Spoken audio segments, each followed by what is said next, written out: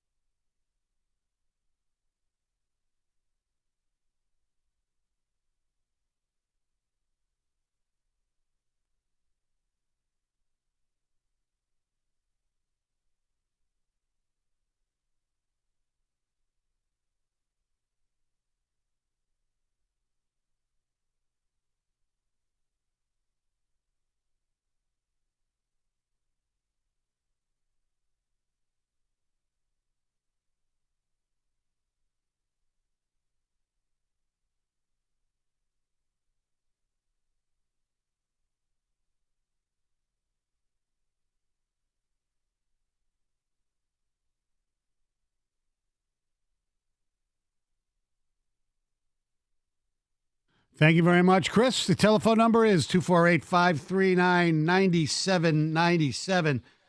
You heard the response from Pat McAfee. Now we want to hear from you what you thought of his response to the whole situation. 248-539-9797. Here's some texts. Ryan says McAfee really missed the mark on that one. He kept digging a deeper hole. Not a good look at all. Ryan's correct. Yeah. And the other text we have, McAfee basically doubled down on the Nasser comments and then basically said in his apology that he didn't think he needed to apologize. Yeah. I mean, it was terrible. Yeah. I mean, I'm trying to look at this from both sides, and there's really no other side.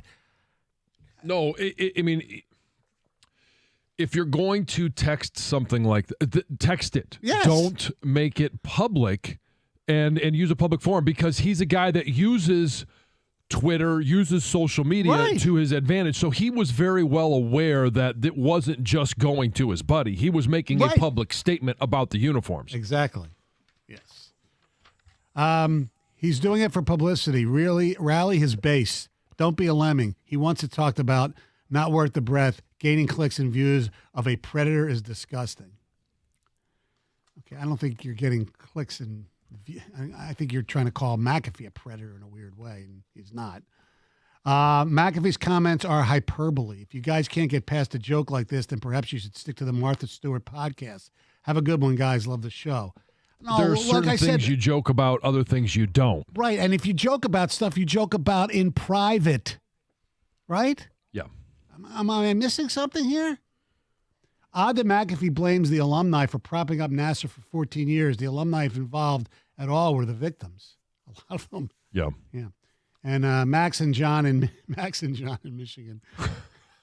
Pat McAfee is an idiot. What do you think ESPN's going to do? If anything? They're just... I would be surprised if they don't come out with a statement, or they don't come out with some type of discipline. Yeah. I mean, this is the corporation that is, known to make sure everybody's treated wonderfully and all that stuff, right? Well, yeah. You're right. That's what they. So you have to. You've in the past have kind of done some stuff disciplinary wise, whether job related or not, to some of your employees for political stands or things like that. I mean, so I wouldn't be surprised not to see him on the first College game day. Yeah, which would be. That would be we're not trying to cancel him. No, we're not saying at all. that he needs to lose his job. That's not it at all. No, he just needs to be more aware.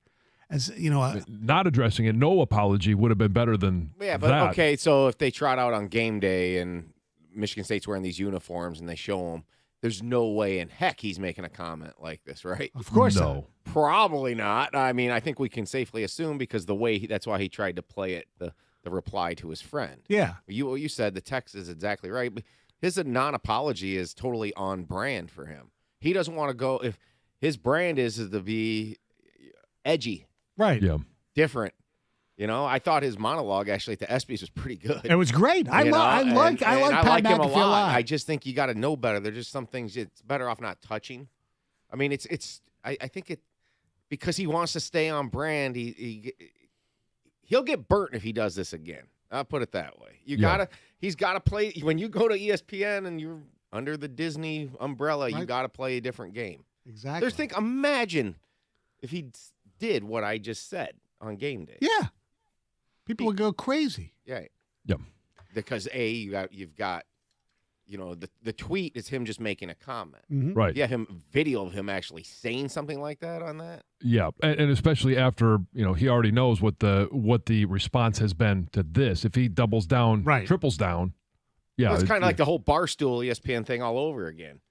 Yeah, can't have your cake and eat it too. Exactly. Not even Pat. You're right. All right. Speaking of football and college football, as we know, the NFL draft will take place in late April right here in Detroit. Oh, yeah. And according to one James Harbaugh, the Georgia record of getting guys drafted in one draft may be broken, as Jim Harbaugh believes there's a good chance that 20 of his players will be drafted in the upcoming draft. And I don't think they're going to get 20. I think they will probably get definitely double digits, but not 20. And the record right now is 11, I believe. In one, not the record, but Michigan's record. Oh, okay. The most players that have been drafted in a single draft from Michigan is 11. Right. Although I think they'll break that. I mean, they believe. 7 people are already on the Senior Bowl offensive lineman watch list for the Senior Bowl. Some of this will be determined by how many guys actually leave Michigan next year. There's some guys that will have more eligibility. How many are going to forgo that, that eligibility? Right. Is JJ going to leave? Is Donovan Edwards going to leave? I expect Donovan Edwards would leave. Where are these guys going to get drafted? Who's going to, unfortunately, injuries might play a part of this stuff. I just think, and for Jim to talk about it, John, you always, in a weird way, have taught me, just let your play do the talking. Let your pad speak. Don't worry about the other stuff. And lately, especially this off season, forgetting about the NCAA stuff, just the things coming from the coach of this football team, from Jim Harbaugh, it's not Michigan-like to me.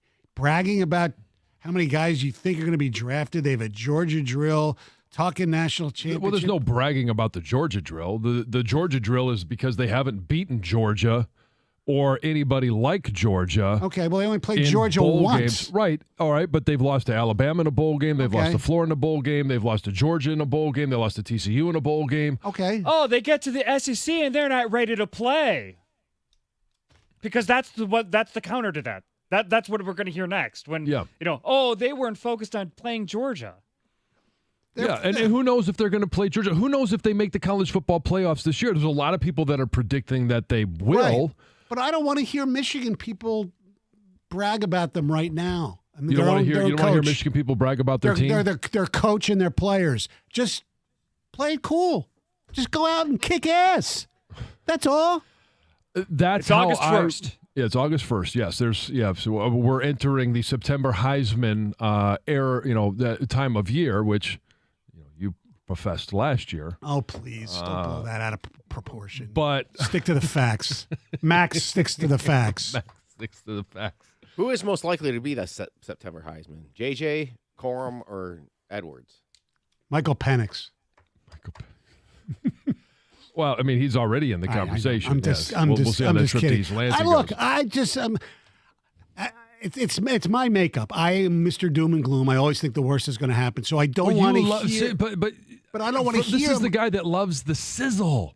Doesn't necessarily want the steak. But are you going to be afraid to go to East Lansing for that night game?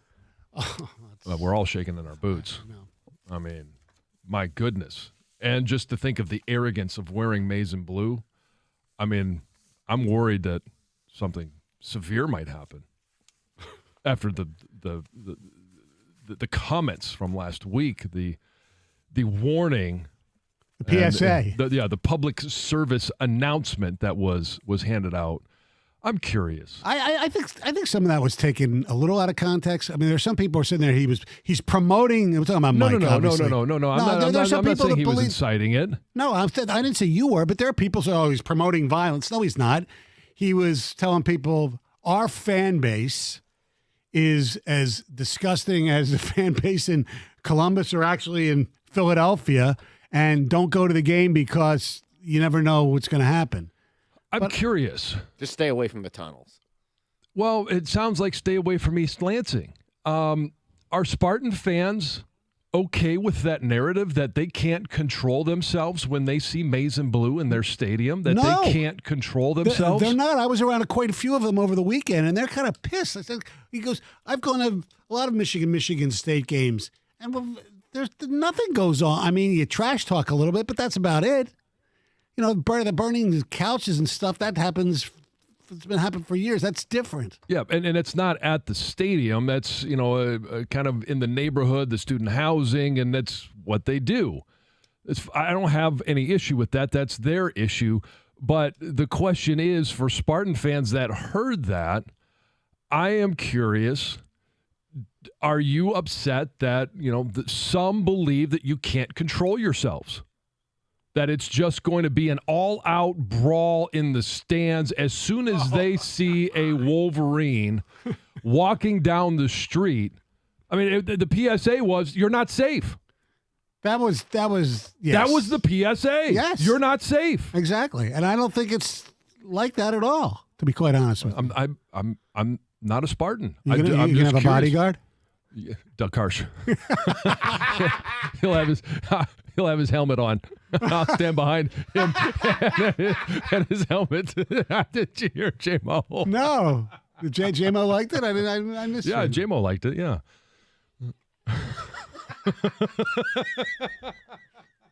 We got to get that in rotation. That's got to be heavy rotation. Got to get that in the tournament next year. All right, 248-539-9797. A couple of things here. As a Michigan fan, do you want your coach talking about we're going to break Georgia's record of getting 20 and get 20 players drafted in the NFL draft? Talking about a Georgia drill. Also making comments that now they were taken a little out of context. That J.J. McCarthy is, the new, just like Patrick Mahomes and Josh Allen, that type of stuff.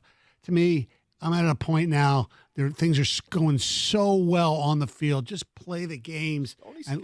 Yeah, I know. Sony doesn't. He's playing the. I don't want him to jinx themselves. Yeah, from Mr. Always. I don't believe in the jinx. But you don't believe in trash talking either. No, I don't. Okay, I know. I didn't say this. I know, but that's what they're doing. I didn't say you are trash talking. No, but I also don't have a problem. If somebody else wants to trash talk, if somebody else wants to brag about their team, go for it. Okay. But you better back it up. Or what? You're going to scold them? No, I'm not going to scold them. It's the same, Stoney. It's the same as if somebody were to trash talk at any point. You better be able to go out there and back it up. That's true. That I agree with, but I don't want to. I don't want to hear it. Just I'm sick of it. And we are only in August 1st. And I'm sick of it already. 97 won the ticket.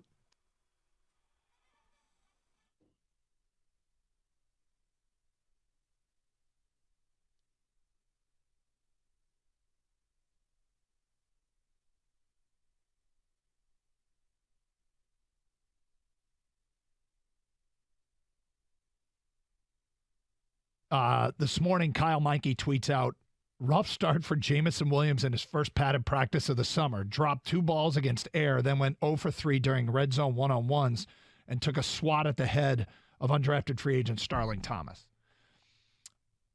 I don't read too much into that. I don't worry about it in particular, although there's so much expected from him that he's got plenty of time to get up to speed. We know that. Plenty of time to practice, plenty of time to correct any problems. I can't remember. I remember a year ago, training camp opened and some rookie wide receiver, and I'm just totally blanking on who it was, looked awful at the beginning and went on to have a fine year. It's not that big of a deal. But you do want to pay attention to how things are going. You want to know where they've started and where they're getting to. And you want examples of seeing guys getting better. And in Jamison Williams' case, it's not unexpected to see some growing pains.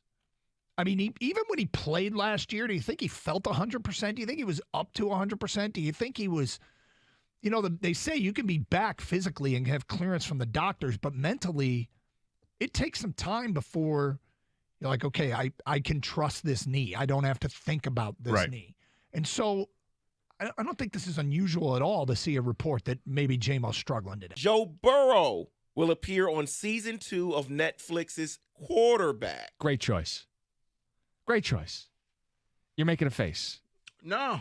See, I kind of wanted to be surprised, but yeah. I mean, he's interesting. Well, they have to announce a headliner, right? Someone they had Mahomes. People were going to watch Burrow. Regardless. I think they could have really drug it out until like maybe a week before and then said, okay, by the way, because now anytime you see Burrow doing something throughout the season, is it genuine? Or are you doing it for the cameras? How nervous was Peyton Manning in the show, Netflix, the quarterback, when Burrow was limping with the calf injury? Like, oh no, it's ruined. Take the cameras away. We got to find another Find one. somebody else real quick. Who's on the Rico Beard short list for quarterback season 2? Fields says he's not doing it. Hurts isn't going to do Your it. headliner is already gone because I wanted to see Hurts. Okay. I wanted that to be the headliner. So now you got to get a struggling quarterback and one who probably just quarterback. So I still want Russell Wilson because I think he's interesting enough. And maybe one of these rookies. Kenny says no to Russell Wilson, by the way. I'm saying, Violently no. Maybe one of the rookies. Okay. Stroud or whoever. Young. Bryce Young. Get one of those guys and kind of follow them and see what life is like in their very first year.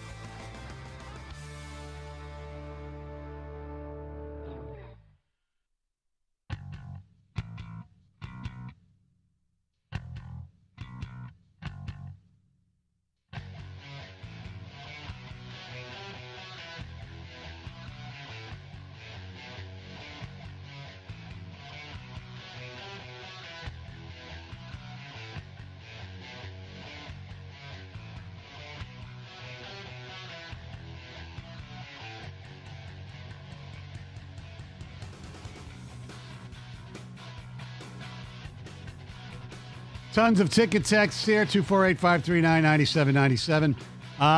We're talking about, I don't like so much the Harbaugh saying, we're going to have 20 guys drafted in the NFL. And I understand that the players love that stuff. So recruits love it too. That's what I'm talking about. I do understand it. I don't know. You get let down. The TCU game's still fresh in my mind. It's just in the Georgia game from 2 years ago. It's like, I just want them to just play and win every freaking game, and I don't want to hear about any of the BS. I'm sick of it. That's all. Yeah, let's just fast forward to January, and the season is what it is. Yeah, exactly. Because you know what's going to happen. What? They're only going to beat East Carolina by 24 points, and people are going to be going crazy. Oh my God. I can't believe JJ, missed 3 passes. Well, yeah. Or imagine how many starters might be playing in the second half. Yeah, exactly. That's right. Somebody gets injured. Joe in Chesterfield says, I brought many Michigan fans to East Lansing for games, and they've never had an issue. It's maize and blue from head to toe, no problem. Yes, because Mike was basically giving a PSA about the game. And to be fair, I don't think if it was a normal game, he would be bringing it up. It's the fact that it's the first ever night game, alcohol being served in the stadium, and it's the so when the sun goes down, that's when things go bad. And the year after the tunnel game, vampires. Yes, that's when the werewolves come out. Wow, werewolves of Lansing. Wow. All right, tell that salty Sparty to quit crying about Jim promoting his program players. I am not a salty Sparty. I'm a worried Wolverine. You love the hype train with the Lions, but Jim can't promote his players/program. Football season's close. People are excited, including Jim. Stop the waterworks. I agree with you on some of that, but I am far from a salty Sparty. I'm not a Sparty, especially in this sport. Wait till November. Yeah, but you know what? Do you see me carrying on with Michigan State basketball like I do with Michigan football? I just hope that they haven't put the Big Ten schedule out yet for basketball. I hope Michigan State doesn't have to go play at Chrysler at night. Oh, I know. I hope. Oh, I know. Michigan fans can't control themselves. Clearly, they grabbed the head coach from the stands. 40 arrests in Ann Arbor last year after the game. Check facts, please. Thanks, guys. Okay. That's not even close to what Mike said. He said since it's night game, both fan bases will be torqued up after a day of drinking, so the tension in the stadium will be higher than usual. Well, they had a night game in in Ann Arbor last year. Yeah. Okay, so just because it's in East Lansing, you have the fear for their lives. I believe what he was referencing to the fact that it's a night game and now they're serving alcohol in the stadium. I don't think that's what he was referring to. I don't think it'll make a difference, to be honest with you. Harbaugh should be talking about breaking the Michigan record of not getting suspended for 4 games. That's from Jake in Lake Orion. Mike's comments were upsetting. Thank you, J-Mo. Mike's comments were upsetting. We are a very friendly fan base, especially the adults. Students and youth anywhere can get crazy. Yes, very upset, John, at Mike. This is a 2000 grad South Lyon resident. So preseason, defending 2-time conference champions can't say a thing a couple weeks before season. Come on, Stoney. Like it or not, the spoils of winning the last 2 years is talking now. I'm not saying you can't talk a little bit. Where's that line? You don't like that he was bragging that he's got the best team that he's had since he's been in Ann Arbor, it's the most depth, the most talent. Some of this is transfer portal. Some of this is extra years of COVID. There's a lot of reasons why he is able to say what he's saying. Now, are there going to be 20 guys? I don't think it'll get that high, but some of them might come out. Is this at all? Some of them might not come out. A different coaching tactic, maybe just a little bit. He's putting the pressure on them. Like he's saying, yeah, you guys are good. You're this good. So he's changing. He's putting it on them. He's mentally challenging them a little bit. He's also putting on pressure on himself, too, because if this is his best team, he's not who coaching knows? The first 4 games. So. That's true. Putting on the players. Mike is afraid Michigan fans will take over Spartan Stadium, so he's saying you can't be safe to keep Michigan fans away. If Michigan State struggles before that game, none of MSU fans will show, and it'll be a maze out. He's trying to scare Michigan fans from taking it over. Stephen at work. I don't think so at all. I think a game like that, first ever night game at Spartan Stadium for Michigan State, even if the Spartans don't have a good record, I think they'll be there.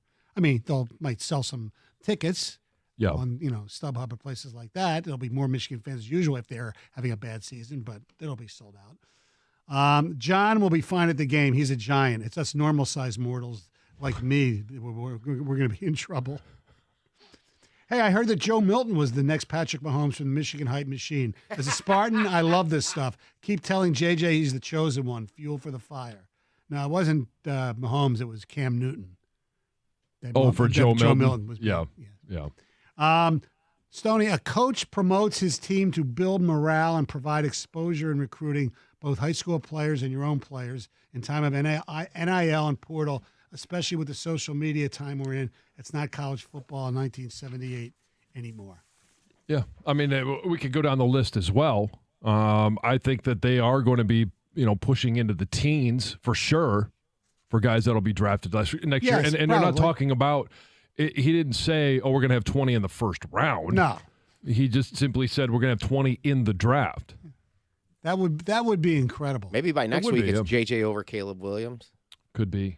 Yeah. It's next. We'll wait for next week though. Michelle in Lake Goria, and you're 97 on the ticket. Good morning, guys. How are you? Good.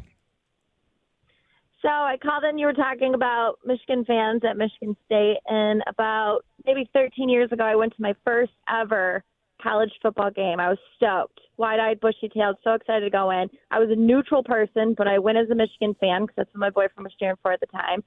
Got my face painted, so excited. I get in. We're sitting, obviously, in someone's season tickets that they sold to us on Craigslist, surrounded by Sparties, surrounded by State fans. Immediately, they start throwing stuff at us, French fries, hot dogs. One guy turns around and just wants to start in a fight with my boyfriend at the time. He had a winter hat on that kind of had a U of M mohawk. They took that off, tossed it over the second story of the stadium. Surrounding me, I tried to go to the bathroom. I had a group of about 5 or 6 guys crowd around me saying just vile, nasty stuff.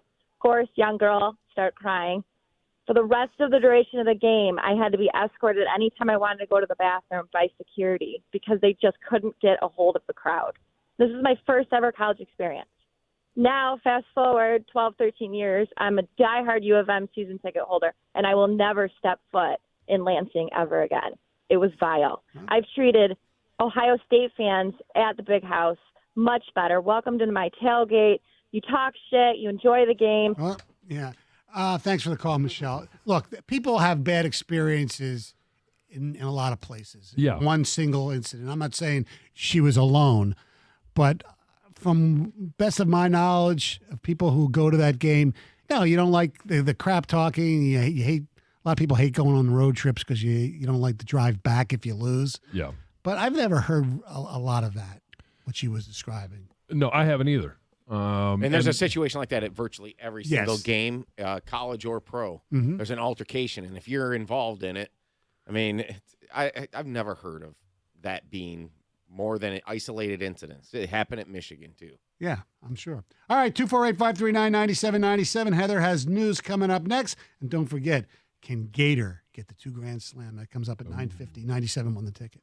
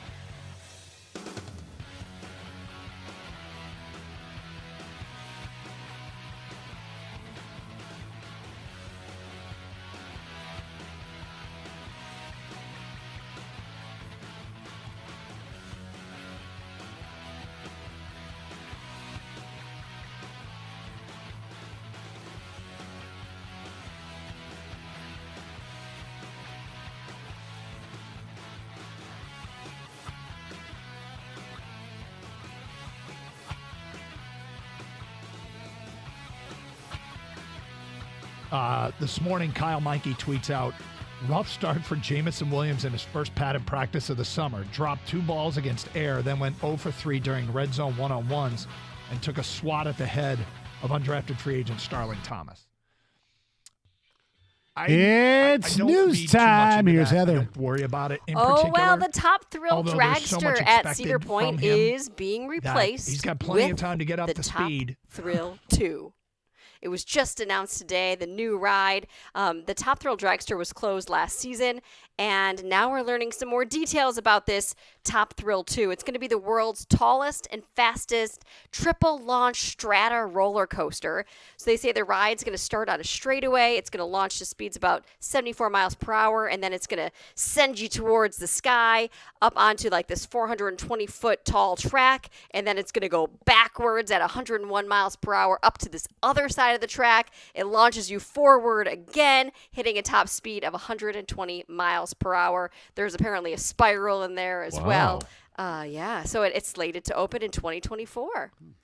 You know what? That sounds like an extreme version of the Wicked Twister, which they just tore down and replaced with the new Mouse ride this year. Yeah, you're kind of Not right. that you guys know what I'm talking about. No, I haven't been to Cedar Point in a while, And but Stoney's scared to ride the rides. No, I'm not scared Especially to at ride. night. Nope, I like rides. Come on. I know. Anything that I can't control, I'm good with.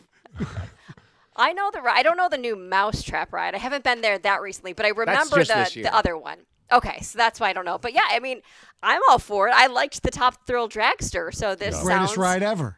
fun as well. So pretty cool. During Sunday's game between the Marlins and the Tigers, the scoreboard operator over at Lone Depot Park found some ways to kind of troll the city of Detroit. So apparently this is kind of a thing that goes on. I wasn't aware of it, but when Matt Verling came to the plate, this was at the top of the 3rd inning, underneath his photo in the player note section, it said on the scoreboard basically how Detroit has lost 65% of its population since 1950. And then there was another player that came up to bat later in the game, and the player note section said only 2 actual tigers live in the Detroit Zoo. It's like, really? But you know what? Because the first one I heard about was ripping the population. yeah. So that's really ridiculous. And then they did the tiger one, so obviously it's all in fun. Oh, sure. Yeah, Yes. it's all a joke. Mm-hmm. For sure. And it was just, I guess that this is not the only time there's been some taunting on the scoreboard before. So No. I don't know. If it's a joke, I like the tiger one. It makes you pay At attention. the Detroit Zoo. Yeah. Yeah, for sure. Euphoria star. I'm sure you guys don't watch Euphoria, but maybe Stoney, your girls might know it. The star Angus Cloud passed away on Monday at the age of just 25 years Yeah, old. I saw that story. Yeah, he's best known for playing drug dealer Fez in that HBO series, and he did pass away at his family's home in Oakland, California. They did release a statement that said that he died just days after his father's death. And in the statement, the family said the only comfort they have is knowing that he is now reunited with his dad, who was his best friend. They also added that Angus was open about his battle with mental health, and we hope that his passing can be a reminder to others that they're not alone and should not fight this in their own silence. Now, according to TMZ, there was a 911 call placed by his mother. She found him unresponsive, and she said of a possible overdose. So far, however, police have not released an actual cause of death, and they say an investigation has been launched. So very sad news, without a doubt. Very popular show, too. There's an Instagram daredevil who is known for some really terrifying, like, skyscraper stunts that also passed away. He fell to his death from the 68th floor of this tower in Hong Kong. And according to reports, this guy is 30 years old. He was last seen alive knocking on a penthouse window right around 7:30 p.m. last week, and there was a maid inside the penthouse cleaning up who saw this man knocking, apparently in some sort of distress or asking for help. She called police, but by the time authorities actually arrived, he, I guess, lost his footing and fell all the way down from the 68th floor. Yeah, it's awful. And you look at his Tragic. Instagram, and that's what he's known for, doing all these stunts on these really tall And buildings. taking pictures from up beautiful there, photos. posted them. Yeah. So sad news there as well. not so sad news. Snoop Dogg. He's now expanding his business portfolio. We know he's got, the cereal and a whole bunch of other things. But now he is stepping into the frozen dessert section. Oh. And he is releasing a new ice cream line. So you can go get some Snoop ice cream. It's actually under the name Dr. Bombay, which I guess is his cryptocurrency token name or something. Anyway, it's available at Walmart. There's 7 flavors, and you can get them right now in pint size, and they all sound good. Sherbet Swizzle, Cocoa Cream Cookie Dream, Bonus Track Brownie, Syrupy Waffle Sundaes, S'more Vibes, Iced Out Orange Cream, and Rollin' in the Dough. Wow, I like that. I like the names. For Michigan stores, you should come up with Snooperman ice cream. Yes. Maybe he's not even aware of Superman ice cream, but that would be good too. Yeah, he probably isn't aware of Superman. Yeah, I think J-Mo heard about that one, and this was his response. Not worthy of J-Mo. That was more of the laugh track joke there. Oh my gosh. All right, thank you, Heather. You're welcome. I wouldn't call this breaking news. However, Mark Feinsand, who is the executive reporter for MLB.com and the MLB Network, has tweeted out the following. The Tigers are expected to trade both Eduardo Rodriguez and Michael Lorenzen by 6 o'clock. But sources say Detroit's asking prices remain quite high for the 2 starters. Will the Tigers lower their price, or will a contender feel the pressure as the deadline approaches? Scott Harris playing some poker. What's your gut? I think they're dealt. So do I. I don't think there's... He can ask whatever he wants, and hopefully somebody eventually, they cry and they say or they give, and all of a sudden you get a trade done. Mm-hmm. But if they don't, this is where Scott Harris needs to be able to read the room and back off if necessary and get what you can for both of these guys. Yes. Not giving them away. Right. And I'm not as concerned. If nothing happens today, will I be disappointed? Yes. Am I going to be mad about it? Probably not. If they do nothing? If they do nothing, because I don't want to just give them away. I don't want to give them for it needs to be a top 150 prospect.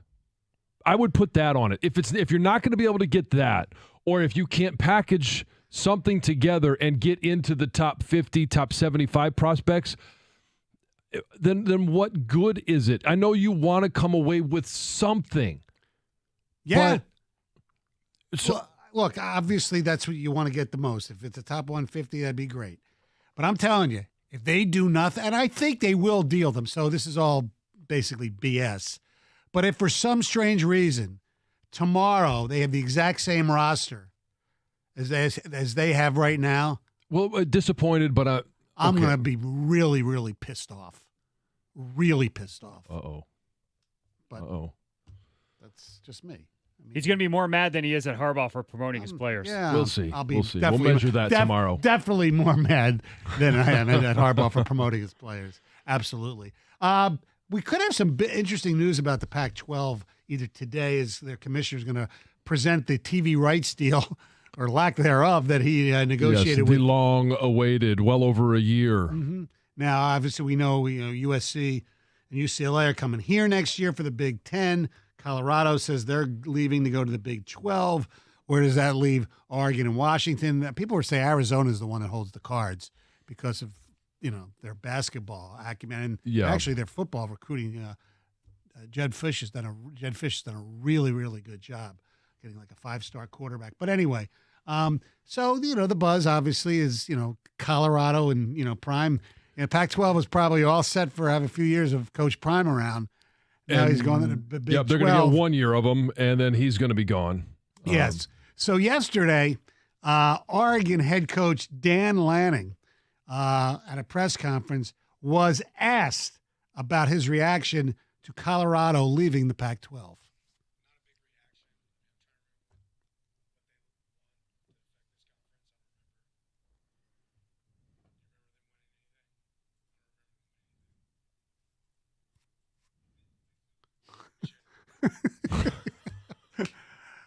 He's right. Yeah.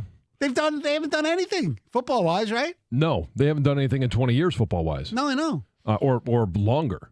And so, yeah, is it a huge loss? No, it's not. But you're starting to whittle away. Right. Well, it is a loss for them because of the Denver market. But as far as on the field, not so much. No, but again, it's another loss. And the big ones were USC, UCLA. Yes. And now you're having, Colorado jump ship. And it's really, you're just kind of waiting on what's next because everybody is watching the Big Ten and the media rights. They know what that dollar amount is. The SEC, they know what that dollar amount is. The Big 12, now we know what that dollar amount is. The Pac-12 has been shopping this for well over 12, 13 months, and we hear all the time, oh, we're weeks away. We're weeks away. Well, weeks go by, months go by, a year has gone by, and now all of a sudden we're led to believe, 48 hours. These schools need to be able to make plans for the future. Mm-hmm. And if you're Oregon, if you're Washington, if you're Utah, Arizona State, when you still have some brand worth, you got to go where you're going to get paid. And if it's eventually going to be 2 power conferences, 3 power conferences, but it's going to be pared down and you're in the conference that appears to be dying first, you're going to jump ship. Yeah, well, what's kind of laughable is everybody was laughing at the Big 12 about a year ago, and now they're in better shape than the Pac-12. Well, because they've been able to secure a grant of rights and TV contracts. They've been able to do this, and we know how we've heard how locked in the ACC is. I think that, Florida State has hired a team of attorneys, and they're going to find out how much they are actually locked in for the next decade. If they're able to obviously find a loophole, then you look at Clemson and what's going to happen with the ACC. I'm not so concerned about that because there's a lot of legwork, a lot of paperwork, a lot of, lawyering that needs to go on there. But the Pac-12 is dying right before our eyes. Our telephone number, 248-539-9797.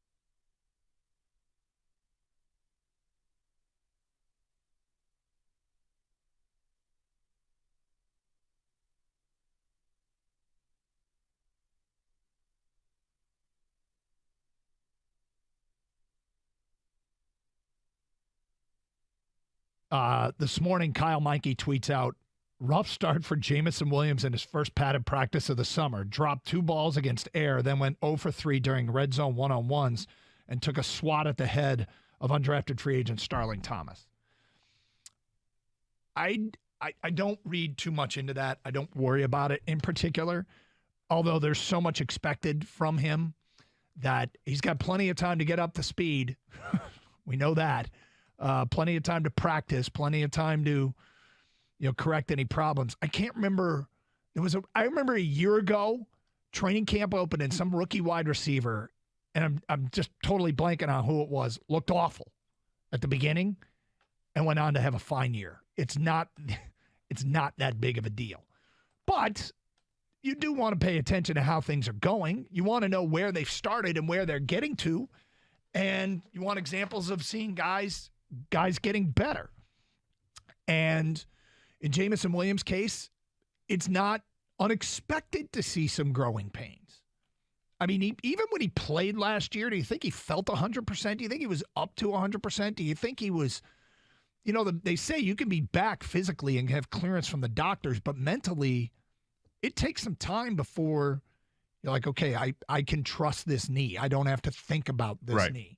And so I don't think this is unusual at all to see a report that maybe J-Mo's struggling today. Joe Burrow will appear on season 2 of Netflix's Quarterback. Great choice. Great choice. You're making a face. No. See, I kind of wanted to be surprised, but yeah.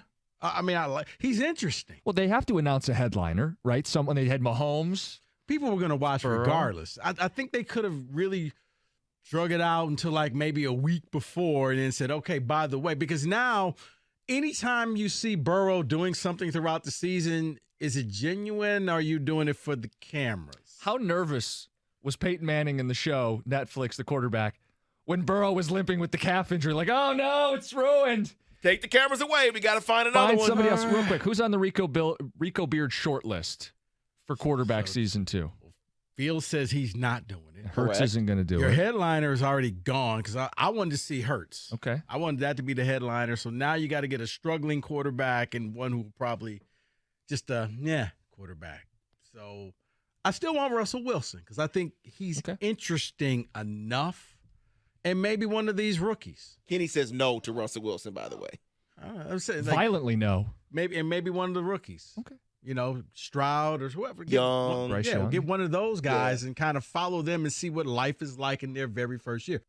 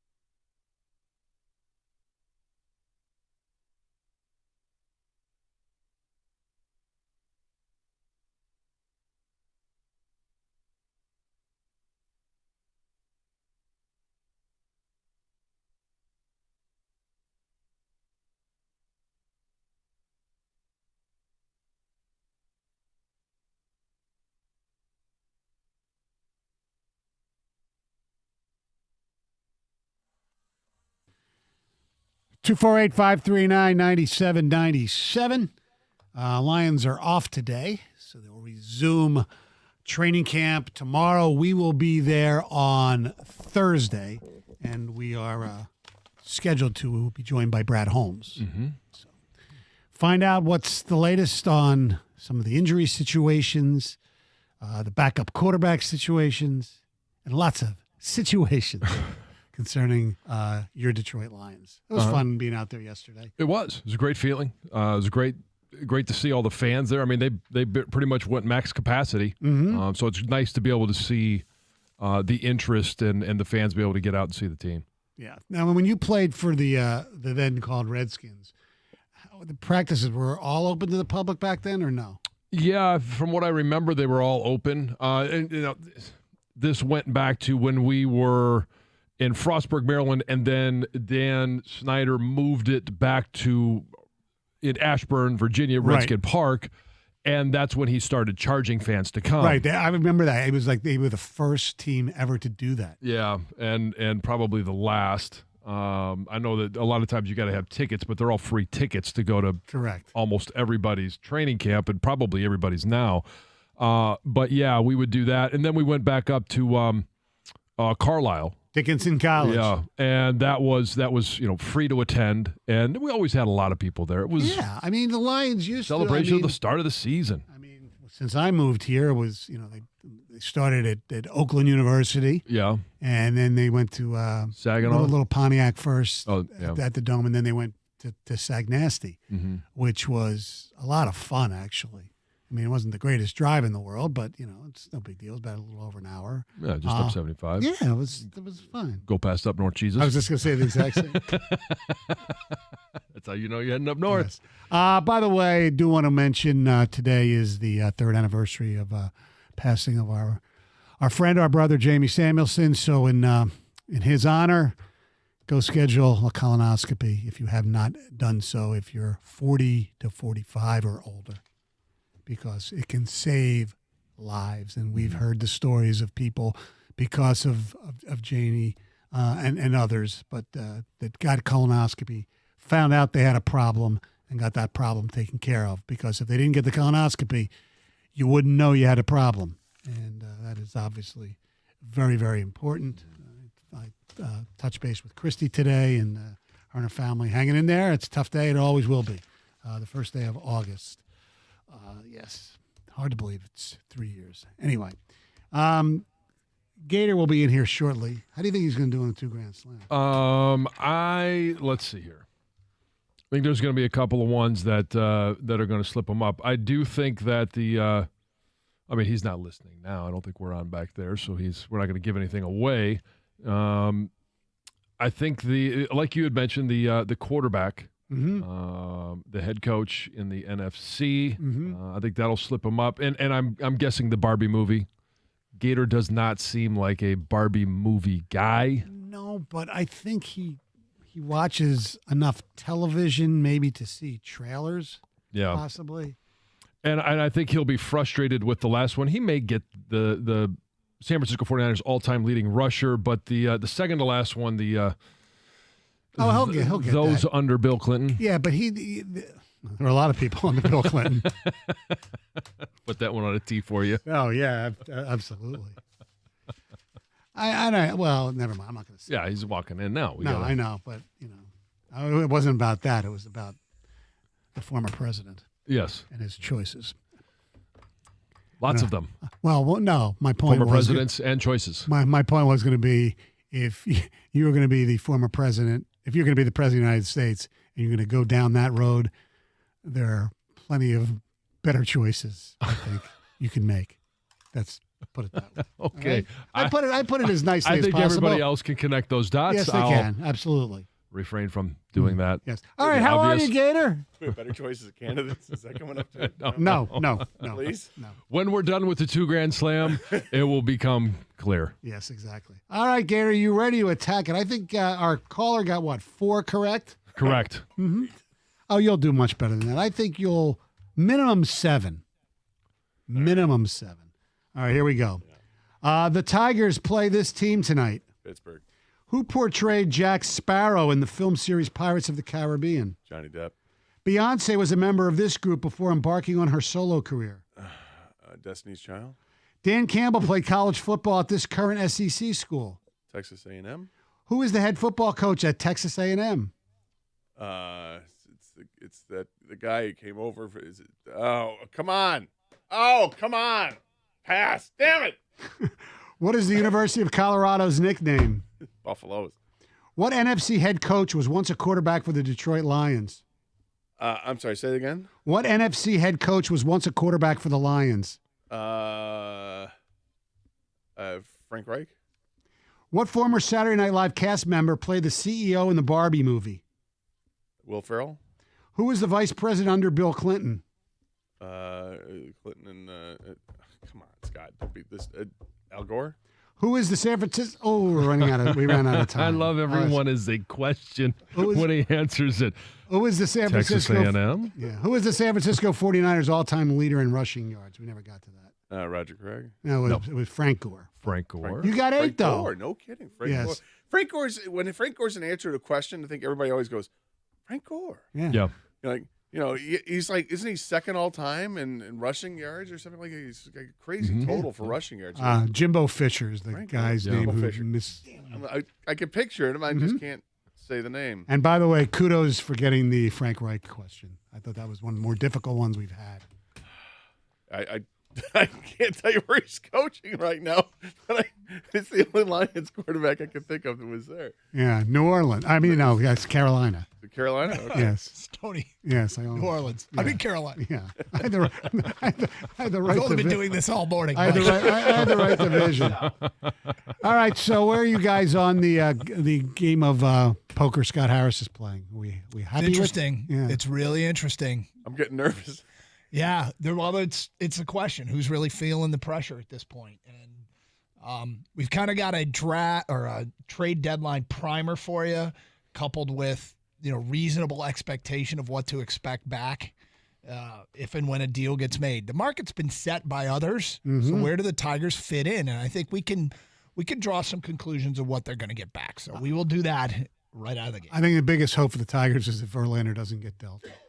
If he doesn't get dealt, then that's great news for the Tigers. But I mean, they've got 2 starting pitchers that they can unload. Let's unload them. And if he does get dealt, the team that didn't get him might circle back to Scott. I mean, that's Harris. the thing is that you got what are there? At least 2 teams are in on Verlander. You got the Astros and the Dodgers. Correct. Right? And Baltimore's looking for pitching. So you've got a lot of teams out there that are still looking for what the Tigers have to offer. As Doug said, even if Verlander goes. All right, Carson Anderson coming up next. Have a great day, everyone. 97 won the ticket.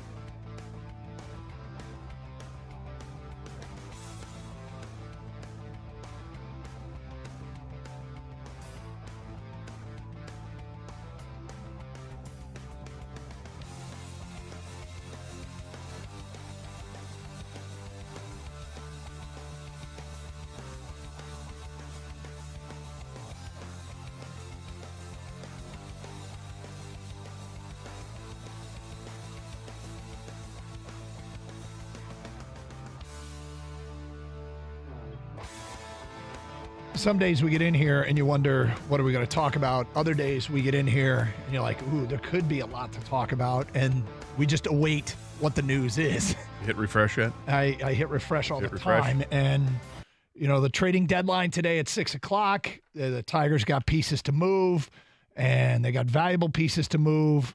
And the market's been set with some other guys. And I am extraordinarily interested to see which way this goes.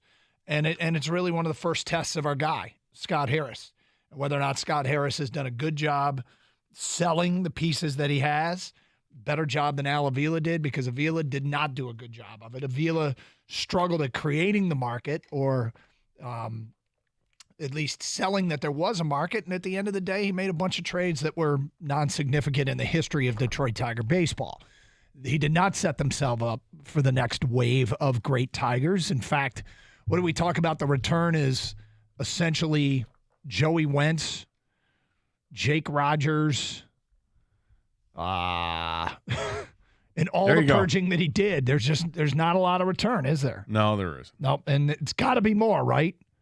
It's got to be more.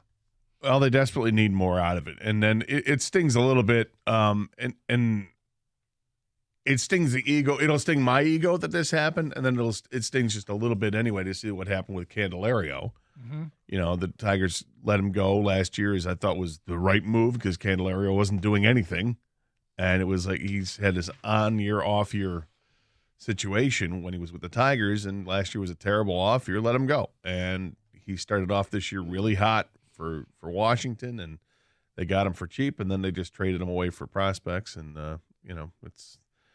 that's a move you're like, oh. But at the time, I had no problem with moving on from him because he was not productive. But here we sit, and the question asked right before the break was, who's feeling the pressure? And Ken Rosenthal tweeted or wrote a story for The Athletic saying the pressure on buyers is mounting. But we got our new guy in charge in Scott Harris, and all reports say he set a high price for people who want to deal with the Tigers.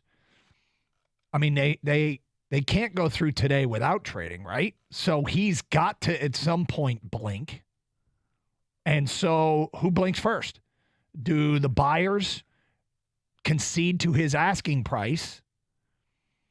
Or does Scott Harris say, okay, because they've had preliminary talks. You know that he has talked to teams, and the buyers being teams like Baltimore, the Reds, Atlanta, maybe Miami, Houston, the Dodgers, whomever. I mean, not everybody's going to be interested in who you have to offer, but somebody is. And they've had preliminary talks and the outlines of deals, and Scott Harris says, I want A and B, and a team says, well, we'll give you B. And then you go, okay, maybe we'll circle back. But you kind of have an outline of what a team is willing to give up for your guys, and you know what you asked for your guys. And so does Scott Harris take this right down to 6 o'clock and eventually pick up the phone and call somebody and say, okay? Or does it go right down to 6 o'clock and that somebody says, okay, I'll do it for what you want? I mean, this is the game of chicken today. And I can tell just looking at you, you're getting nervous. You don't want to get rooked. You don't want to get rooked. I don't want to get rooked. And Tiger fans don't want to get rooked. No, I think the advantage with the Tigers is that they have two starting pitchers that teams want. Okay, that's the advantage. So the Tigers can try to negotiate a deal, and then they can say, look, we've got two guys. Here's option one. Here's option two. Option one costs you, a top 100 prospect, and costs you, somebody another player in your top 25 of your own prospect rankings. Option two costs you two 100 level prospects, or whatever it is. They've got, and then they have, if you'd like a sweetener, and then they go over to, would you care to look at our bullpen as well? And here's Cisnero, and here's Lang, and here's Foley, and are you suggesting you think the Tigers can get a top 100 prospect today? Because I don't. I think they can.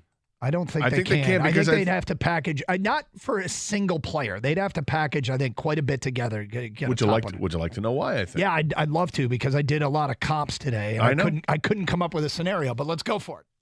Because today is a day of desperation.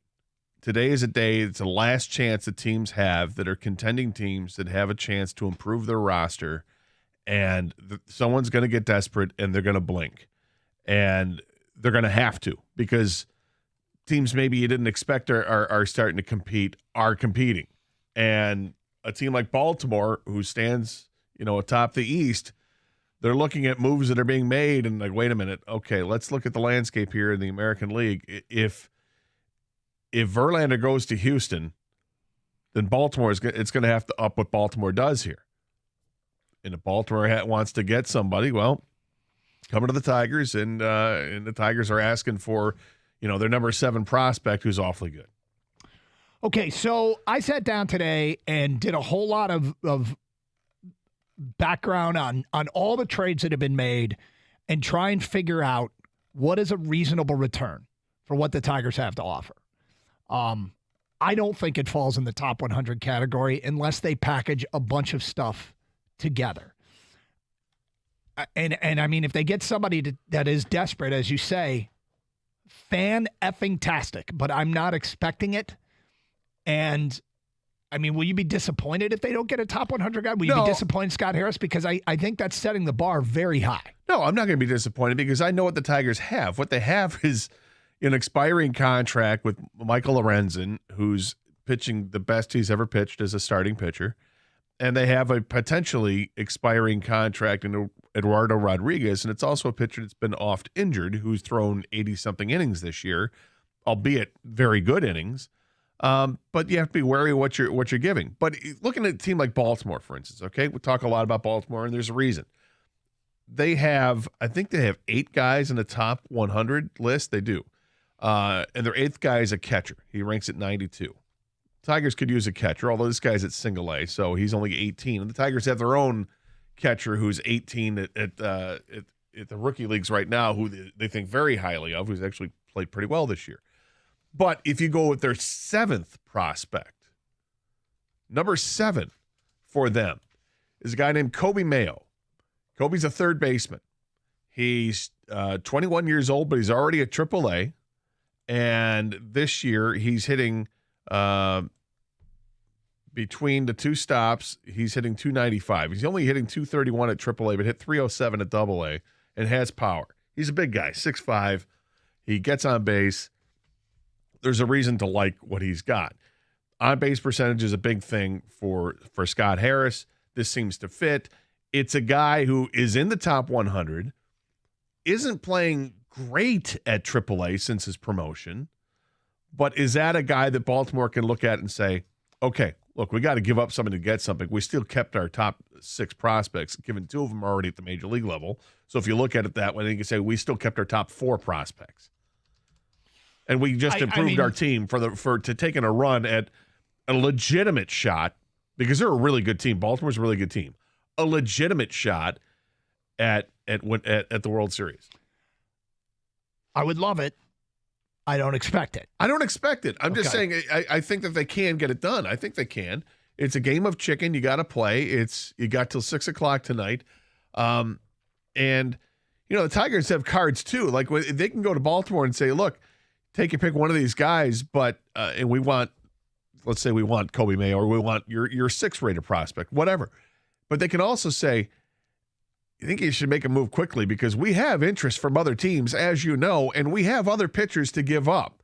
So, you're kind of on the clock here. You got to do something. They can put the pressure on Baltimore to go ahead and make the move. Well, I hope you're right. I don't know that you are, but I hope that you're right, and it would be great if they could get anybody's top 100 prospect for what they have to offer.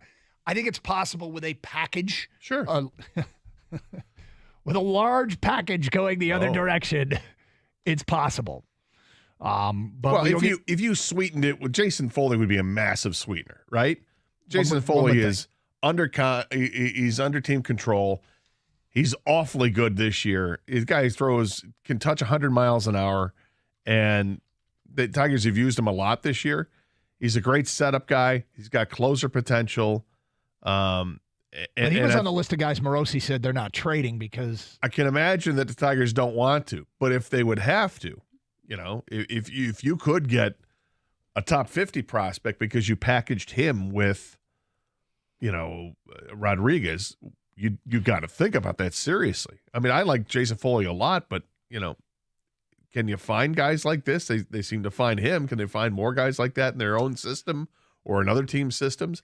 I have confidence the Tigers pitching staff is able to, the coaching staff is able to get things done. They've done a nice job pitchers, taking just a guy and turning him into a useful guy. All right, we'll get the phone calls, feedback, reaction. We continue to monitor and refresh like crazy, and we're all over it all day today. Tigers trade deadline, 97.1, the ticket.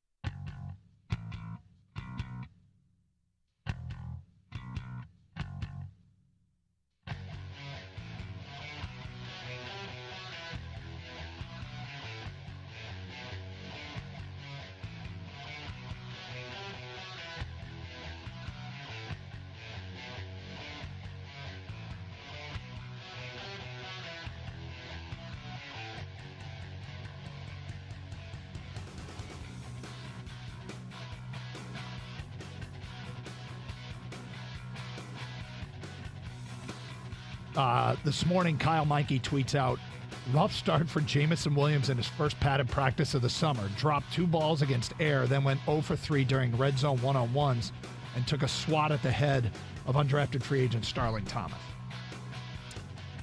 I don't read too much into that. I don't worry about it in particular, although there's so much expected from him that he's got plenty of time to get up to speed.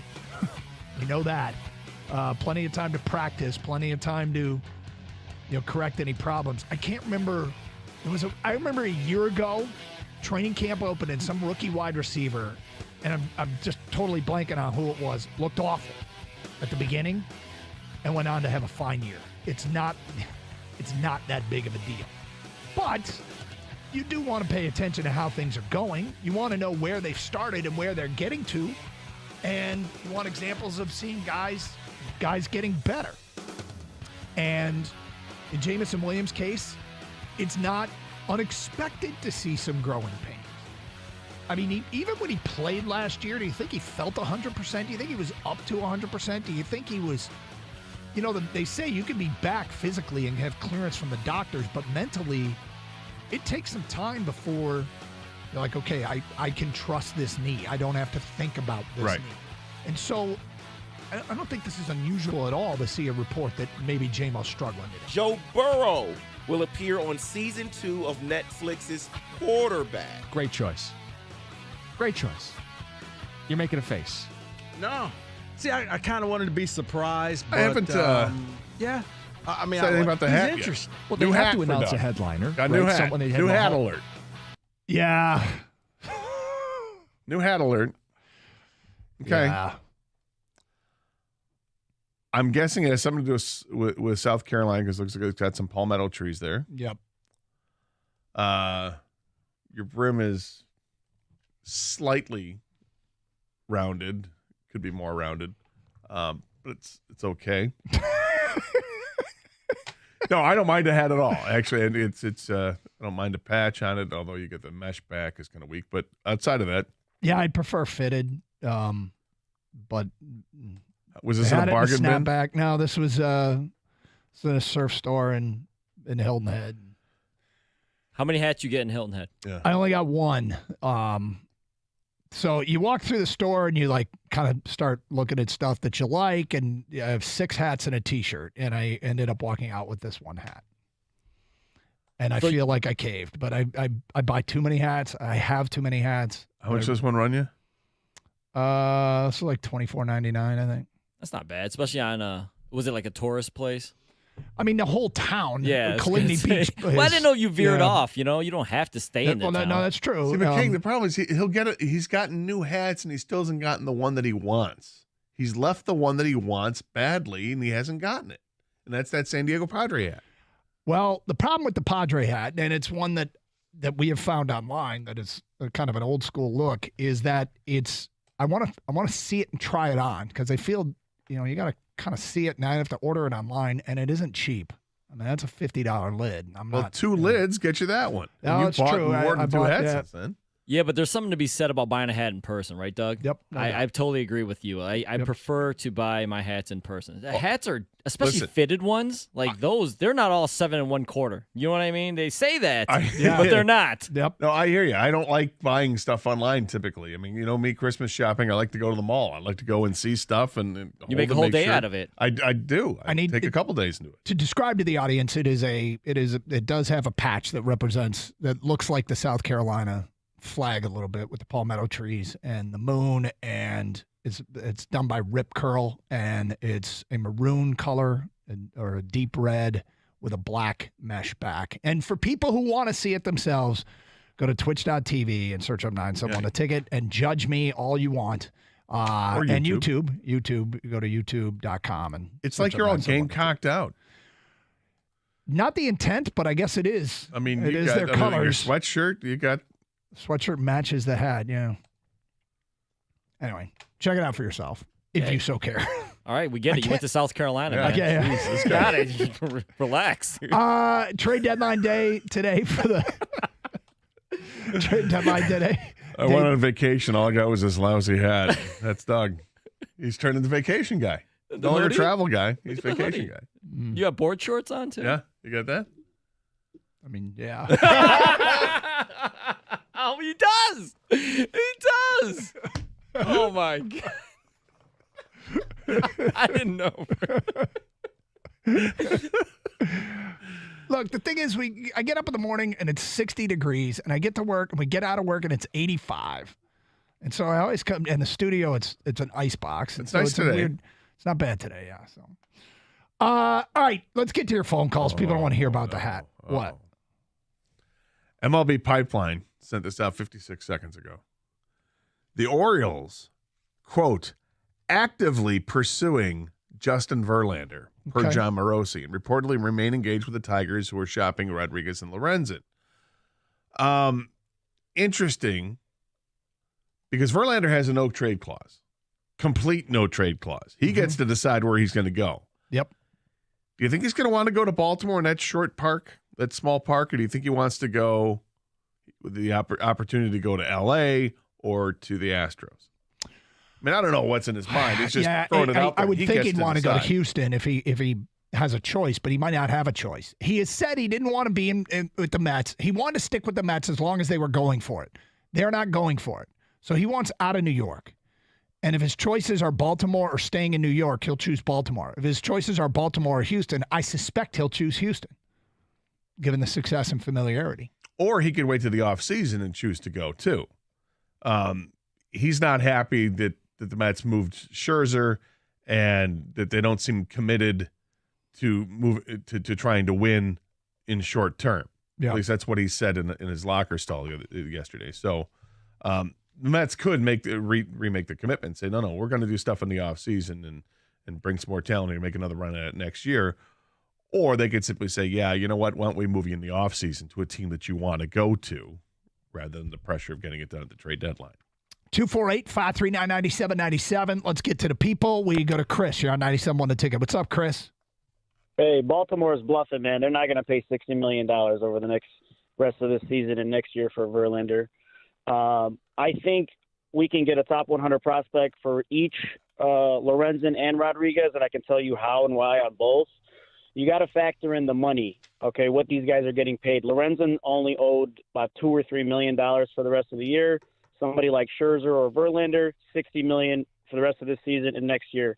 So aside from his production, which is pretty similar to both of those guys, obviously you're not going to confuse him with either of those players, but his production is similar, and he's got some versatility, being able to be not only a starter and eat innings, but he can also come out of the bullpen, which is valuable for the rest of the season and especially in the postseason.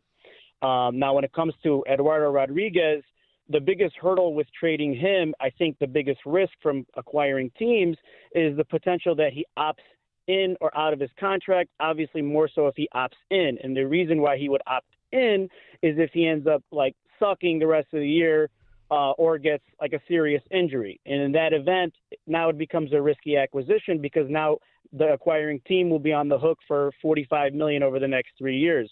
So I think Scott Harris, and I could see some savviness in him, so maybe he might say, okay, if that does happen and he opts into the contract, we'll cover, X amount, for example. There's going to be some creativity, Chris, and I think you're absolutely right. And this is, one of the things that I think kind of was a part of the problem with the entire Avila era is the inability to find ways to pull off trades when there was a roadblock, like if a player opts in, we'll pick up some of the salary.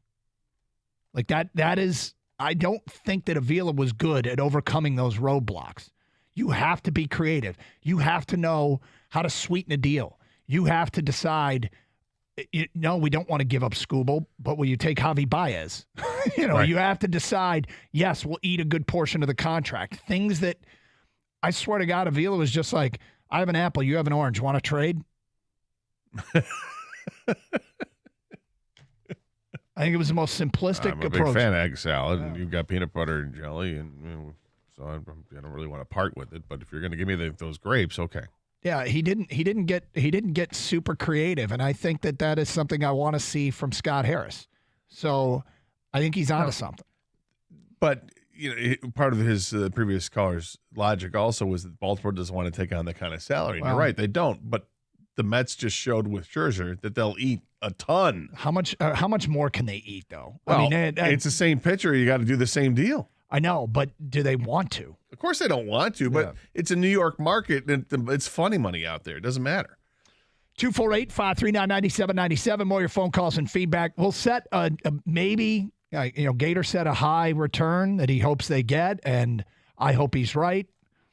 I suspect it'll be less than that, and I'll tell you what I think they can get back coming up soon here on Carson Anderson. 97.1 The Ticket.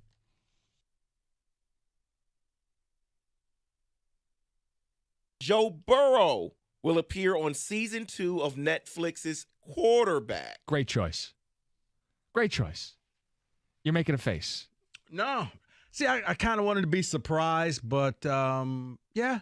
I mean, he's interesting. Well, they have to announce a headliner, right? Someone, they had Mahomes. People were going to watch regardless. I think they could have really drug it out until like maybe a week before and then said, okay, by the way, because now anytime you see Burrow doing something throughout the season, is it genuine? Or are you doing it for the cameras? How nervous was Peyton Manning in the show, Netflix, the quarterback, when Burrow was limping with the calf injury? Like, oh, no, it's ruined. Take the cameras away. We got to find another one. Find somebody else real quick. Who's on the Rico Beard short list for quarterback season 2?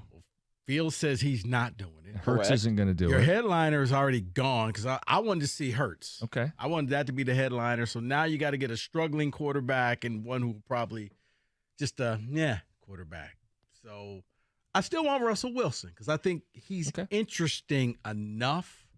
And maybe one of these rookies. Kenny says no to Russell Wilson, by the way. I'm saying, violently no. Maybe one of the rookies. Okay. Stroud or whoever. Get one of those guys and kind of follow them and see what life is like in their very first year.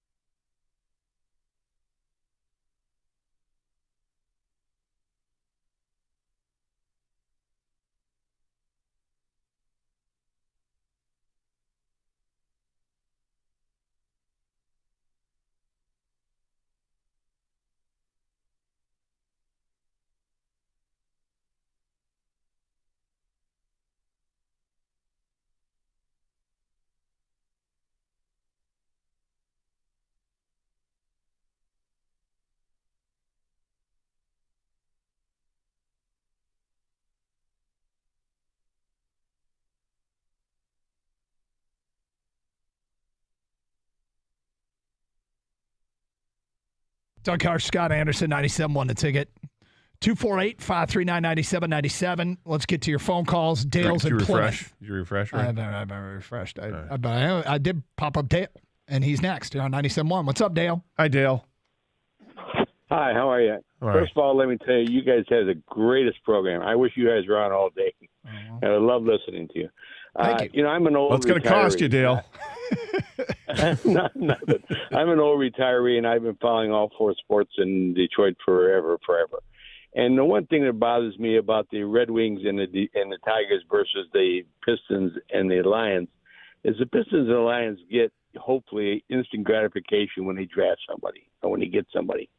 But the Red Wings and the Tigers, and I've been listening to you guys keep on talking about getting a top 100 prospect. And I know that's probably the most realistic. But what's so frustrating is waiting year after year after year for them to do something and see them struggle every single year with that big bat.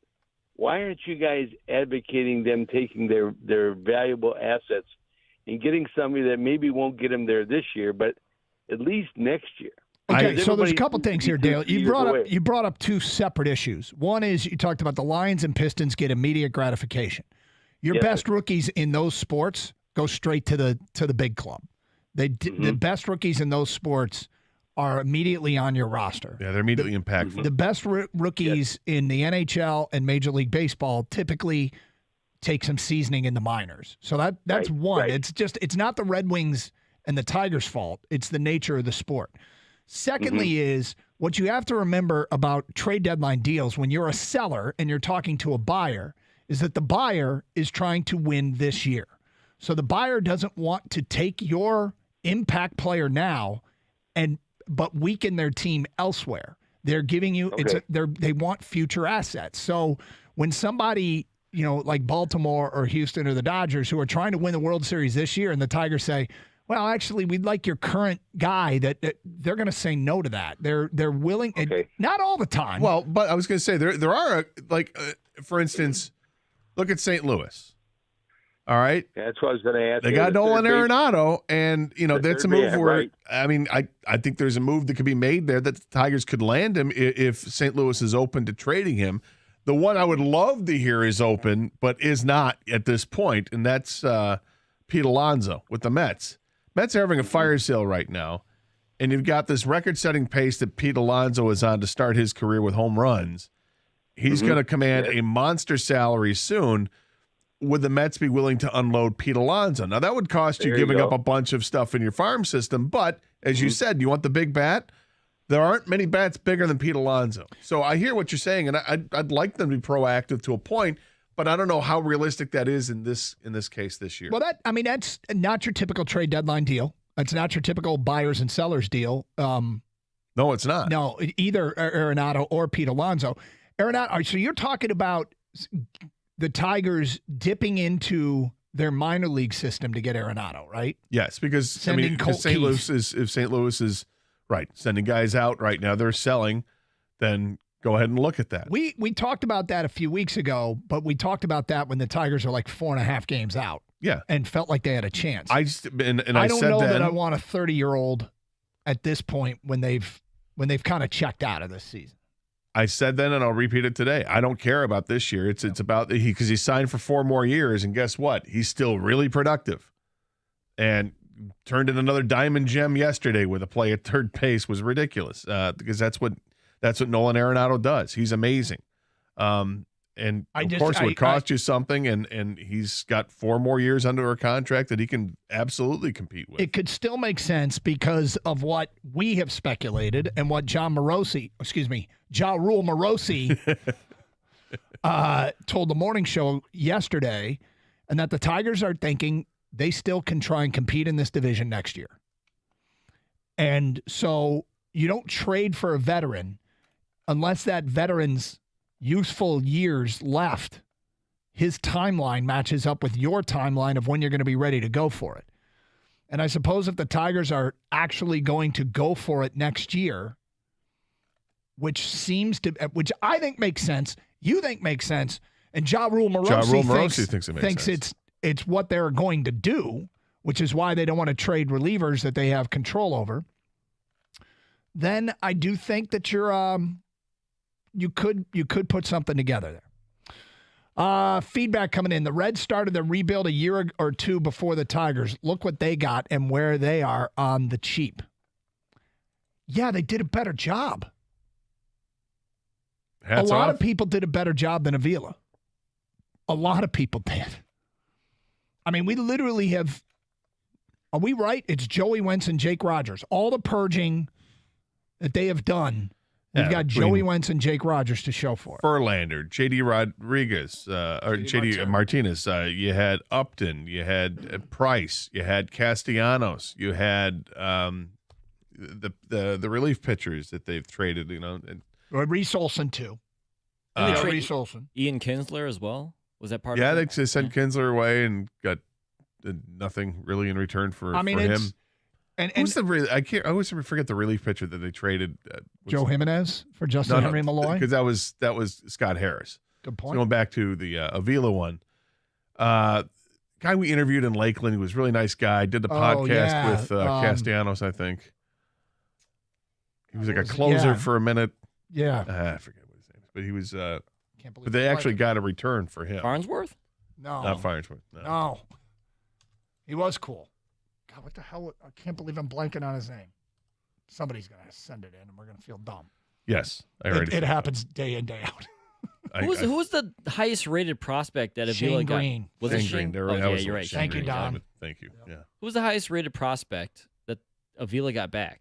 Just according to most, reports. Out of all those things that they did, I think at the time it was Franklin Perez. It was either him or Daz Cameron. I was going to say Daz Cameron, remember, was one that... And neither of them were top 5 prospects. So I was talking to Doug about this. They traded Verlander. Yeah, I was talking. Is he any good? Is he still pitching? I was talking to Doug about this morning. When you watch the NFL Combine, you watch players run the 40. What do you look at right away? The number, right? Yeah. I think in baseball trades and you get prospects, all you're looking at is the number. Yep. Where does this guy rank in their system? Where does this guy rank over on Baseball Prospectus' top, 100 or top 200, whatever? We're looking at numbers here. Did they get the number 5 guy, the number 58th guy, whatever? I guess I do a deeper dive on the prospects, but I think typically you're looking to see, is this guy? Yeah. And everyone's board is different, just like everyone's draft board is different. But essentially, you're looking at, where's this guy rated? Yep. Right, like I mentioned yesterday, there's a player that Tigers have in Double A ball, Justice Bigby. Where's he rated? He's not, and he's not even ranked in like the when they had MLB's top 30 for each team. It hasn't been updated yet, but last time they did it, he wasn't even in the top 30 for the Tigers, and yet this guy he killed it in Single A, got a chance to get moved up to Double A, and he's doing the same thing at Double A. He'll make the next list. This is just the next Ulrich Bojarski. I was just gonna say, it's just gotta be a reason. Bojarski couldn't hit. He just hit some bombs, and he had the great for name. A month, and he's got a great name, and now Justice Bigby is on your radar. I'd do it too. Is this the next Ulrich Bojarski? No, this guy's way better than him. All right, but isn't there a reason he's not even rated? I mean, because all you're looking at is stats. I mean, right? Well, here's why he wasn't rated, okay? Because he was a 19th round pick. So generally speaking, these guys that are ranked in the top 100, they're going to be first or second round picks. If you look by and large, that's what most of them are. This guy was a 19th round pick, played at Western Carolina, right? So there's not a whole lot to glean from him. But in this year at West Michigan in 37 games, he hit .333 at a .944 OPS. He's played 32 games in Erie, and he's hit .361 with a .997 OPS. He's done really well. That's a decent sample size here. You're talking almost 300 at-bats, and he's hit .346 with a .968 combined OPS. Now, I'm not saying he's the next thing, but I'm saying he's in line to be talked about like Kerry Carpenter was last year because he's playing really, really well. He doesn't have the power that Carpenter showed. He's only got 11 home runs during his time. But my God, he's got the batting average, and the OPS is looking really nice so far. Well, let's hope that he is. Bojarski was nowhere near that. I hope he is better than Ulrich Bojarski. We did updates every day on Ulrich That was a great name. Plus, he was from, where was he? Was he from New Zealand or Australia? I think he's from Perth, Western Australia. Fair income. He was great. Yeah. 248-539-9797. All right, we'll get to your phone calls, feedback. It's trade deadline day in the 11 o'clock hour. We'll talk about a reasonable return. Set the bar. What we can hope that Scott Harris can get at minimum at the end of the day today. That in the 11 o'clock hour, 97.1 The Ticket.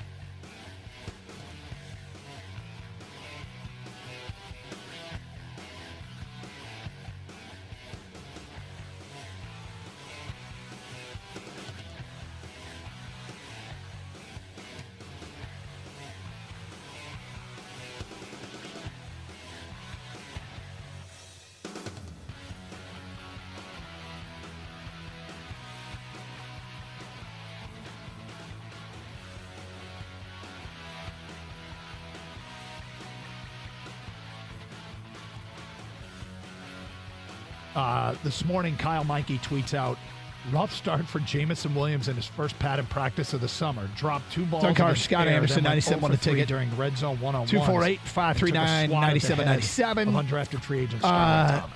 You just mentioned something I found very odd. I don't because I made this observation that. on my recent vacation to Hilton Head, and we stopped in. Did you go to Hilton Head? Yeah. We can't tell. Yeah. Where is that? Is that in South Carolina? It is in South Carolina.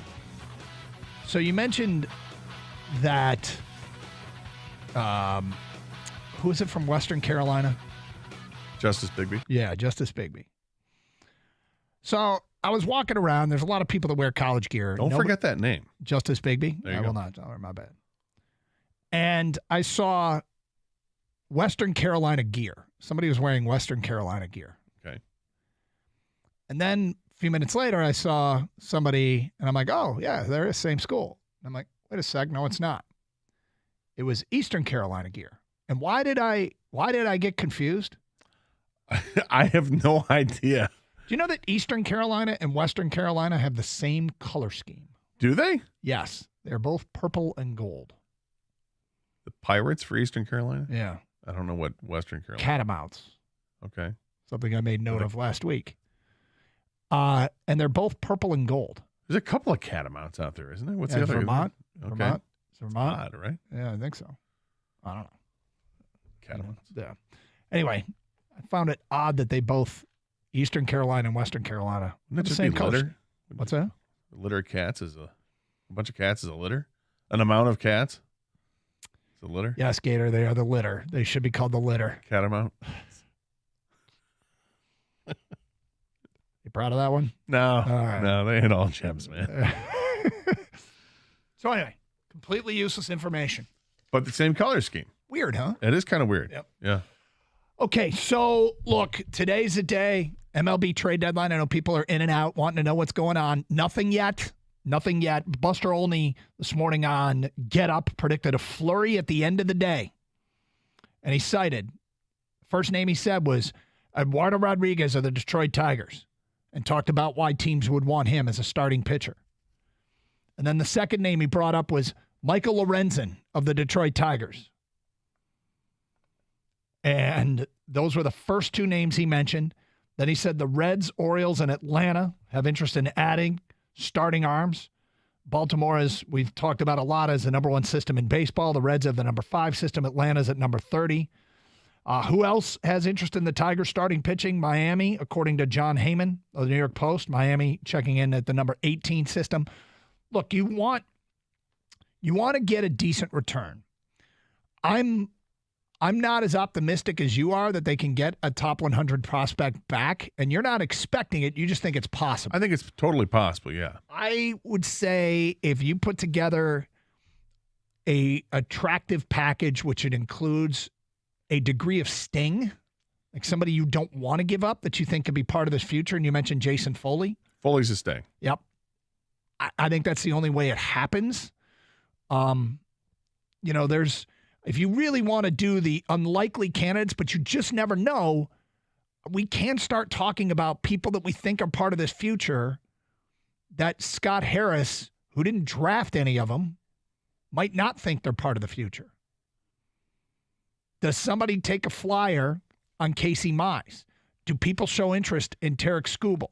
Is Matt Manning a player that they would part with that Scott Harris would be less reluctant to part with than the previous regime because he doesn't fit? They don't fit what he wants.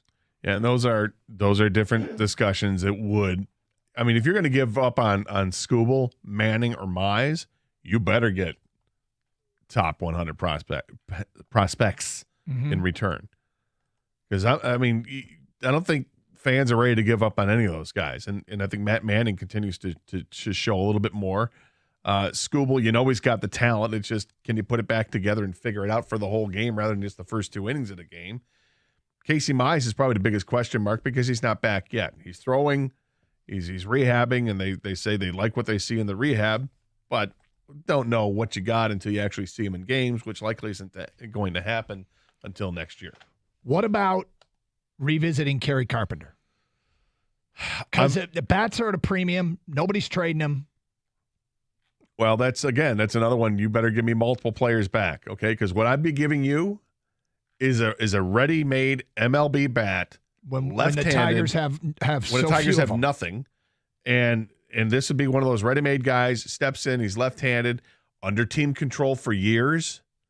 If you trade, you better get a lot. Eduardo Rodriguez and Kerry Carpenter, you might that's top 100 stuff. Well, give me 2 of it at least, because that's what once you throw, because Carpenter's more valuable, I would imagine, than Rodriguez would be. Yes, and so we'll do comps next hour and see what because I think I'm not as convinced that Eduardo Rodriguez is as much of a commodity as you are because of the contract situation. Well, throw it into Lorenzen then.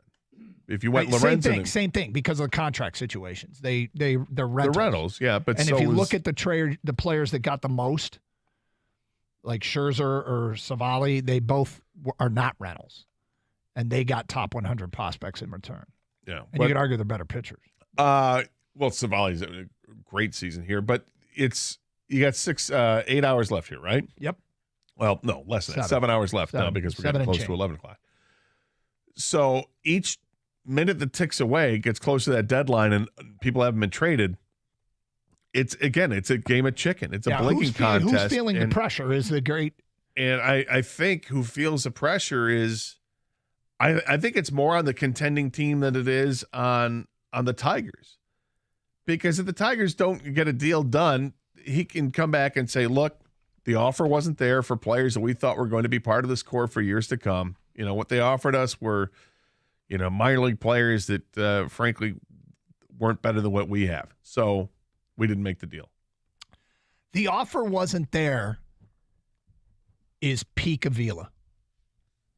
I don't think Harris can do that.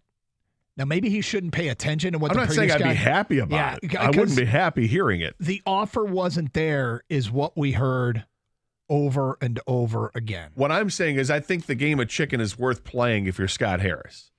Until you get what you want, I think you can play that game. And look, there's a risk to it, of course, because the risk could be, let's say it's Baltimore you're dealing with. And Baltimore says, you know what? We've been in first place for a while here, and there's a reason. We got a really good team without adding to it. We're good. And then you're like, right. Well, I mean, when you have that many top prospects and Baltimore's loaded with them, God, I remember when the Tigers were the Baltimore, okay? And the Tigers, we were like, I don't want to give up Cameron Maybin and Jacob Turner and, these names that were considered top prospects. But when you're that close and you have a chance to solidify some things and go for a run, you justify it. Andrew Miller, right? I mean, there were guys. Miller and Maybin were number 1 and 2 in their farm system. Yeah, and they gave them up. Well, they gave up the good for the great. Yes. You got Miguel Cabrera and you got Dontrell Willis, and there were some other players involved. But, yeah, that's what you got. And obviously, it worked out for the Tigers. So you mentioned earlier that the Orioles were in – was it Morosi had said they were in talks with trying to get Verlander? Yeah. John Heyman, again, just tweeted moments ago, the Orioles have checked in on Verlander, but there's little sign of progress. There's little sign of progress there so far. Also unknown if JV would okay Baltimore. Yeah, I mean, it'd be interesting why he wouldn't, because isn't he from Virginia, Verlander originally? Yeah, Old Dominion, right? I know he went to Old Dominion, but I think he's from Virginia, which is obviously right by Maryland. And Baltimore. The reason not to is because the stadium is a bandbox and it's not very pitcher friendly. That I can understand. But I think the hometown appeal might appeal to him, but maybe it doesn't. I mean, maybe JV is like, he's got his mind made up. Oh, it's the Dodgers or Houston? Yes, I'm good with either one. So, yeah, he's from Mankin, Virginia, which looks like it's a couple hours down the road near Richmond. And yet, I mean, is that more hometown appeal, or is Houston because of the success he had there? I don't know. But there's a lot of moving parts here, and we are paying attention to all of it. And for you all day long here on 97.1 The Ticket. 248-539-9797. Phone calls, feedback. Unnamed texter writes in, it's not the players that are underperforming when players go to other teams and they play well. There has to be something wrong with the Tigers' development. How many player after player goes to a different organization and they perform well? I think all these are valid criticisms. But we have a completely new person in charge, so it's kind of back to zero, right? I mean, Scott Harris didn't trade Isaac Paredes. No, he didn't. Or Suarez or anybody else, Adames or anybody other player that has been useful elsewhere. Right. No, he's got his own moves that he's made and his moves that he didn't make, and he's going to be judged on what he does. But, the first step for him really was this past off season when he took over, and you acquire Veerling and McKinstry and Justin Henry Malloy, which we hope to see probably in the next few weeks. I would imagine that he'll get an opportunity with the Tigers. And he did the draft. But this is the trade deadline. This is a big one because, okay, everyone knows you got assets. Everyone's talking about it. I mean, there were reports yesterday they will definitely be traded, Lorenzen and Rodriguez. So show me what you got. Let's see it. Here's the other thing. What if you were to double down and just say, you know what? We'll trade you both of them. I mean, the team has to want both of them. Well, because Lorenzen can pitch out of the bullpen. Yeah. He's done that. You kind of protect yourself in case one of them gets hurt, or if Rodriguez gets hurt again, because he's been a little injury prone. Yeah, I'm not convinced that teams want both of them. But I mean, if somebody has a need for two pitchers and because if I want Lorenzen coming out of the bullpen, I'd probably rather have somebody that comes out of the bullpen on a regular basis if I'm that other team. But Champ and Chump, they've been tweeted. So if you follow us on Twitter, follow the link at DougandGator971, and people voted yesterday. Gator, speaking of which, you said if something changes, you'd change, and in the last 20 hours, it changed. We'll get to that today at 11:02 and talk more Tiger trade deadline here on 97.1 The Ticket.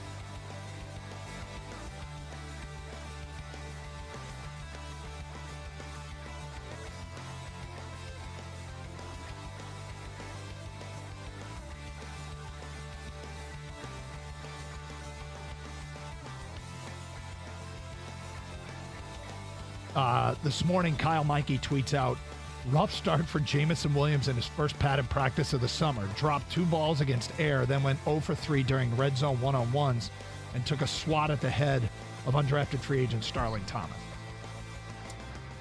I don't read too much into that. I don't worry about it in particular. although there's so much expected from him that he's got plenty of time to get up to speed. We know that. Plenty of time to practice, plenty of time to correct any problems. I can't remember. I remember a year ago, training camp. Brought to you by Mother Waddles. All Major League Baseball trades must be finalized and submitted to the commissioner's office by 6 o'clock this evening. The Tigers came in today without doing so yet, including Michael Lorenzen and Eduardo Rodriguez. Insiders confirm that teams such as the Baltimore Orioles have been speaking with Detroit. Scott Harris has been holding his high asking prices very, very steady. The countdown to college football continues. Michigan football players reporting to camp today to begin their preseason practices starting tomorrow. Still no word on an official suspension for Jim Harbaugh from the NCAA. Their first game is on September 2nd at home. Meanwhile, it's an off day for the Lions. They'll be back on the gridiron in Allen Park tomorrow. We'll be waiting on the official update of tight end Shane Zylstra, who's expected to possibly miss the entire season after sustaining a bad knee injury during yesterday's session. Team USA Soccer barely moving on after surviving a 0-0 draw against Portugal early this morning. Following the game, Fox analyst and U.S. women legend Carly Lloyd was not pleased to see the team celebrating on the sidelines after another disappointing performance.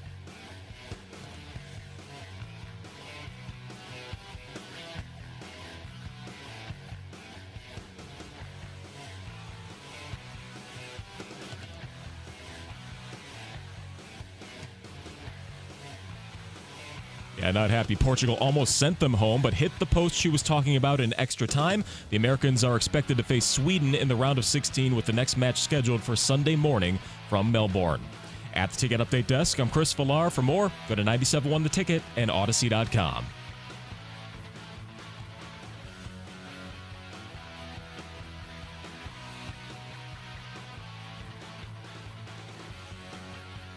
Be refreshed. Doug Carr, Scott Anderson, 97.1 The Ticket, 248-539-9797. All right, so, Gator, we talked yesterday about how Twitter had changed the logo at the top of their page to X. I couldn't find the app on my phone. I'm like, what the hell's going on? Turns out that they just changed some branding, and I said, are we Xing things out now instead of tweeting them out? Do we read somebody's X? And you said not till they change. You said, look at the button. What does the button say? I said, still says tweet. Well, now it says post. Oh. Yep. Is there any controversy there? I don't know if there's any controversy about this at all. I'm wondering if that changes what we call it. Because well, it's still twitter.com.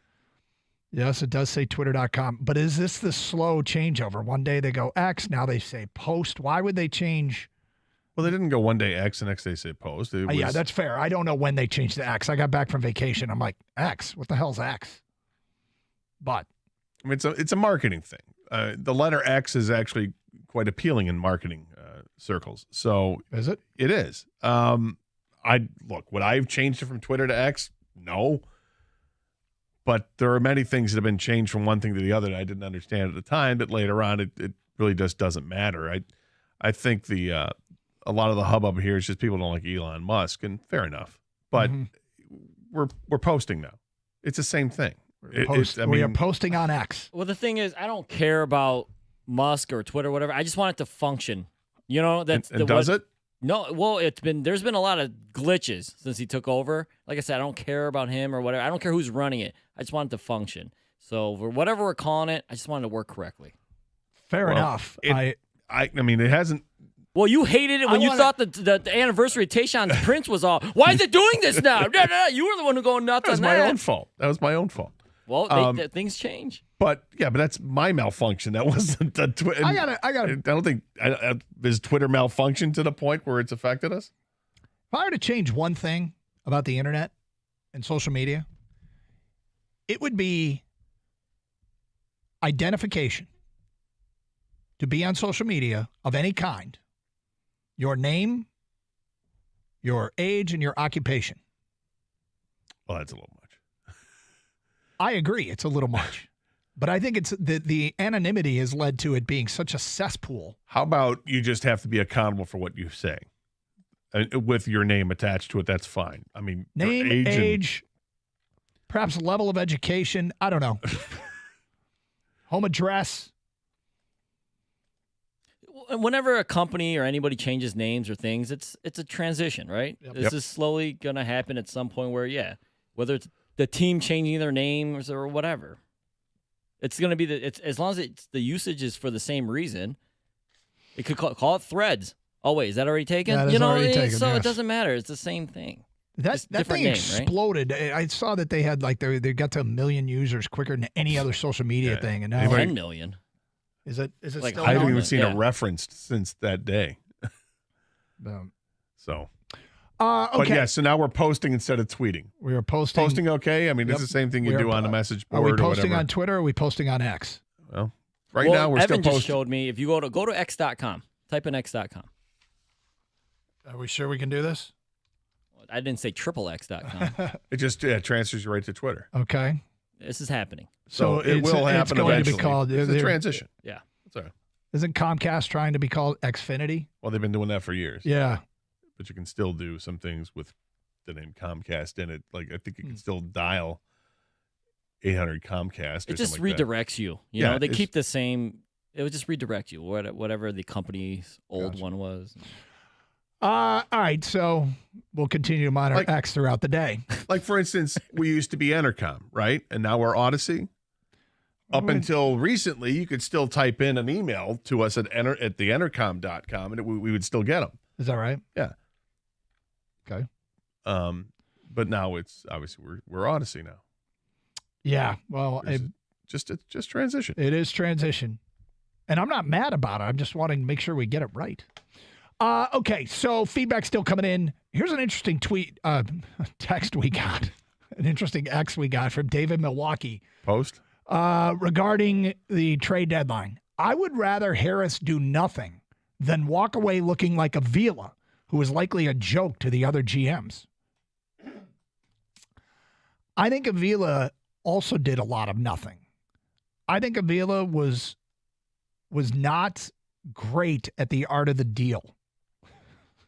Hate to use the term, but I don't think he was very good at it. It's very Trump of you. Yeah, well, you know me. No, I think he was terrible at it, and which included creativity. I don't think he knew how to build a market for his guys. He would say things public like nobody wants him. What are you doing? Hey, Al, shut up.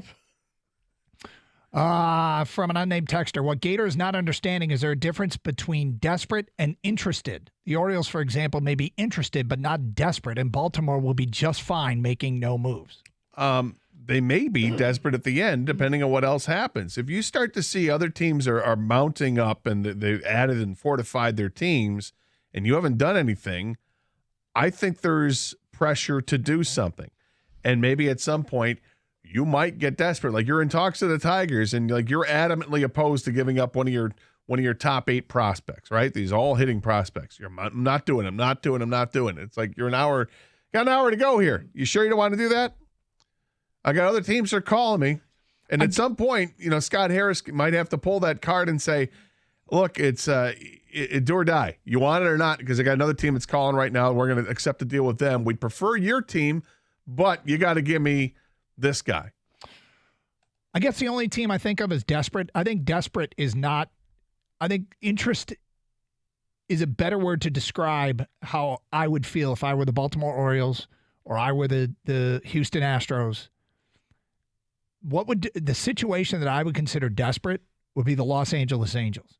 Once they committed to keeping Ohtani, I think they are desperate to make a push and make the postseason with him. That would be a team that I would think of as desperate. Well, if the Orioles make a trade, let's say they make a trade in the next 10 minutes with the Tigers, and it includes one of those 8 prospects that's in the top 100. Fantastic. Are we saying they're desperate or that they just made the deal? I would be shocked if they made a deal like that.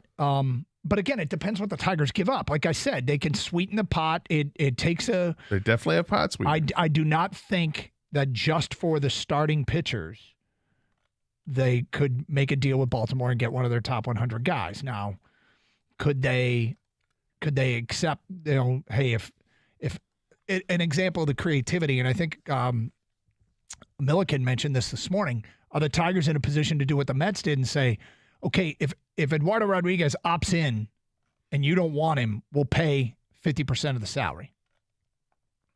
Yeah, I mean, there's ways That's you can. There's little things you could attach to it.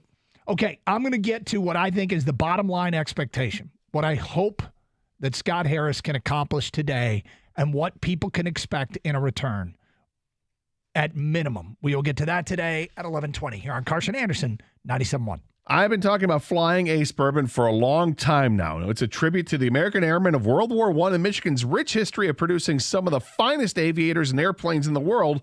Flying Ace is a bourbon that pays homage to both. It's delicious. It's a blend of aged whiskeys. It's got notes of caramel, toasted rye, vanilla, and ripe stone fruit, and it's versatile. You can drink it any way you want. You want to do shots with your buddies to celebrate a nice win or a great victory. You can drink it on the rocks, just add a little bit of water, change the flavor profile a little bit, or have it with your favorite mixer, ginger ale, cola, doesn't matter. It tastes delicious. And nobody should look at you side eye either because, listen, at only $30 a bottle, it's not going to bust your budget at all. It's the perfect everyday drinker that's as smooth as it is unpretentious, no gimmicks. It's just great, approachable whiskey for the maverick at heart. You can follow them at Flying Ace Spirits on Instagram to stay up to date on their upcoming releases. And as always, please drink responsibly.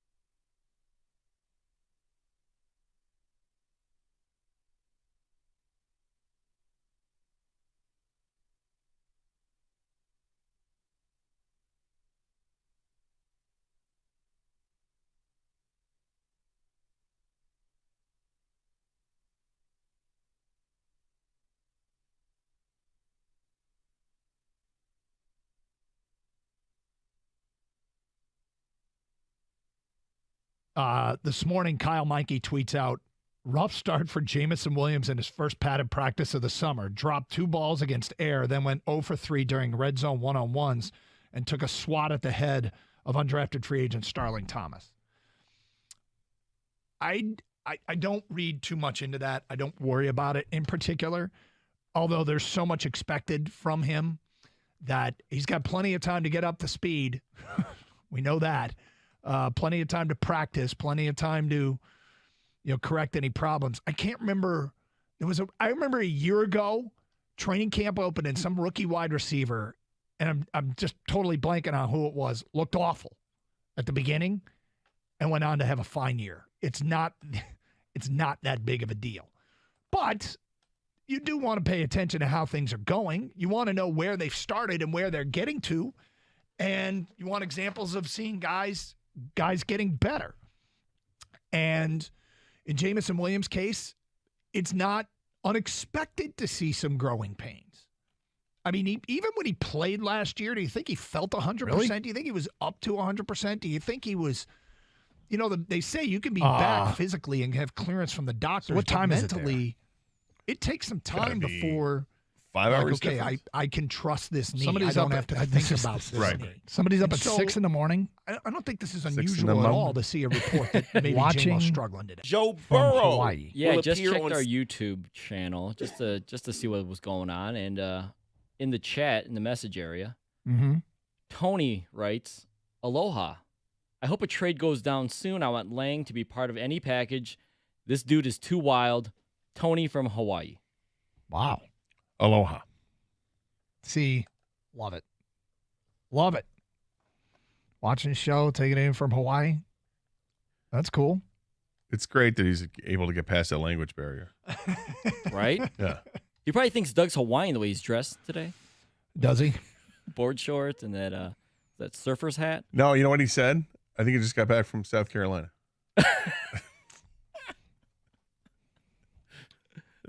It's really funny because this is exactly their colors. John Heyman, 7 minutes ago, the Dodgers are in hot pursuit of Eduardo Rodriguez now and have been discussing Verlander. Jack Harris, Dodger beat writer for the LA Times Sports, he cites Jack Harris reported Erod and JV are their top targets. So the Dodgers are now going after Eduardo Rodriguez. All right. All right, so I tried to figure out a realistic return. Max Scherzer, Aaron Savali, who are both under club control, and Savali having a great year, and Scherzer, all the playoff experience. Scherzer got the number 44 prospect in Major League Baseball. Savali got the 37 prospect in Major League Baseball. These are players who might project better than what the Tigers have to offer, and they're non-rentals. The best comp I could find was in terms of what to expect back where the Tigers and Scott Harris get market value, is Jordan Montgomery, the pitcher who went from St. Louis to Texas. He was a rental left-handed pitcher having a good year, just like Erod. They also threw in a right-handed relief pitcher, Chris Stratton. And in return, they got a top 10 prospect in the Rangers organization, and they got a top 20 prospect in the Rangers organization, who both instantly, by the way, became top 10 prospects in the St. Louis organization. So I started thinking about the Tigers have traded a rental relief arm before in Joe Jimenez, and they got back Justin Henry Malloy. Justin Henry Malloy at the time was the 11th ranked prospect in the Braves organization. Now, one thing to keep in mind is not all organizations are created equal. Justin Henry Malloy being the 11th rated prospect in the Braves organization doesn't mean he would have been the 11th rated prospect in somebody else's organization. But we kind of like Justin Henry Malloy as a prospect. We don't know, but he has shown some promise. I am hoping that they can do minimum requirement that. That's where I'm setting the bar of what's going to make me say, okay, Scott Harris isn't a buffoon. Is St. Louis is an organization that has historically done very, very well. They moved a rental pitcher and a relief arm for a somebody's top 10 and top 20 prospect, but two guys that fit into their organization higher. I would put that as a minimum expectation. Neither of the guys that the Cardinals got back were top 100 prospects. I would like to think that you're right and they could get top 100 prospects and they can sweeten deals and find a way to get it done.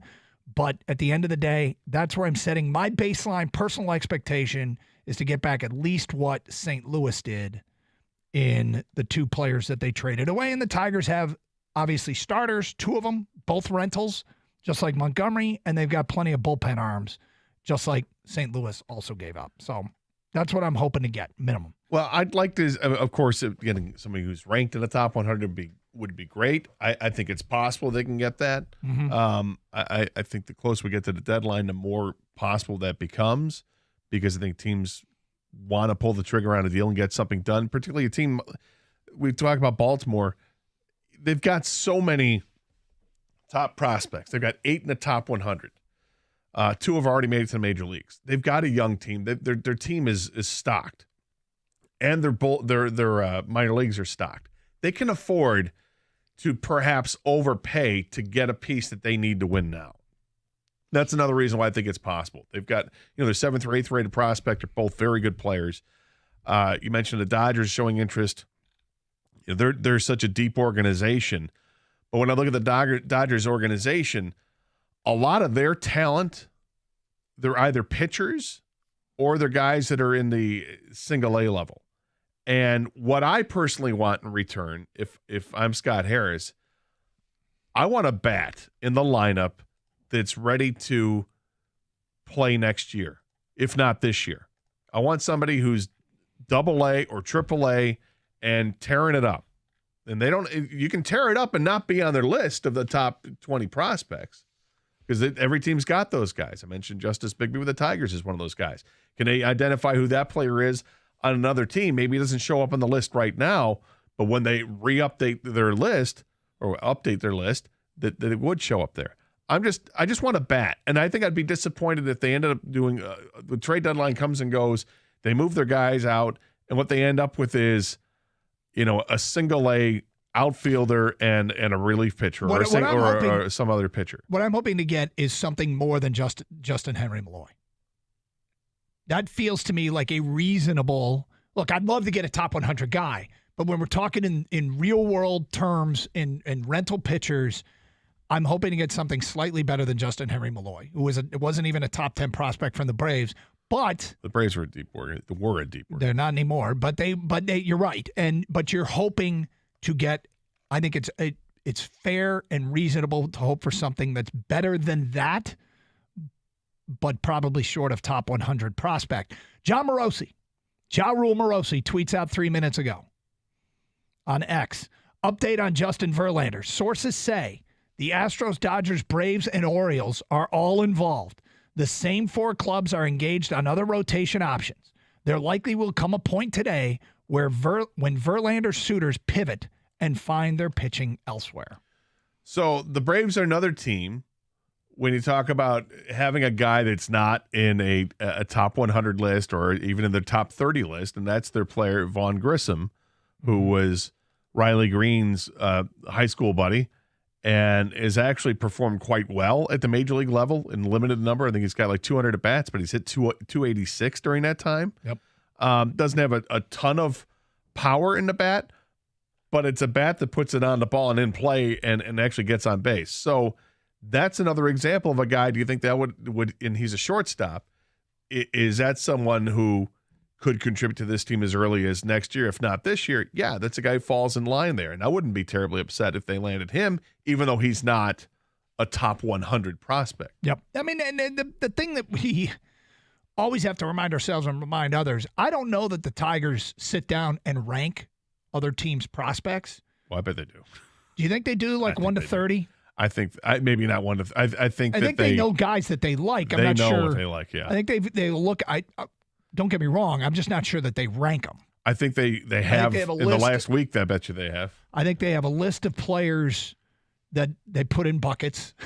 To use the Brad Holmes term from the Lions video, the Inside the Den video, the draft. I think they have a bucket of players. We like these guys. We love this guy, and we like these guys. I think they have a trapper keeper folder for each team. Okay.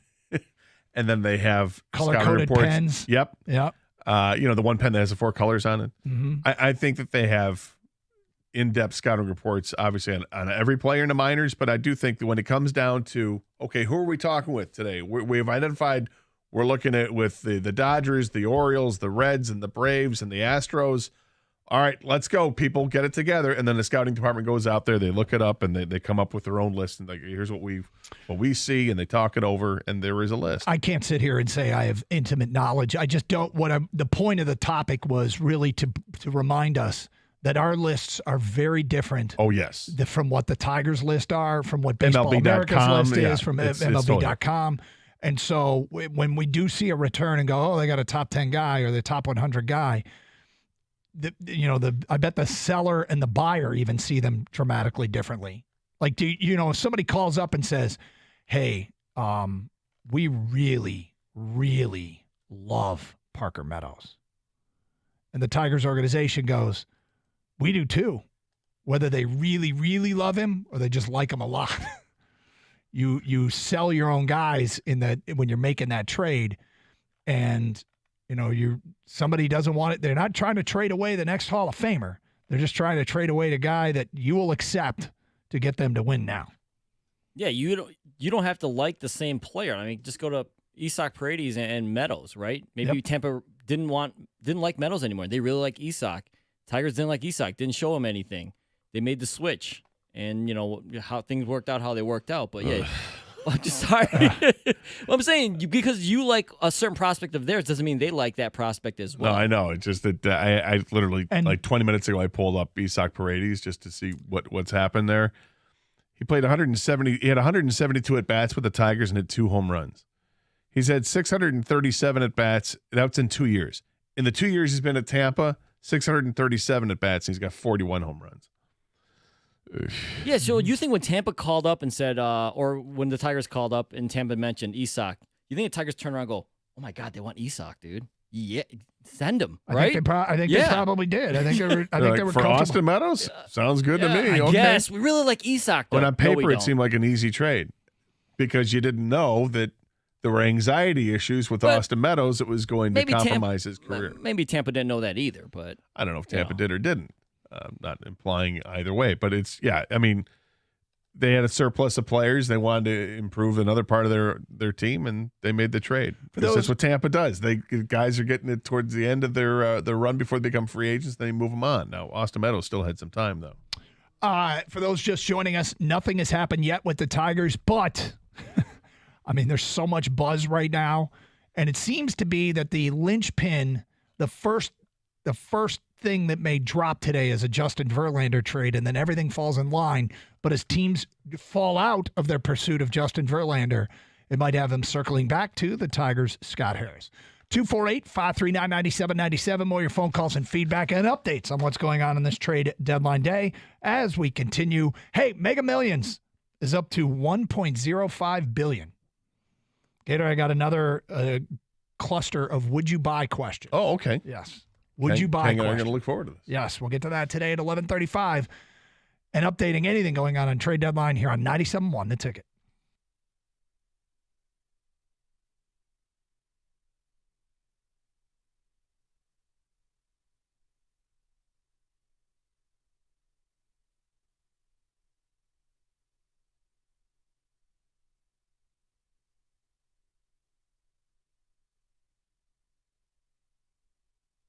Season 2 of Netflix's Quarterback. Great choice. Great choice. You're making a face. No. See, I kind of wanted to be surprised, but yeah. I mean, he's interesting. Well, they have to announce a headliner, right? Someone, they had Mahomes. People were going to watch regardless. I think they could have really drug it out until like maybe a week before and then said, okay, by the way, because now anytime you see Burrow doing something throughout the season, is it genuine? Or are you doing it for the cameras? How nervous was Peyton Manning in the show, Netflix, the quarterback, when Burrow was limping with the calf injury? Like, oh, no, it's ruined. Take the cameras away. We got to find another one. Find somebody else real quick. Who's on the Rico Beard short list for quarterback season 2? Fields says he's not doing it. Hurts isn't going to do Your it. headliner is already gone because I wanted to see Hurts. Okay. I wanted that to be the headliner. So now you got to get a struggling quarterback and one who probably just quarterback. So I still want Russell Wilson because I think he's interesting enough, and maybe one of these rookies. Kenny says no to Russell Wilson, by the way. I'm saying, violently no. Maybe one of the rookies. Okay. You know, Stroud or whoever. Young. Get one of those guys and kind of follow them and see what life is like in their very first year.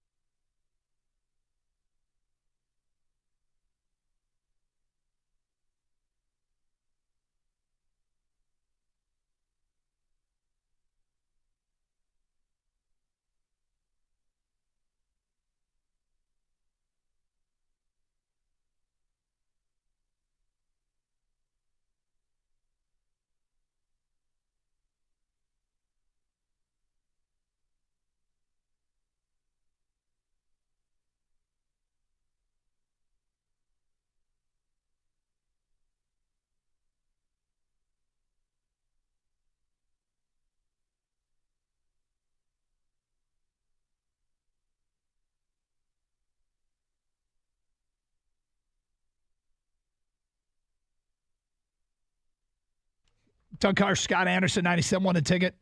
248-539-9797. Trade deadline. Nothing's happened yet. A lot of buzz. Feels like the center of the discussion is around Justin Verlander right now for teams that are seeking a starting pitcher, but those teams, not everybody's going to get Justin Verlander. Only one team will get Justin Verlander, if anybody gets Justin Verlander, which means there is a lot more that will be done on this day, and the Tigers have 2 starting pitchers to offer that teams have shown interest in. Does this mean nothing's going to happen until Verlander gets traded?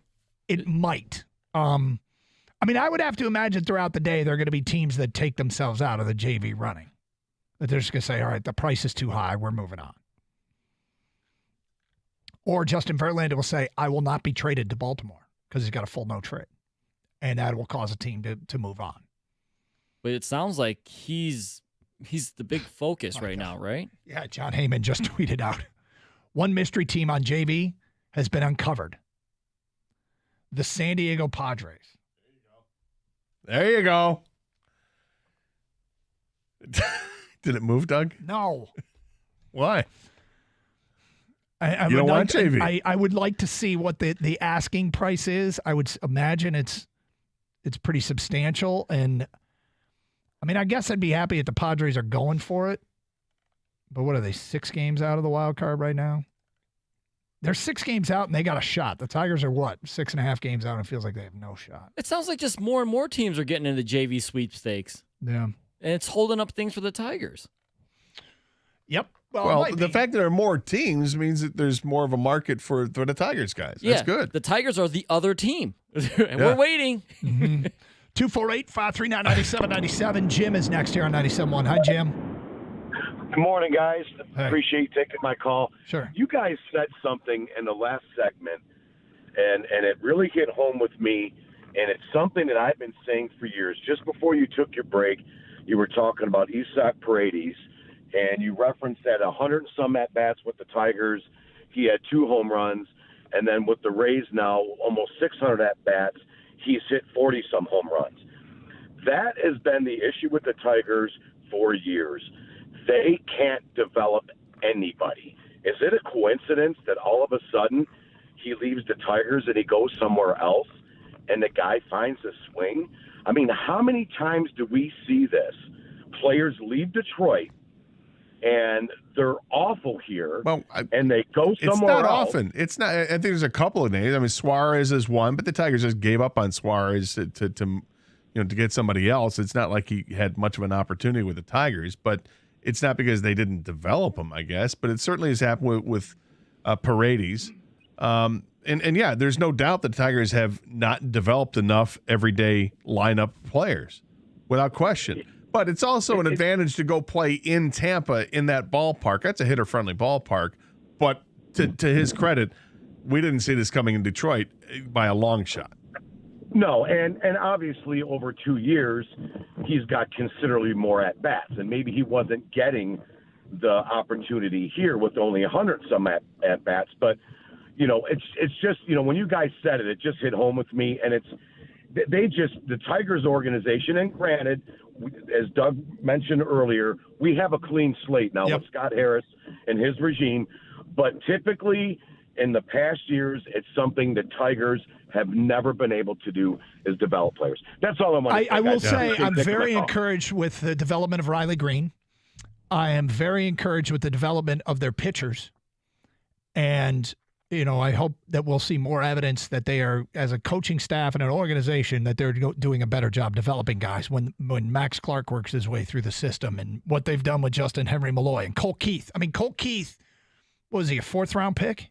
4th or 5th-round pick? Yeah. It's not a guy you would expect. Pick, I believe. It's not a guy you would expect to be the top prospect in your organization a couple years later. So they developed him to the extent where he's considered the top prospect, which does little for the Detroit Tigers in the here and now, but could in the future. Yeah, but and some guys they drafted recently. Jace Young is moving up through the minor leagues now. He's at Double-A and he looks really good. And hopefully they've hit on him, and because he was a 1st-round pick, you want that to happen. It feels like it's happening more now, more in the last couple of years than it happened before. To his point, absolutely. I mean, like Nick Castellanos was a guy they developed.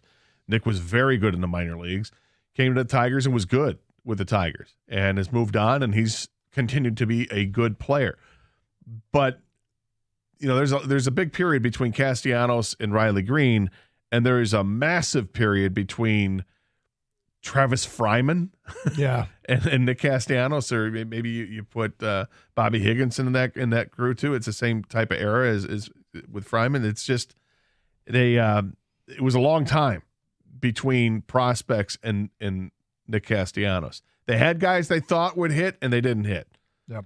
That Erie 5 that they had 20 years ago. Yeah. I mean, it looked like those were can't miss guys, and Here they come. They all missed. Munson and Rivera, and they all missed. Well, I was just going to say, throw in the international scouting and players too. When's the last time?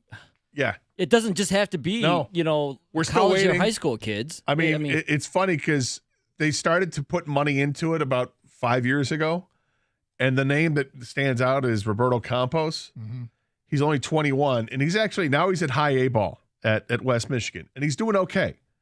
He's got a lot of talent, and we'll see if he can matriculate further and continue to develop. Maybe get a power stroke in there. He's got good size, but yeah, they've got a bunch of these international signings lately that are just okay, hit or miss. We don't know. Because these guys stay in the lower levels of the minor leagues for a while before they. Yeah, because they get them at like 16 and a half years exactly. Yeah, where's that kid they just signed from the World Baseball Classic in the parking lot? He's not ready yet? He's Remember that? Like they were waiting in the parking lot for, hey, you want to sign? Yeah. I was telling Doug, this guy Christian Santana, who was one of these another one of the international signings they gave a ton of money to. He's 19. He's playing at Lakeland. He's hitting like $161, but his on base percentage is like 380. It's 200 points higher than his batting average. All he does is walk. It's amazing. He went 0 for 1 the other day with 3 walks and scored a couple runs. It's like this guy. Feedback coming in from an unnamed texter. Scott Harris knows what we know. Javi needs to go and is the only goal today. Lorenzen has no track record as being a good pitcher before this year, and I don't know why a team would risk trading for Erod and possibly being on the hook for that contract. What if he goes AWOL again? The Tigers aren't getting crap. Do you really think he's going to go AWOL again? No. Okay. I don't. And by the way, if he pitches well for the rest of the year, you want him to opt in. Yeah, because it'd be a bargain at the price that you have him at. And if he opts out, then it is what it is. It was a rental. Yeah. Kevin in Detroit says, not worried in the least bit on the trade deadline. Tiger fans need to understand Harris is closer to Yzerman than Avila. He will set his price and sell to the highest bidder. Look how long Yzerman waited with DeBrincat, and look how it turned out. Harris is a smart GM, and he'll maximize the Lorenzen and Eduardo returns. Just trust the process. He isn't Avila. That's from Kevin in Detroit. Well, I hope so. Because I think I would be, I don't want to hear we just didn't have the offers, guys. Even if that's fact, I'm just saying personally, I don't want to hear it. Right. Because you can't I heard it for years. And you can't say there isn't interest. No. I mean, because there is reported interest from many teams. And I do think it's part of a general manager's job or a president of baseball ops, your guy in charge, the guy calling the shots, to help create the market. And we all know that Avila was not good at it. Do you want to play a little guessing game of who gets traded first from the Tigers and at what time it happens? Sure. I did promise something. We got sidetracked by the caller. So let's follow through on the Mega Millions thing. Another edition of Would You Buy? And I do want to guess who goes first and when. We'll have a little pool here in the studio. Maybe we'll have people send in their guesses as well. Text us at 248-539-9797. We'll work it out. We're workshopping an idea here. It's Carson Anderson, 97.1 The Ticket.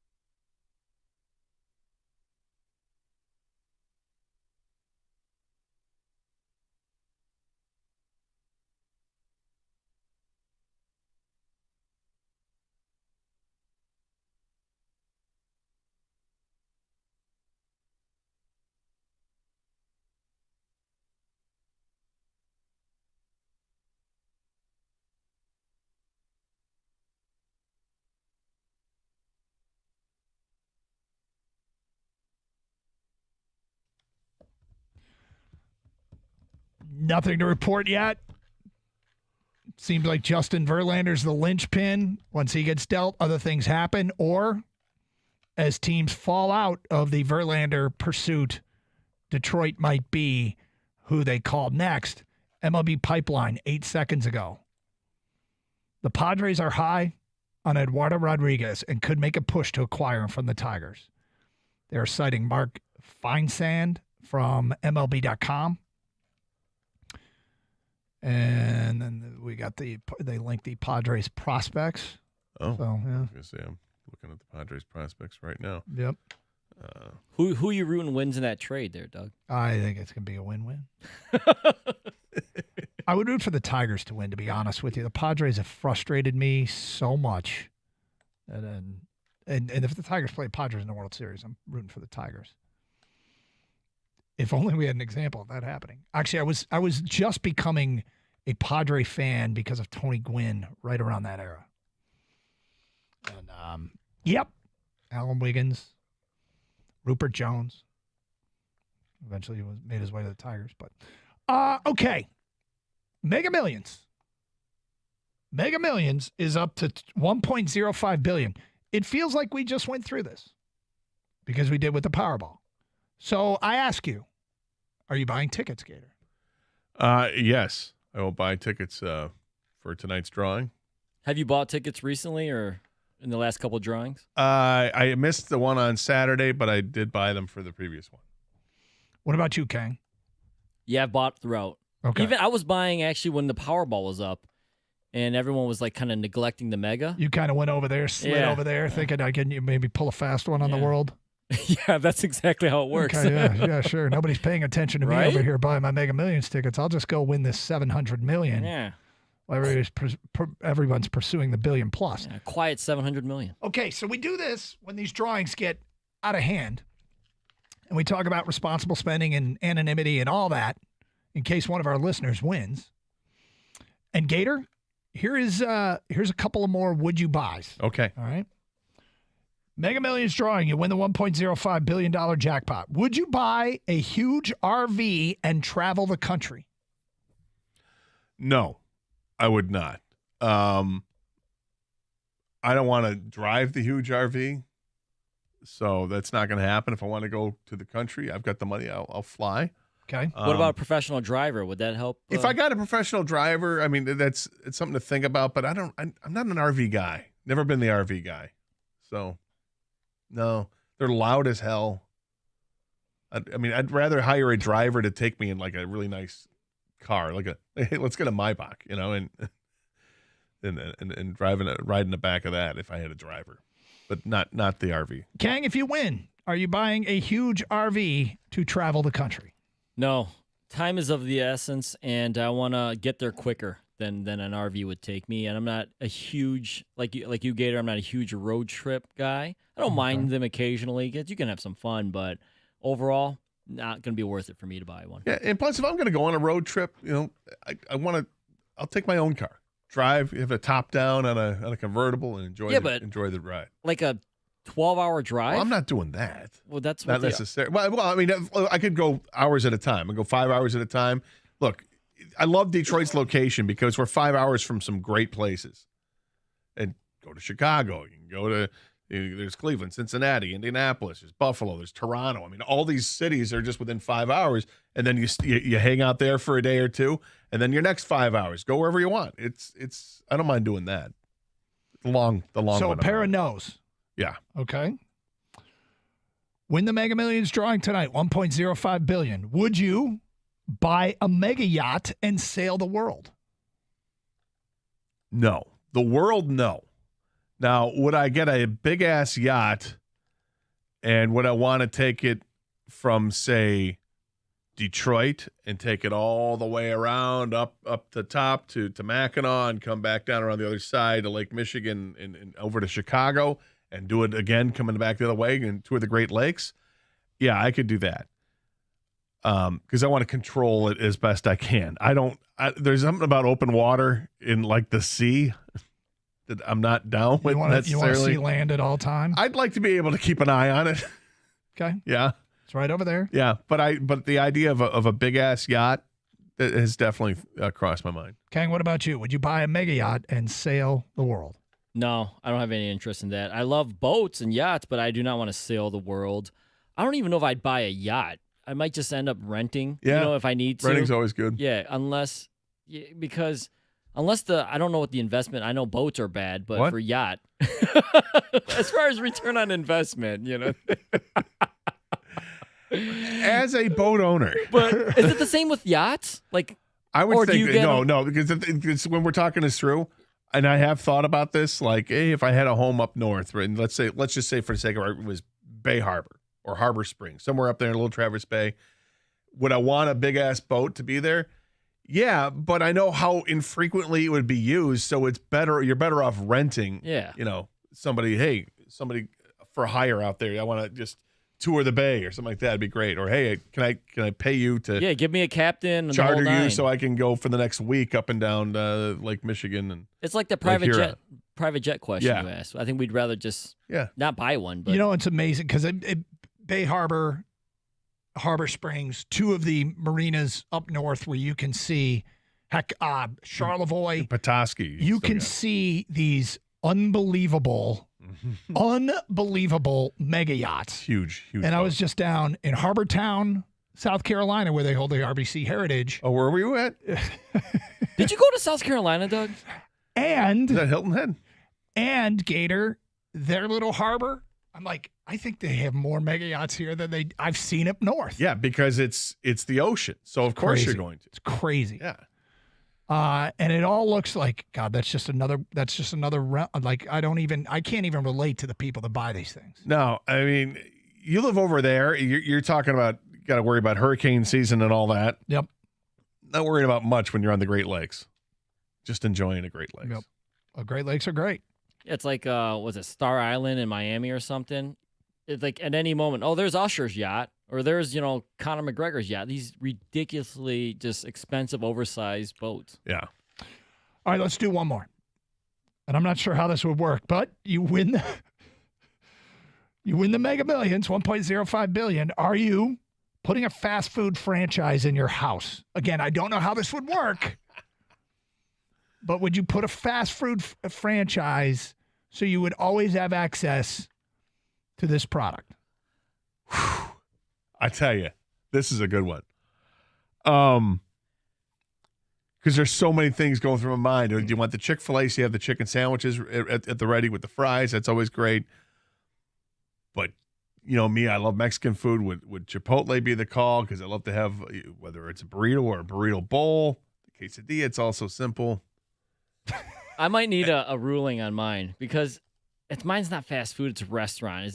It's like a Benihana. I'd love to have the whole Benihana station where all my friends can come around, sit around, and the chef comes by and just, what do you guys want? Yeah, I want double fry rice. That's pretty great. That's a pretty great call right there, man. I want that available at all times. It's got the hood, so it's not smoky. Yeah, the whole nine, everything, commercial grade. This isn't like your typical griddle in the backyard that I always, I tell everyone to drink sake from a squeeze bottle for 35 seconds. Oh. Yeah. You want to know something I did this on my vacation, Gator? Do I? So, like you said, the chef will sometimes go around the table and say, "Who wants some sake out of the squeeze bottle?" Yeah. You open your mouth and just however long it goes. You can do a 10 count or a 20 count. Yeah. So they're doing this at my table because we went to Hibachi on my vacation, and it gets to me. But me and my wife had already ordered sake, but we were done with the sake. But the sake bottle is still there. He comes to me, I hold up my sake bottle. He just refills the whole entire bottle. Wow. Waitress comes up to me after, goes, "Smartest thing I've ever seen anyone do here. I've been working here for 5 years." Yes. That is brilliant. Well done by you. But you need the chef to, So you're saying yes. Yes. To a Benihana, which isn't fast food. You're right. But and you are. I would go with Baja Fresh Mexican. That's my favorite Mexican fast food. Taco Thursdays. Yeah. Taco Friday. It's a day that ends in Y. What does that mean? Time for some tacos, burritos, enchiladas. Imagine the rest of the week, like the days he passes, there's just this franchise workers. There's these guys sitting down there and go, Can you believe this guy's eating this scrap for 7 days in a row? Well, my guy's just twirling around those, the chef's the spatulas, Knives, right? Just sharpening them all day. Working on his skills. He's like, you're not ordering anything, but he's got an onion. He's like showing you, onion floating up in the air. 50 shrimp tails on the top of his hat, just piling up. I'm here. What's that smell? Oh, sorry. All right, we'll do another one before the show is over. Let's talk Tigers trade deadline. What the buzz is? If you're just joining us, we'll get to that today at 12:05. Here on Carson Anderson, 97.1 The Ticket.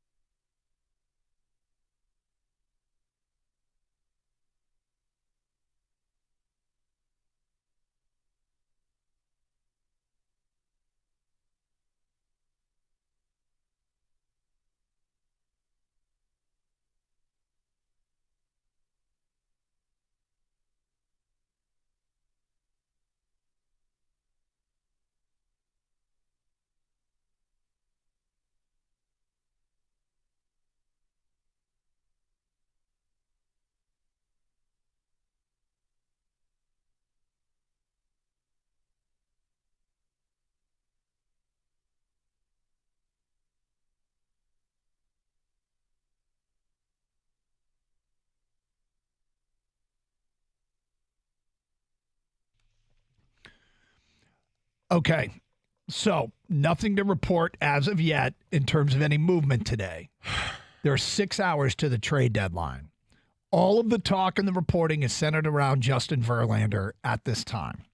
It appears as though JV is the linchpin. Teams are calling and asking about Justin Verlander.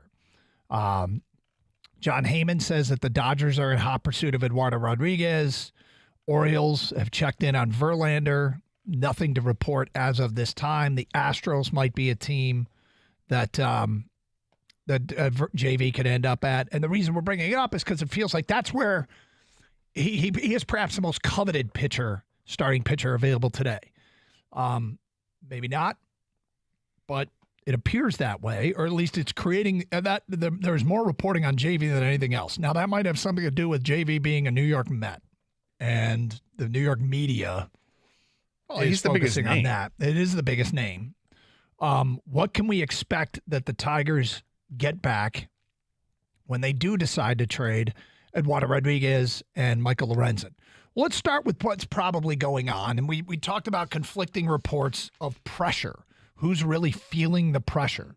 Is it this isn't really a report, but you have to wonder if the new guy, Scott Harris, his first trade deadline, is feeling pressure.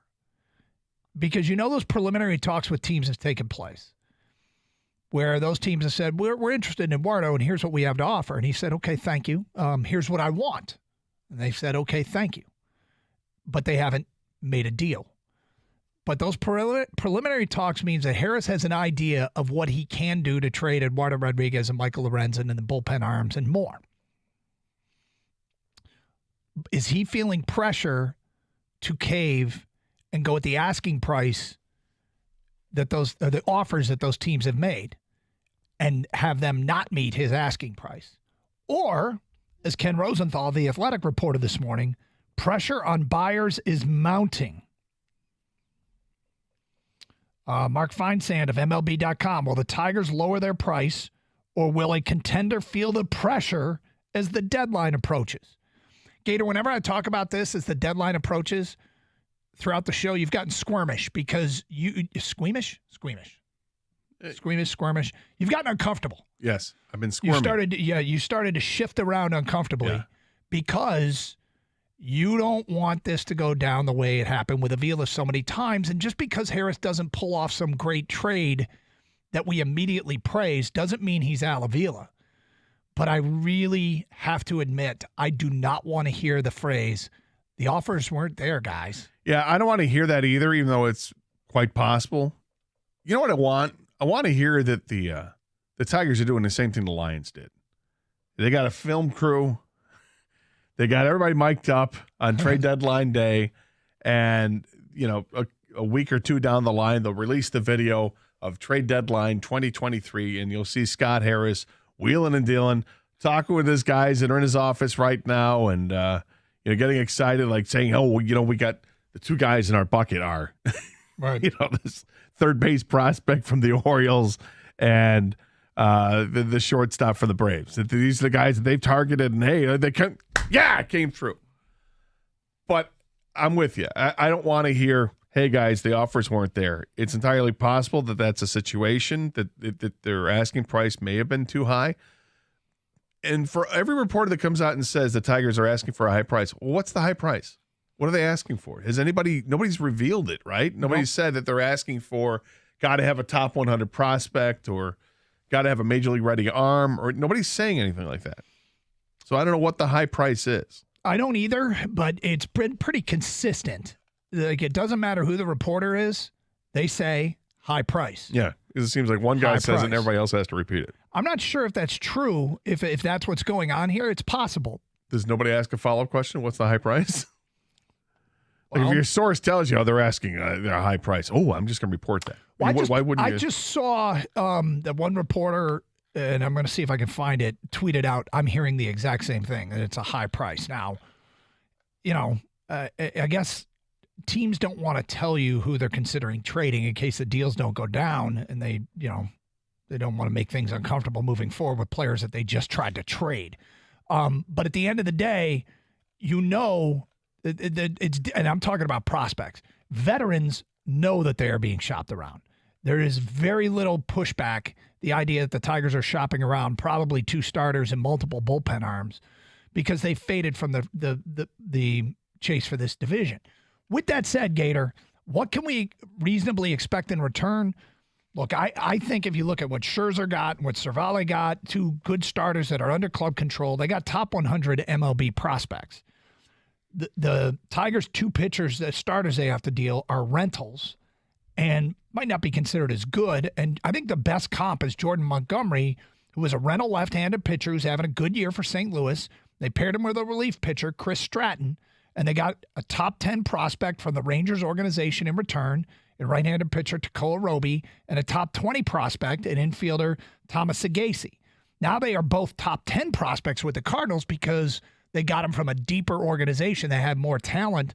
And so they become what appear to be pretty useful pieces. If the Tigers walk away today with 2 players that are considered in their top 10 prospects in the organization, I'll be pretty happy. If the Tigers also, that return isn't great in terms of getting top 100 guys. Neither Roby or Sagasi were considered one of MLB's top 100 prospects. But an example is Roby was like 8th or 9th. I think they can get something a little bit better than Justin Henry Malloy, who was, for a rental relief pitcher, he was the number 11 prospect in the Braves organization. Now, I understand that all organizations aren't created equal, and somebody's 10th prospect is the other team's 20th prospect because of depth in their pipeline. But I'm expecting maybe something a little bit better than Justin Henry Malloy to be the key component coming back. And we like Justin Henry Malloy, but he wasn't considered a great prospect at the time they got him. It was a nice find, and now is one of the Tigers' better prospects. He's had a good year. Well, he can hit. Finding a position for him in the field, that's the difficult part. Now, hopefully what the Tigers end up getting when all is said and done is a couple of players that can actually play in the field and handle the bat just fine. That's exactly what they want. They want to build more pieces and add them to the core of this team. And the core is so small right now that you've got to find these players. And I don't think any position is one that you bypass. I think, even at first base, okay, I don't care if he's a first baseman. I want him. If he can hit and if he can field, you've got options because you'll have a DH available next year, right? So Torkelson doesn't have to be your everyday first baseman. Maybe he goes to DH or vice versa, whatever the case is. I'm looking at anything, but I want hitters first. I'm hoping they acquire hitters and not pitchers. I mean, eventually you're going to need to replenish some pitching, but I feel like the pitching's okay right now. I want to add to the core of with bats because they don't have many right now. And I'd be disappointed if they didn't. I want more. I'd rather have quality than quantity. If they end up trading 5 players today and end up with 2 bats, I'm fine with it because I think those would be 2 quality bats. And you've got, like we said, the 2 starting pitchers they have to offer. There's probably 3 or 4 bullpen arms they could trade if they wanted to. And if you wanted to trade a position player, you could. If you wanted to, I think Veerling has some trade capital if a team wanted him. But I don't want to trade Carpenter. We'll see what happens. I feel like Carpenter, if you start including Carpenter with a starting pitcher, then you might be wandering in to get somebody's top 100 prospect in return. I think you'd have to. I think you'd have to get multiple players in return there. Yeah, I think getting one top 100 prospect is more difficult than we give it credence to. But with that said, a lot of movement could go down today. We're all a little gun shy because of what happened with the recent GM and the regime, right? Of what they got in returns on trade deadline. And Scott Harris, like you've said multiple times, Doug, clean slate. He gets, to start his own era here. But with that being said, let's say we don't get a quote unquote top 100 prospect because everyone's list is a little different. If Scott Harris comes out and says, we got the guys we wanted, the guys we went after, kind of like what Brad Holmes and Dan Campbell do, right? Their board is different than everyone else's. Their scouts are different than everybody else's. Does that help you at all? The confidence? It's a new GM, new president. Or is this, hey, I'm looking at other reports, and nationally, this is not a good haul. Like, these are not top 100 prospects that we got in return. How much is your trust in Scott Harris right now? I trust Scott Harris in his knowledge of minor league players to know if a guy's not on MLB's top 100, that he's like, look, this guy's a great player. He may not be on that list, but I don't care what's on that list. On our list, this guy's there. I think he knows what he's doing in that regard. Bob Nightingale just tweeted this out. He says, meanwhile, the Astros are the heavy favorites to land Justin Verlander if he is traded, which would be, I think, a great scenario for the Tigers if he goes to Houston. Then you've got two other teams that are definitely vying for it with the Dodgers and Orioles, and you still have the reported interest with San Diego. I want to answer your question, Kang. It's so hard to follow prospects of other organizations. And because of that, I will pay attention to what's being written. I will pay attention to what Baseball America says or what ESPN.com says about the grade. What grade does Detroit get? Because it's impossible for me to know how good Raul Thorpe may be, which is where I made that name up. I don't know. I don't have intimate familiarity with the Dodgers prospects. We don't have. What do we rely on? We rely on those that do. So I'm going to, even if he says we got our guys, we got the guys we wanted, yeah, I'm going to pay attention to what other people who've seen him play. And, it's putting your faith in other reporters, but I don't know what else to do. I mean, I guess I can go watch a lot of minor league games. Yeah, because we're essentially looking at numbers, right? What number prospect is this guy? Raul Thorpe, what number is he? Yep.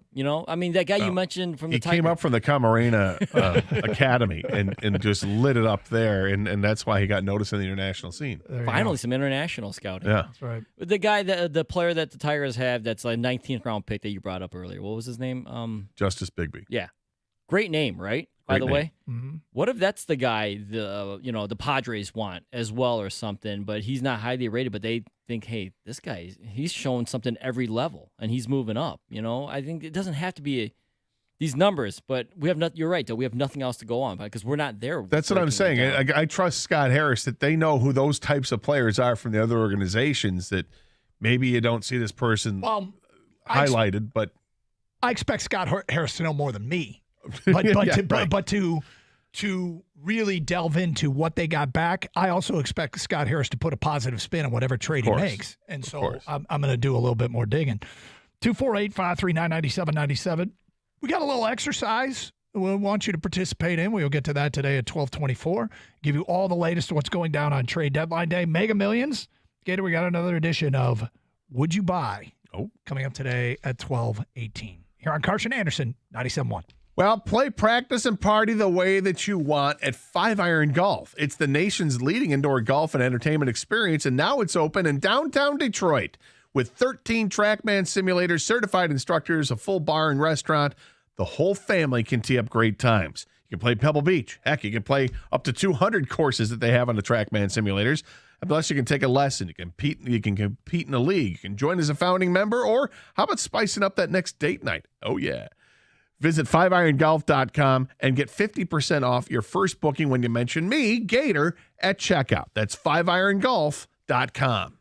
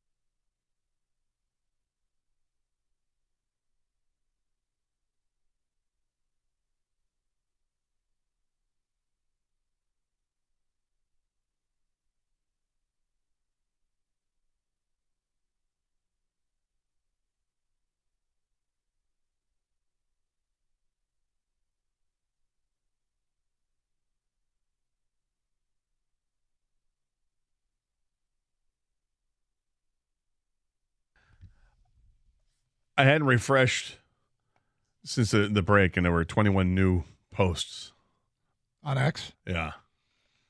Yeah, they're calling it refrex now, guys. Is that refrex? Yes. Refrex. All right. He refrexed. Yeah. And no, there's nothing new. All right, well. What about your sources? You check with your sources. My baseball sources? Yeah. I don't really have baseball sources as much. I got one. I mean, I have one ish. My guy's never really been good at giving out the information. My guy's been really good to me in terms of predicting success or failure for prospects. Yeah. He's not one that I would say gives me, here's what's about to happen. But when it does happen, he will tell me great move or risky move or bad move. I've got some guys that are great at giving out information after the fact. They got great information. That's but they don't want to give it to you. That's not particularly useful. No, not for that. They're not going to give you the rumor. Hey, here's what we got. Okay. Before we get to our little exercise that we're going to do, you, me, Kang, the people, we're going to do the exercise. Thank you. Yes. Another edition of Would You? Would you buy? You win the Mega Millions tonight. You are both buying tickets, yourself and Kang. $1.05 billion on the line. Would you put casino games in your house? I mean, go so far as to get a dealer if necessary. Like to have a kick-ass blackjack table or have a craps table there. Roulette table. Yeah, I'm not into roulette. Or poker table or something nice like that. Slot machines. No slots. But I could see myself having a craps table and a blackjack table. The blackjack table that might be able to be used for poker as well. I guess it could easily convert it. Yeah, I could do that. I could see that. Kang, what about you? I'd be on Ancestry.com finding out if I have any Native American blood in me, Doug, and there'd be a casino in my basement. Full-blown pit boss, cocktail waitress, lounge singer, 24-hour noodle joint. Is it smoke-free? Yeah, it'd have to be smoke-free for me. The oxygen tank going through the systems or whatever they claim or don't claim they have. The awful carpet. The loud carpet. Yeah, I'd have a casino game. It's which ones wouldn't I have, I guess. But, yeah, that would be awesome. At the least, an awesome poker table with, like, a dealer just sitting there waiting for me. Okay, full time. Yep. You win the Mega Millions, $1.05 billion. Would you hire a full-time chef? Yes. Would you? Yeah, absolutely. Because there were the times I would just say, you know what sounds good tonight? And then tell him and he makes it, him or her, whatever, right? Yeah, absolutely. Plus, you can stick to a diet a lot better when somebody's there preparing the foods for you. Mm-hmm. Did you take notes from Marcus Mariota's full-time chef and the TV show Quarterback? I tried. Yeah. Kang, would you hire a full-time chef? Yes, absolutely. Okay. I mean, yeah, the health factor alone right there is going to help you live longer because, hey, go get the best organic ingredients. Give me, don't go all Doug Karsh on me, but, we can get some kale in there. Why am I catching a stray? I'm not sitting here just quietly participating. I'm just. That's a good stray. You eat healthy, man. Yeah, kale wraps. Yeah. Final one. Would you visit a tropical island, and if so, which one? Oh, yeah. Absolutely. I'd visit many tropical islands. I mean, first of all, I've never been to Hawaii, so I want to go to Hawaii. Okay. And if learn the language first. Well, yeah, if I could get past the barrier. If I'm already out in the South Pacific in Hawaii, why not then take another plane and head out to Fiji has always intrigued me. Since I was a kid and followed Jimmy Superfly Snuka, the wrestler who hailed from the Isle of Fiji. Yeah. Did the old I love you with the hand. Well, yeah, and then I started. Once I learned that he was from Fiji, I would look up. Did a lot of studying and get out the old encyclopedia, look up Fiji, and it looked like it was a beautiful place. And since then, you've come to learn that Fiji is a beautiful place. It's amazing. I'd like to go to Fiji. Kang, you? Absolutely. I think is it Bali where they have those sweet like you basically stay in the water. I think a lot of places. The huts out on the ones that go. I got to do that, man. I got to. I've seen too many of those Yeah. pictures and videos. Right? I got to. Yeah. Yeah. So definitely, where like your floor is like glass, you can see. Yeah, that. Oh, absolutely. amazing. They come out to you and feed you like everything is in it, like a coconut shell or something. I don't know. I don't know. It just tastes better. It's in a coconut. It's a burger, but it's in a coconut shell. Delicious. Well, good. I wish you both the best of luck. And I hope that you can follow up on some of these dreams. I don't think Doug strikes me as a tropical island guy. You wouldn't go tropical island, would you? Nope. No, of course not. I would have an RV. I would not have a yacht. And I would have a small B-dubs in my But after, because I could see you, of course, would go to ski resorts throughout the world, which I totally understand. Yep. But at some point, aren't you going to want to change up and go somewhere nice and warm? No. No? I mean, I could. It would be so far down my list of priorities. Where's it? What about your family that wants to, when you say, all right, guys, we're going on vacation, where do you guys want to go? Well, and they're all like, anywhere in the world? And you're like, anywhere in the world, kids. Then Doug has to go. Then I'll go. Yeah. But it's not going to be on my list. It won't be a vacation. You know how many ski resorts there are? You know how many mountains there are to hike? Oh, Do you I know how know. much mountain biking I get to do? Where are the great mountain biking trails and stuff like that? Vegas. No, not good. I've been there. You know what Doug would want to do? He would want to go and do the Tour de France map. Ride the whole thing? Yeah. I don't think I'd want to ride the whole thing, but I would definitely ride portions of it for sure. One of the best, one of the best mountain bike trails in the country is in the Upper Peninsula. And the same guys that did that, and I think the Olympic team trained up there, put together one outside of Petoskey, it's incredible. It's like riding in a bathtub. Everything is just really, really well groomed. But anyway, yeah, I think of a bathtub being well groomed. Well, it's no, I know what you mean. It's just the ground it's on is well groomed. It's smooth like a bathtub surface, like a porcelain. Yes. Yep, it's really, really cool. All right, here's the exercise. You ready? I am ready. We are going to take 20 texts. We usually take 10 texts. Today we are taking 20 texts. Who is the first Tiger that's traded today, and what time will it go down? Do we want to include the team they're traded to, or is that too much? Let's just do player and time. Player and time sounds good. Player and time. First Tiger to be traded today, what time it goes down. I've got mine. Do you got yours? I do. Kang, do you got one? All right. We will tell you who ours are, but we'll take 20 texts right now. Give us your prediction. First Tiger traded today, and what time it will go down. If you want to include what they get back, like a vague reference to what they get back, feel free. Text us at 248-539-9797. We'll get to some of your answers and give you ours next here on 97.1.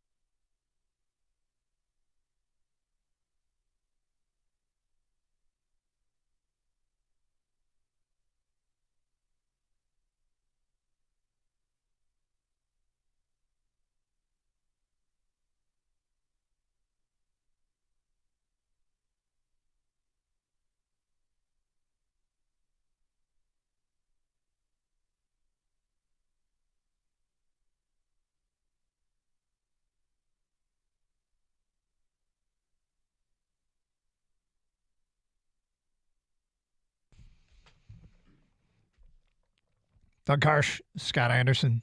97 won the ticket. All right, Gator. I'm going to read all these that have come in, and then I'm going to get yours and Kang's, and we'll our predictions on who is the first Tiger to be traded and what time it's going to go down. We got 20 texters on the record. Are you ready? I am ready. Alex writes in, Eduardo Rodriguez, 2:19 p.m. Tom in Canton says Erod, 2 p.m. Derek in Vegas, Lorenzen to Baltimore at 2 p.m. First domino to fall. Brian in Auburn Hills says no trades. Lesko says Lorenzen, 444. David D'Amato says Michael Lorenzen, 305. Tom in Brighton says Lorenzen, 347. Unnamed texter, no Detroit Tiger traded as Scott Harris will overplay the value of current Tiger players. Stephen Madison Heights, first one traded will be Lorenzen around 4:15. First Tiger to be traded, Lorenzen, 2:53 p.m. That's from Rob in a top lawn truck. Charles in a truck says Lorenzen, 3:48. Eric says Lorenzen at 4:09 for someone else's 11 to 15 prospect. Tony in Clarkston, Michael Lorenzen, 4:20. Nick in Utica says Jose Cisnero, 4:07. Rob in Plymouth says Michael Lorenzen at 3:37. Eric in Nashville says Erod to the Dodgers at 3:45. And Bill streaming at home says Michael Lorenzen at 4:02. It's funny because this has totally changed my answer because there were a couple right off the bat. I'm like, oh, I like that. Initially, I was thinking Rodriguez at 2:17. But then the first one that came in says Rodriguez 2:19. So I'm going to back off that. I'm going to change it up because I think they're going to unload Lorenzen first. And I think that happens earlier. So I'm going to go Lorenzen, 1:17. Wow.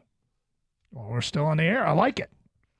That's my favorite one so far. I don't think there was a 1 o'clock hour? There was nothing earlier. I think 2:15 maybe, or 2 o'clock was the first one, right? Mine is Jose Cisnero at 2:05. Because nothing happens when we're on the air. It happens right after we're done. Typically. Yep. We know how this works. Yeah. When it happens when we're on the air, I'm so excited. At this hour, I get to say that a lot. But what do you got, Kang? I got it's going to happen fast and furious at 5 o'clock. I think Erod's the first to go at 5:05, and then 2 other trades are going to be made, followed by Lorenzen and Cisnero also. Cisnero. Yes. All right, so there's going to be 3 trades within an hour. The last hour. Because I think Scott Harris is just going to wait this thing out. Yeah, you might be right. The way this is shaken down, I got Cisnero at 2:05. Gators got Lorenzen at 1:17, and Kang's got Erod at 5:05. And I think if you were to ask me the most sure player, I would go Cisnero. Think it's traded? Yep. I know there's been this. Lorenzen. I think the thing is I keep worrying about high asking price. It worked out. It worked out for Steve Eisenman, right? Yeah. I mean, Eisenman, high asking price, drives a hard bargain. It's my final offer. Take it or leave it. I'm moving on. I think Cisnero is an add-in to one of the starting pitchers. Well, that could get them the coveted top 100 prospect, which I'm not as optimistic as you are, but those are some possibilities of what the people are predicting. If he doesn't trade Erod, if Scott Harris holds on to him, are you expecting an extension? Like, hey, you can't lose this guy for nothing. He's the hottest pitcher that you have for any trade value, right? Yeah. For Erod, if they don't trade him? I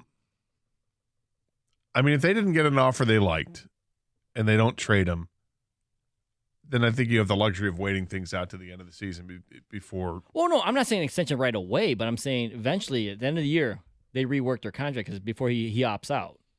Or he will opt out so they can rework his contract.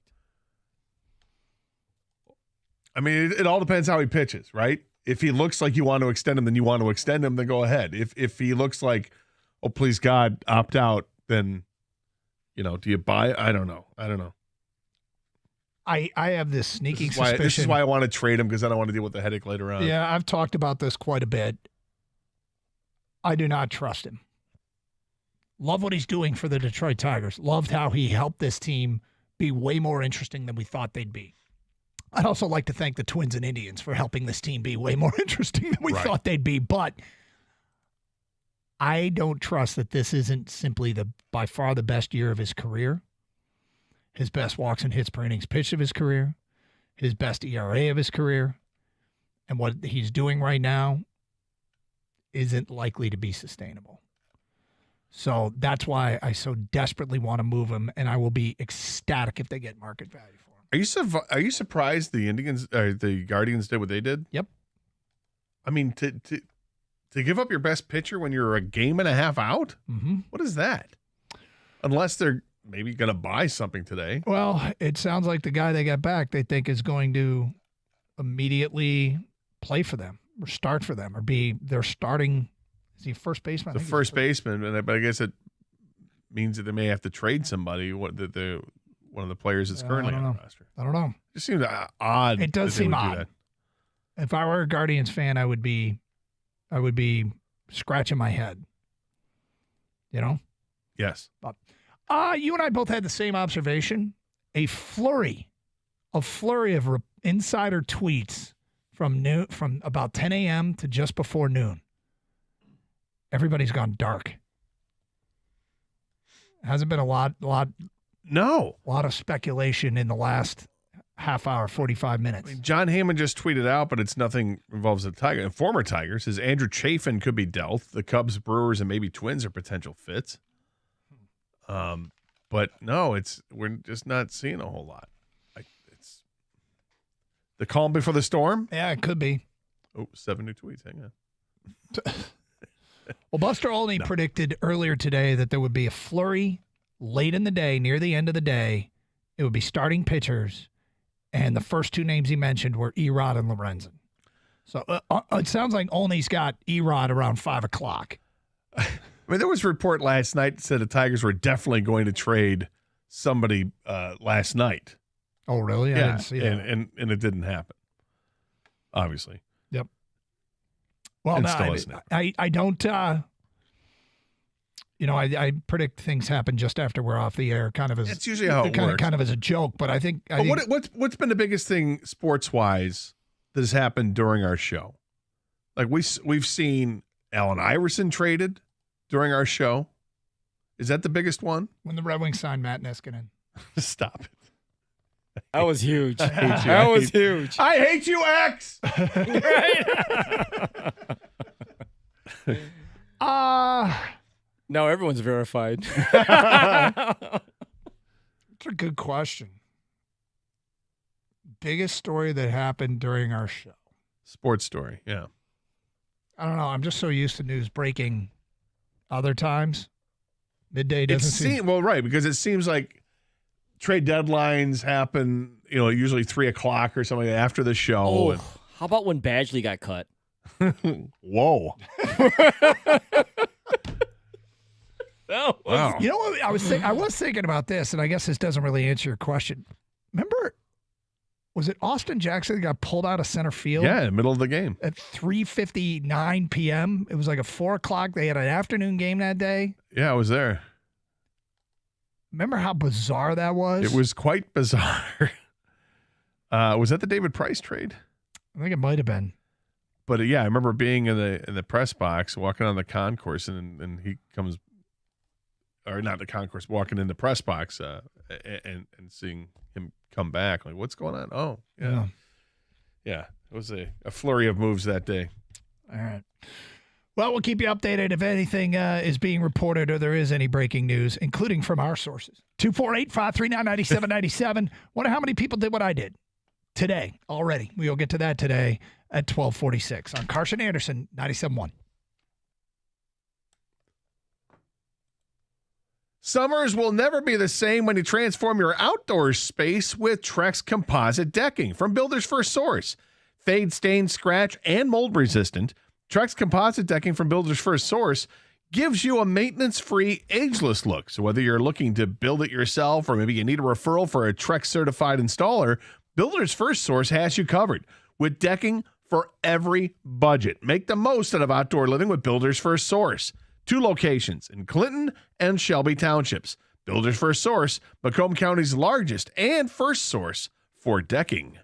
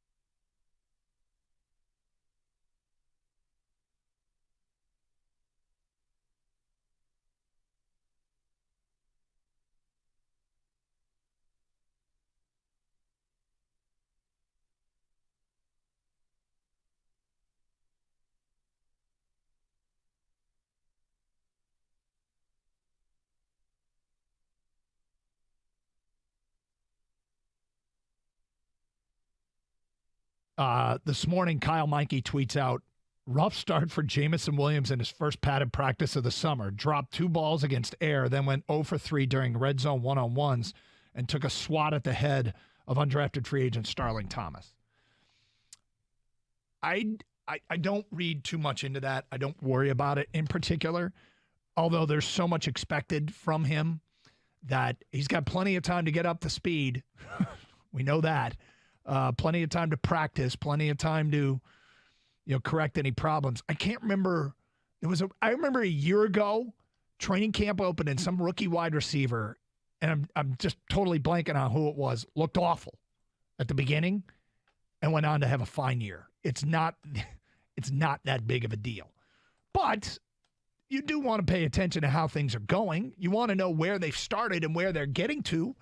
And you want examples of seeing guys getting better. And in Jamison Williams' case, it's not unexpected to see some growing pains. I mean, even when he played last year, do you think he felt 100%? Do you think he was up to 100%? Do you think he was, they say you can be back physically and have clearance from the doctors, but mentally, it takes some time before you're like, okay, I can trust this knee. I don't have to think about this knee. And so I don't think this is unusual at all to see a report that maybe J-Mo's struggling today. Joe Burrow will appear on season 2 of Netflix's Quarterback. Great choice. Great choice. You're making a face. No. See, I kind of wanted to be surprised, but yeah. I mean, he's interesting. Well, they have to announce a headliner, right? Someone, they had Mahomes. People were going to watch Burrow. regardless. I think they could have really drug it out until like maybe a week before and then said, okay, by the way, because now anytime you see Burrow doing something throughout the season, is it genuine? Or are you doing it for the cameras? All right, so Gator was Peyton Manning in the show. Netflix, sporting event today. When Burrow was limping with the calf injury, like, oh no, it's ruined. And take last the cameras night away. I went to We my got to daughter. find another one. Somebody else, real quick. Who's on the Rico Bill? Played soccer her whole life, and I said for quarterback season 2. I feel about getting up at 3 a.m. and watching this USA Portugal Women's World Cup game. Do I? And she said, 3 a.m., huh? And I said, yeah. And she goes, I said, well, look, here's the deal. I'm going to get up at 3. I'll wake you, and you can come downstairs and watch the game. And if you don't want to, just go back to sleep. Fall asleep on the couch. Well, I made the offer and went to bed a little bit early last night. We're watching the game in the command center or just in just the living room. Yeah. Okay. Because there wasn't a lot of other games I needed to be watching. I guess I could have been taking in the Netherlands and Vietnam if I wanted, but our U.S. women's national team in the Women's World Cup kind of, needed to perform. They needed to win and make sure that the Netherlands didn't win by more than 2 goals more than the U.S., for goal differential, and they would advance. There's been some criticism of the U.S. team. They don't seem to be quite as dominant as teams in years past. But so I decided I'd set the alarm. The alarm went off at 3, which is when the game was starting. And I rolled out of bed probably closer to 3:05. You're going to love this story. I go wake up my daughter. She grunts, rolls over. I said, just want to make sure you remember this. I'm trying to wake you up to go watch a game. I don't want you to say I didn't wake you.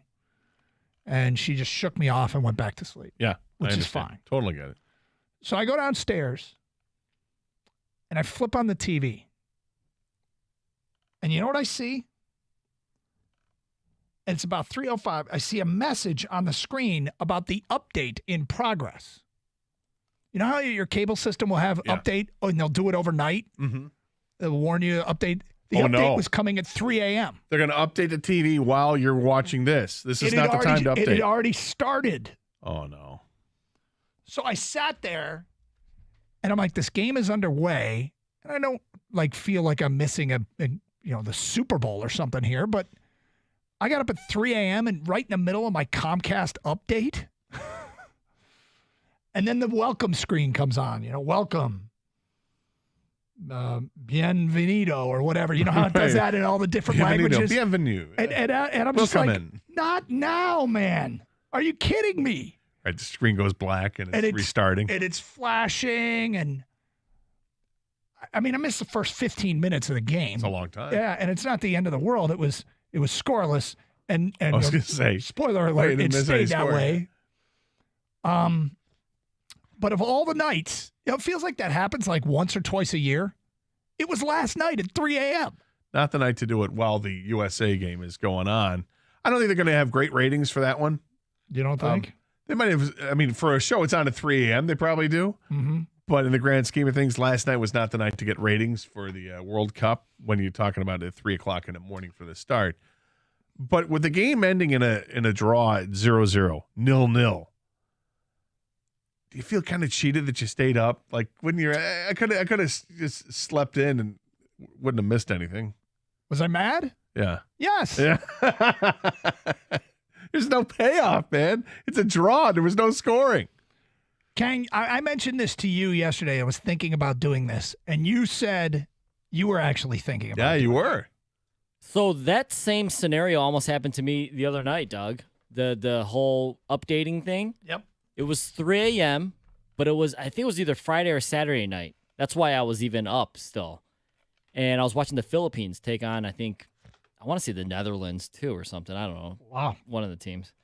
And it almost happened, but it asked me because I was watching it and it asked me, do you want to update now? I'm like, no.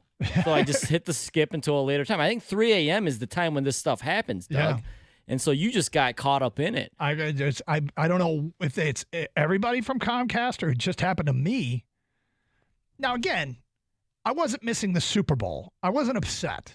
The no scoring got me upset. That I did this, I'm like, what was the point? Yeah, I just watched cross country with a ball.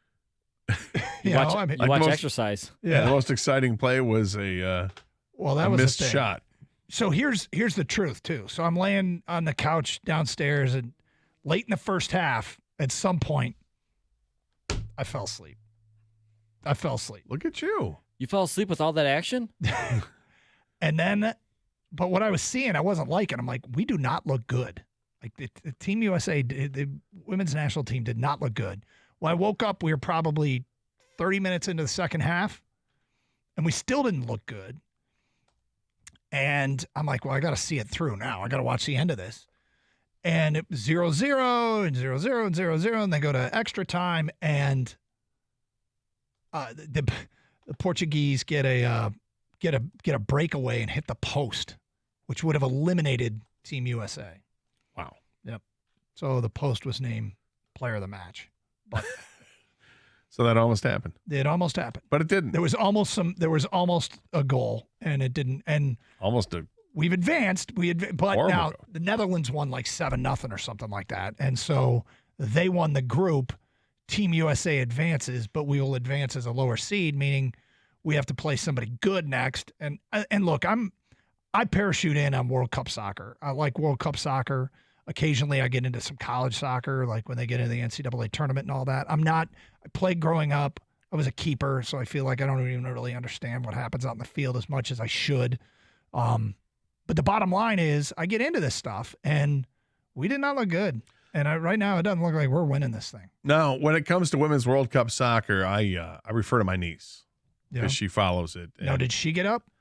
I don't know. I should probably text her and ask her if she did. But Please do. I will. I saw her on Monday night last week, or Tuesday night last week, and asked her about the World Cup. She asked me actually if I was going to watch it. I said, yeah, I'll watch when the USA plays, but I don't really care about the rest of it. Mm-hmm.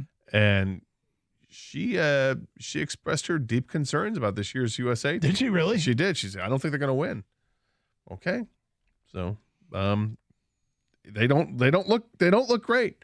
I mean, before it was like, oh yeah, they'd win 4-0 every game. Yeah. They just scored goals in bunches and nobody had an opportunity. But through the two games, they looked totally beatable. Well, bottom line is I did it, and I got to be honest, I'm kind of hitting a wall right now. Because after that performance, I didn't exactly go right back to sleep. So I literally lost sleep over this. Did you, first of all, did you finish the Careless Whisper Yes. So okay, I did finish Careless with the George Michael. The George Michael. Yeah, Well, Wham. it was the Wham documentary. Yeah, I'm sorry, Just it was George Wham. Michael. Yes, because that was the music that just came in from this. So when you were saying you were going to stay up later or something, I was like, oh, did he finish Wham last night? Is that why? No, I finished that probably the day we talked about it on the air. But so anyway, we're advancing, but we look shaky at best. Is there any text coming in? Did anybody else watch this thing, or was it just me? Some Comcast Xfinity workers are saying 3 a.m. is the default setting for all and it happens every night. You can change it, though, if you want. It happens every night? Yeah. You're just sleeping, Doug. Oh, okay. And that's why it's at 3 a.m. All right. Cross country with the ball is the best description of soccer I've heard. I mean, I like watching, and I have to admit, and I've said this on the air a bunch, I like watching sports where typically we are the underdog. Women's soccer is not one of them. Typically, we're the favorite. I think we are now the underdog. And we're the favorite in so much, and it's cool in USA. But when we do anything in soccer, it's an upset in men's soccer. So I just got a text back from my niece. Yeah. She watched it. She was on a plane. Oh, really? Right. She was I forgot she was out west, and she was taking the red eye from, I think, Portland out here. So she watched it on the plane as it was going on. Wow. That's a good break. That's kind of, you're right. Yeah, exactly. you got a red eye flight. You got actually a live game to watch. If I'm on a red eye flight, I really just want to sleep. How's that typically go for you? Sleeping on a plane? If I have my window seat, and if I've got something like whether it's a pillow or a blanket or some kind of clothing to put my head up against it, I'm okay. I've seen your technique. Yeah. Doug just lays out an entire row. Yeah, I know. I know. When there's Doug one works. available. Takes his shoes off, his socks off. All my clothes. Yeah. FBG25 on Twitch just posted, "Wake me up if there's a goal." You were paying attention. Wake me up if there's a goal. I got you. My niece said so bad it's good. It is great. Well, anytime you come up with a Wham reference, it's great. Yeah. In my opinion, they did not play well. They just looked disjointed and couldn't get a good pass off. They were playing to not lose instead of playing to win. Look at that. That's now we got a go-to soccer analyst, Gator's niece. This is what you get. Mm-hmm. But in a scenario like that, you can play not to lose. Yeah, they literally. I mean, they're just playing for a draw. They're playing for a draw. Hey, we move on, right? Yeah. We advance. So, anyway, apparently we're likely to play Sweden next. Oh. Yep. Gator, what are you going to do? What time is it going to be at? 3 a.m. Is it? No, I have no idea. They play Argentina at 3 a.m. tonight or tomorrow morning. Won't be watching that. No. Are you allowed to root for the Swedes there, Gator? I mean, you can root for whoever you want, so who are you going to root for? No, I'd root for Team USA. Against if USA plays Sweden, I'm rooting for USA. But it's not. I don't think I'll be horribly disappointed if Sweden wins it. All of a sudden, Gator Swedish. comes in with his Swedish flag on his back the next day. I've got a hat. Do you? Yeah. It's a hat that you could probably wear at a World Cup event, too. It's an obnoxious. Oh, please. Swedish you hat have with horns coming out the side. side. Obnoxious hat alert. Yes, sir. Yeah, let's talk about your hats for once. Yeah. Bring it in. It's awful. It's an awful hat. All right. We have a tweet from John Morosi. Sources: Orioles finalizing deal to acquire starting pitcher Michael Lorenzen and relief pitcher Jose Cisnero from the Tigers. In exchange for prospects. Hold on. Just hold on a second. Hang on. Just let me get organized here. We'll get to that. Okay. Oh, you're gonna tease me. We'll get to the prospects. I'll give you the prospects. All right. Heston Kjerstad. Stop it. Now you're making stuff up. No. You're not making stuff up? Judd Fabian and Justin Armbruster. You're not making that up? No. The Tigers are going to give up Lorenzen and Cisnero? This is a fake account. Yeah, of course it is. Fake Just account. stop with me. Why even do that? It's a fake account.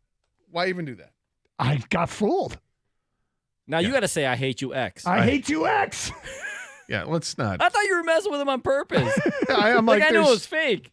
I thought, oh, hell, he's getting one on Gator now. That's funny. I seriously got fooled. I'm not kidding. That was not good. But wait a minute. How'd you get fooled? Yeah, no. I was It's there's fake, an guys. It's actual fake. John Morosi tweet that comes in not talking about the Tigers. Yep. Damn it! I thought you were. I'm like, no. That Sherkstack. I'm not even sure how you pronounce it, but there's no way he's like the second player taken the draft in 2022. It's not happening. Yeah, but they were throwing in Cisnero. Oh, Carson Anderson, 97.1.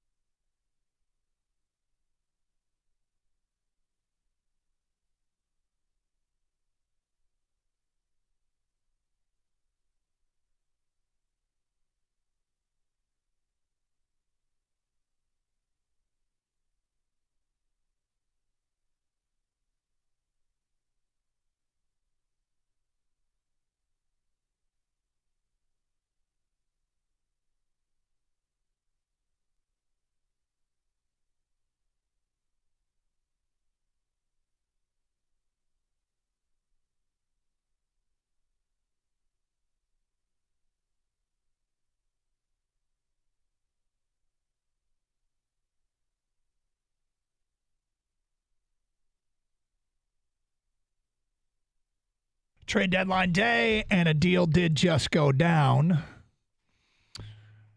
I wonder if this impacts the Tigers in any way. All the baseball insiders are reporting that the Braves have traded for Brad Hand, relief pitcher from the Rockies. And that, we've talked about the Tigers trying to improve the return. Is the best way to improve the return by coupling a starter and a bullpen arm. And the Braves are a team that is speculated quite a bit about a possibility to get one of the Detroit starters. I mean, are they going to want another bullpen arm? As they got one from the Rockies here. So I think that might eliminate the possibility of the Tigers going big with the Braves and getting a top 100 prospect back. But, I mean, hey, you never know. You never know. I think it would stand to reason that might not be the case now. But we'll see. We shall see. Well, in this trade, as I'm looking at, they get Alec Barger back, and he's not in the top 30 prospects, nor would he be because he's like 25 years old, never made it to the majors. High strikeout guy. Braves 12 only have strikeouts per 9, but Braves only have the one top 100 prospect. Who's the dude? Jimmo? What's his name? That's friends with Riley Green. Oh, Jimmo. What's his name? Vaughn Grissom. Yeah, him. Jimmo. Whatever. You never know. I was trying to remember his name. I couldn't remember his name. Grissom. Vaughn Grissom. Could be. He's not in the prospect list anymore, but. Right, and I'm not sure why he's not listed there, other than, I guess, because he's got over 200 bats. He's playing at the major league level. He's graduated from the list, as they like to say. So still nothing to report as the Detroit Tigers continue to, we await. We just wait to see what's going down. But nothing as of yet today. 248-539-9797. So you heard during the update there, and it's unfortunate, but we were discussing yesterday during the show, as we had a lot of football talk yesterday. The morning show was out at Allen Park, the headquarters of the Detroit Lions, for just do their show live and training camp and practice. And John came back telling stories and Stoney, and it was great. And I look forward to us getting out there. But one of the things we talked about yesterday is invariably, it's this time of year where the player you were counting on gets lost to injury. And that player, the first player for the Lions, I think it's the first player that we were counting on, is Shane Zylstra, the tight end. With all respect due, and I feel like it's a terrible thing to say, this is one they can overcome. Well, I think would be, 2 at best on the depth chart, probably 3 behind Brock Wright and Sam Laporta. Mm-hmm. But you don't want to hear it. And I particularly not the way that he got hurt. Apparently got hurt by a low tackle in practice. That it's not a tackle you need to see in practice. That's not, you don't do that with your teammates out there. I thought somebody said it wasn't a bad tackle, it was just a low tackle. It didn't seem like it was bad. I wasn't there. I think it might have been John or Stoney that made that was speculating that they didn't think it was. I don't know where you saw or read that. I read on Twitter yesterday. So okay. Sorry. That's X. too bad. Somebody had a post on X yesterday. Mm-hmm. So that's where I saw it. But no, you don't want to hear it anyway, because injuries are certainly part of the game. You're going to have them. But this is it's a serious one. Looks like done for the year. And it's unfortunate. Zylstra had he was part of that triumvirate of tight ends last year that had some nice plays. And they were touchdowns. It wasn't just, he caught this play for first down. He had a few touchdowns last year. So it's a knock to the depth. They go out and they sign somebody else. And look, they got through with 3 tight ends last year. One of them was not Laporta. So now they have 3 tight ends, and one of them is Laporta. Yeah, I'm a big James Mitchell fan. Yeah. And I think he and Brock Wright is still there. And can that triumvirate get it done? Yes. They also there's another tight end on the roster whose name is Deese. I forget. They just signed one today too. Did they? Yeah. Okay, that's what I was getting at. They're going to do something else. Yeah. It's a tweet from Jeff Passan. A post from Jeff Passan. San Diego Padres are finalizing a trade to acquire left-handed starter Rich Hill and first baseman Ji-Man Choi from the Pirates. So I bring that up because the Padres were listed as a team that might be interested in one of the Tigers starters. Well, if they've gone out and gotten Rich Hill, what is Rich Hill, like 65 years old? He's Jimmy Key. Yeah. He's old. He's left-handed. There you go. So we'll see if that changes the market at all for what the Tigers have. But I'm going to guess, they couldn't. They weren't. They'd probably rather Eduardo Rodriguez, but the Tigers are asking too much. Which, I mean, hold your position, Scott Harris, as these teams fall off. The Padres may not have as much to offer anyway. You just wonder in his back pocket, does he have a deal he'd accept that he's just waiting to see if he gets a better deal? You know what I mean? Yeah. He's told somebody, yeah, you can have him if I don't get a better offer. And if I do get a better offer, I'll let you know about it. But then maybe he's agreed to terms with a trade with another team, and he doesn't mind seeing the Padres fall out.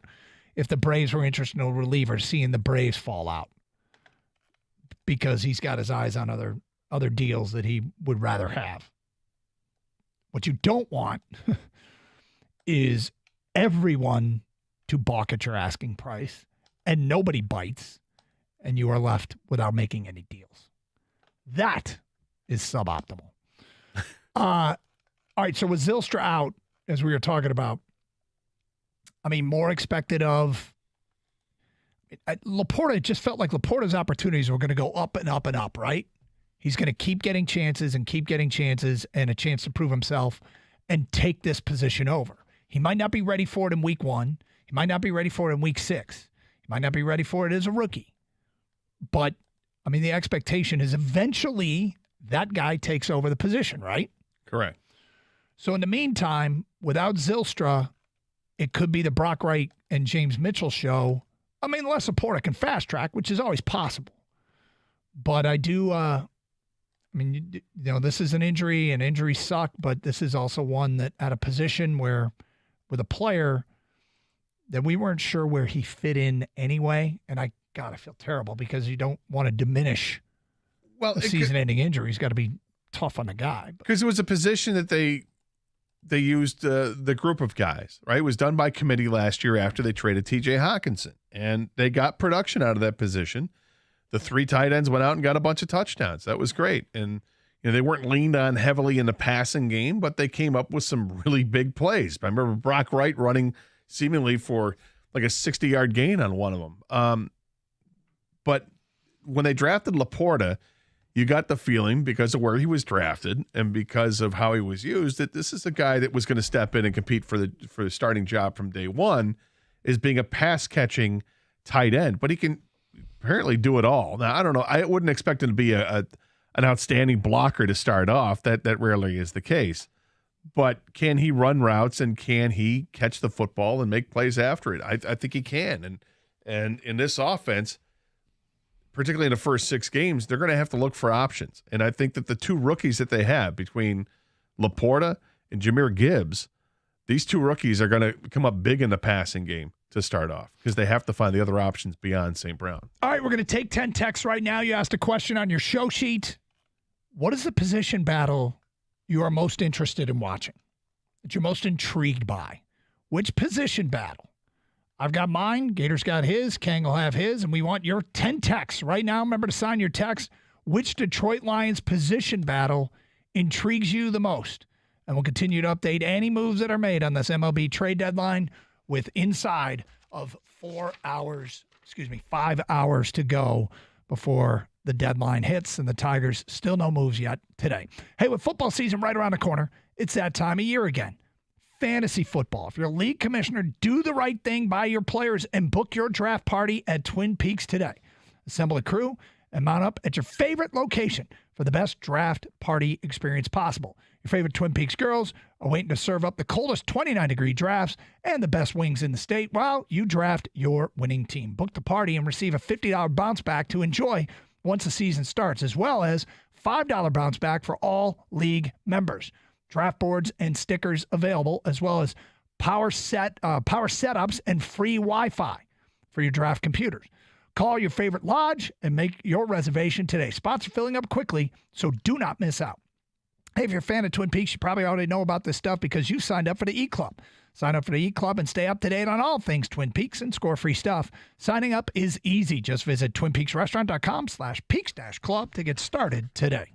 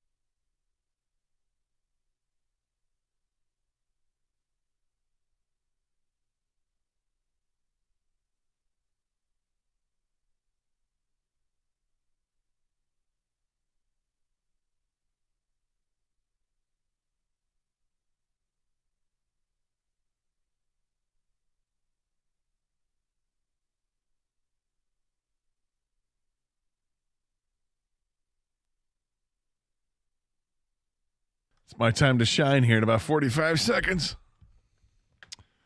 It is? Well, 117. That was my time. Oh, when this deal's going to go down? Yeah.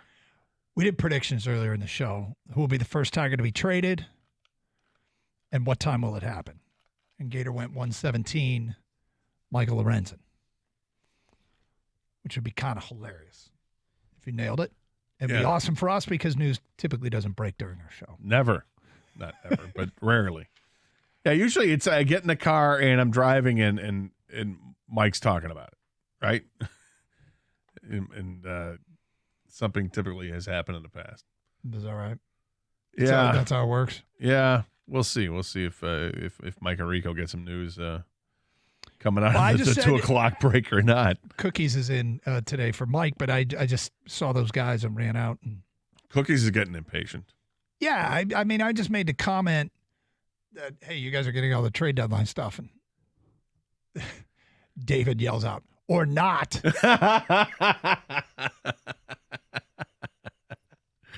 Yeah, Cookies keep sending out tick-tock, tick-tock. Hey, 5 hours left. Now we got less than 4 hours to go here. Mm-hmm. Is that right?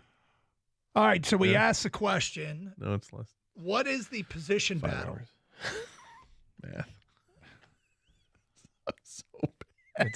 It's 5 hours and 43 minutes, 42 minutes now. There you go. Yeah. That's what I meant, Doug. What is the position battle It's actually, you're it's 4 hours and 42 minutes. 4 hours and 40. You're right. I'm wrong. My bad. Not a rough hour.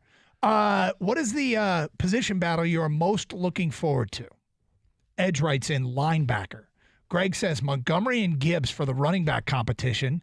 Also, how will those two look compared to Swift and Williams last year? Bo from Clyde says, who's going to start at both safety positions? Dave on his way home from work says linebacker.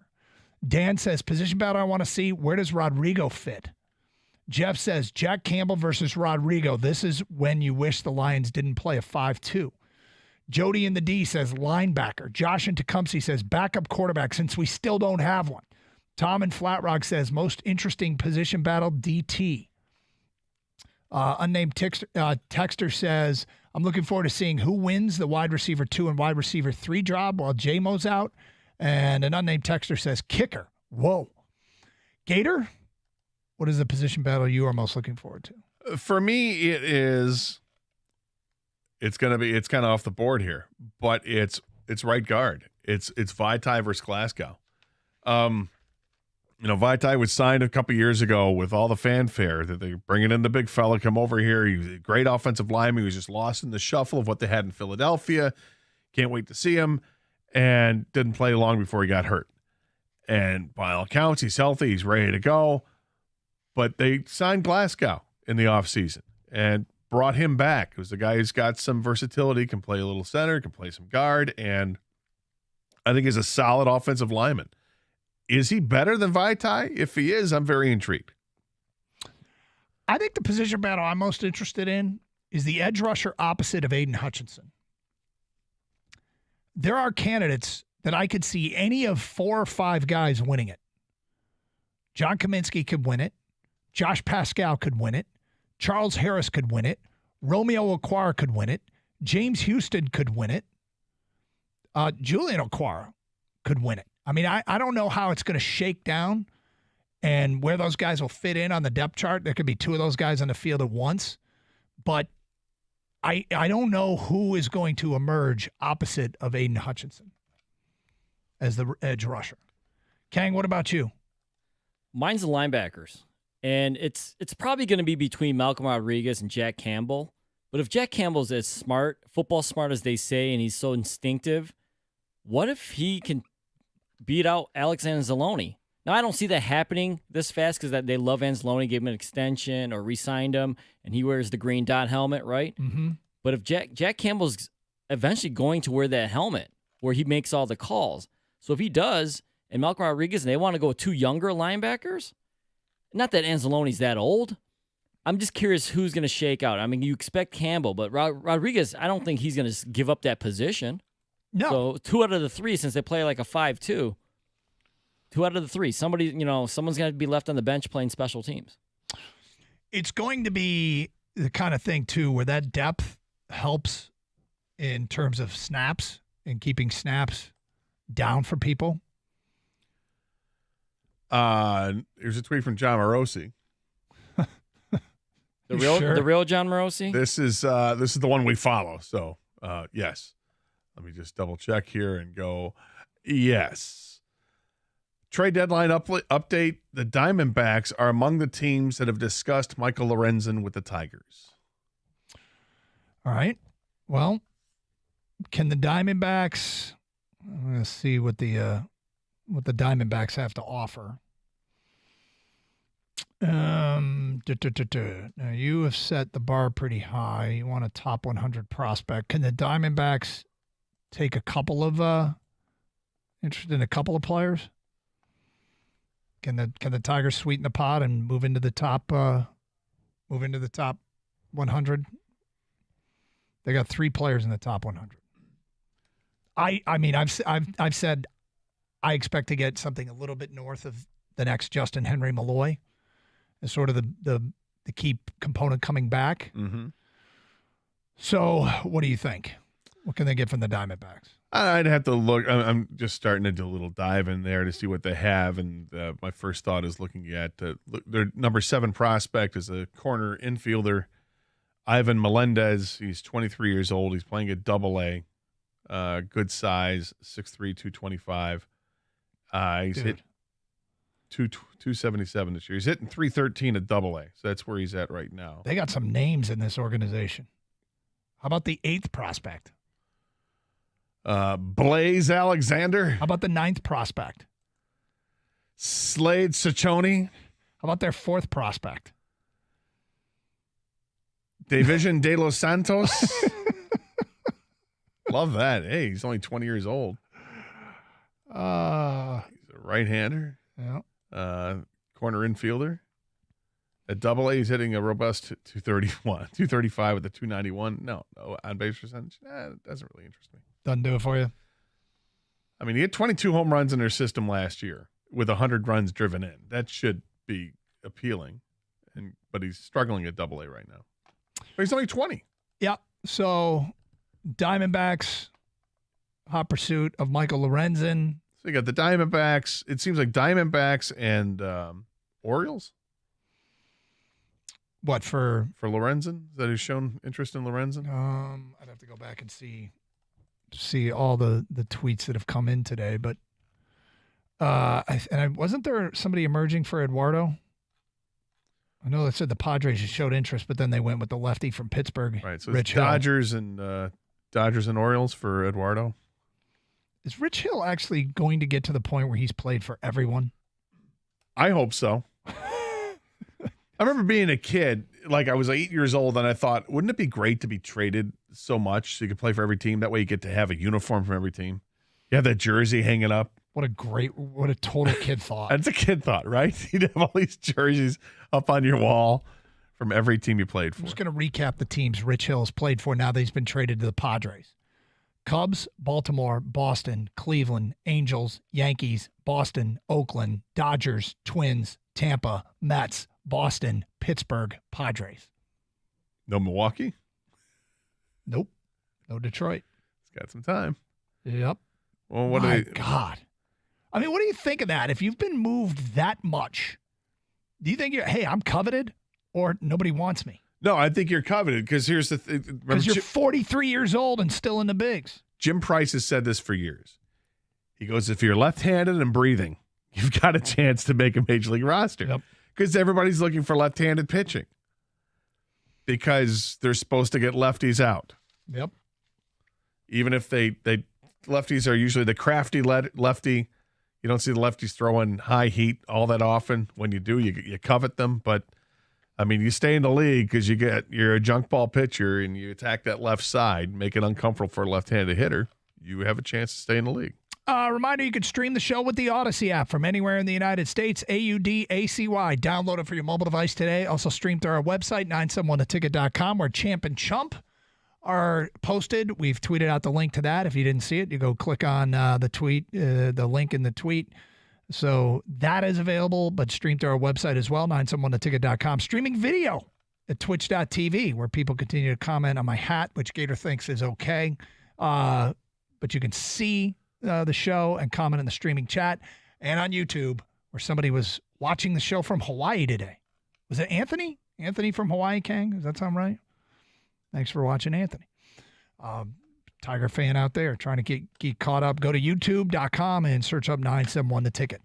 All right, Gator, I know you loved it, and it's coming back. We'll get to that today at 1:34 and continuing to update all that's going on MLB trade deadline here on 97.1 The Ticket.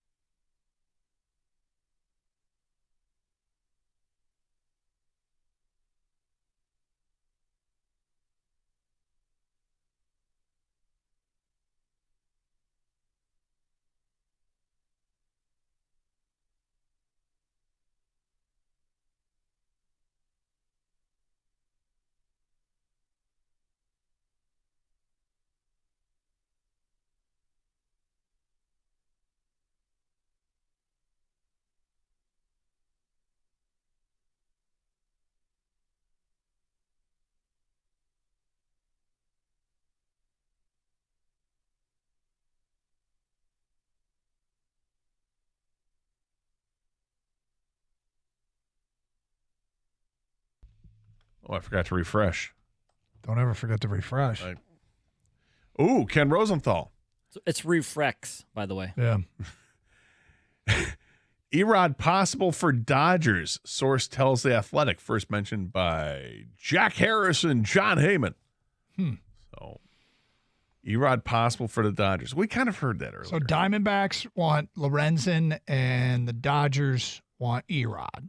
And Baltimore wants somebody too. Very interesting. Very interesting. Well, LFG, man. I know, right?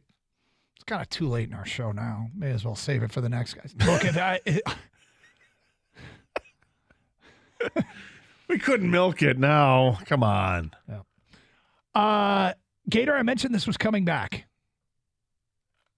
The Home Depot hot dog stand. According to a story in the Detroit Free Press, yes, the Home Depot hot dog stand is back at the Home Depot store in Troy on Coolidge. Okay. It reopened today. Question is, will other stores, will it follow? They should. Mm-hmm. This was a COVID closing, wasn't it, King? Yeah. So now that, we're not done with COVID by any means. In fact, there's stories that hospitalizations are going up again, but we're dealing with it, right? We've been through this for 3+ years. It is what it is, unfortunately. But we're all living alive, so why not bring it back? Yep. So will you venture to Home Depot a little bit more? Well, I will tell you this, that my next stop at Home Depot, I'm looking forward to having a hot dog. Because that's what, it's what you do at Depot. You're on the way out, and you're like, yeah, you're damn right I'm going to get a hot dog. And because it's been away for so long, you have to. Maybe not you. Yeah, that's okay. I get it. Don't look at Doug when you say that. Unless they decide to bring back a turkey dog option. I don't know. But you know what? Beyond Meat now is way more popular than it was pre-COVID. I haven't tried any Beyond Dog. Beyond Dog. Sounds appetizing. Yeah, it hasn't caught on. What? Yeah. Something called Beyond Dog hasn't gotten it? Plant-based dog? Meatless dog? Have had some Beyond Burgers that are really good. But the Beyond Dog, haven't come across that yet. You got to try it, right? You would try Beyond it. Dog? Yeah. Yeah, I would.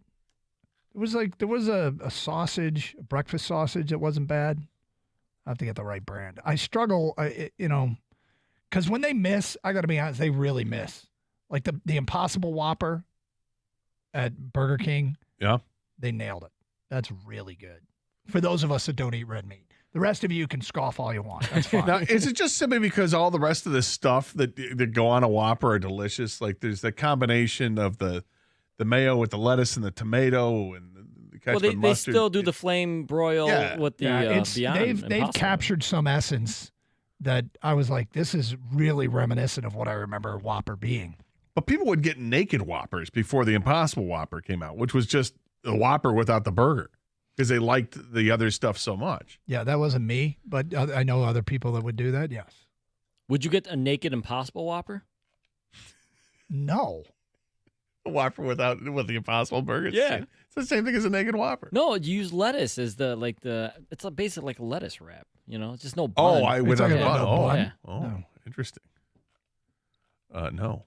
Well, I didn't ask you. Right. Probably not. How messy would that be? It'd be pretty messy. But, yeah, the Impossible Whopper is the best meat substitute burger I've ever had. In fact, Ken, could you walk out of a Home Depot? You're a hot dog. You like hot dogs. Could you, because it's been away so long, even if you just ate lunch and you go into Home Depot, you're like, I need to get a new socket set. You get your socket set, you walk out, and you see that a hot dog stand is there. You still got room for a dog, right? The Depot dog, I'm fine with the Depot dog, but it's not. It's Costco, not life-changing. No. The Costco dog ranks higher for me. It does. The Sam's Club dog. That's a serious hot dog. Yeah, those rank higher. There's other dogs that are higher on my ladder, but I can walk out without having to get one. There's something about leaving Home Depot and having the opportunity to get the dog. Is it's like, you know what? I'm about to do work here. I just bought a tarp. I have earned the right. I got a tarp, an axe, and some 4-penny nails. I got to make some things happen today. I deserve that hot dog. Do I'm you gonna eat the hell out of that hot dog. Do you need to buy like the manly stuff to get the dog, or can you come in with like a light bulb, walk out? I think you can see. Yeah, I mean, cleaning products. Windex. Is it dimmable? Oh, the dimmable lights. Yeah, dimmable LED. Yeah, I mean, you're changing things up. You're right. Getting a mop. Yeah. Absolutely right, because that's gonna be work. You're gonna do some work. Okay, is there anything at Home Depot you can buy that is not dog worthy? Doesn't qualify for getting a dog?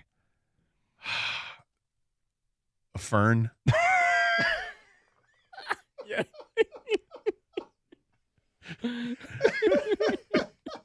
That's already planted. It's already in a pot. You just have to set plant. it. Yeah. If you're not potting the fern in your yard, then no. Then you haven't deserved it yet. But what you're doing is you're still getting that dog because you're hungry. So, and you're probably getting 2.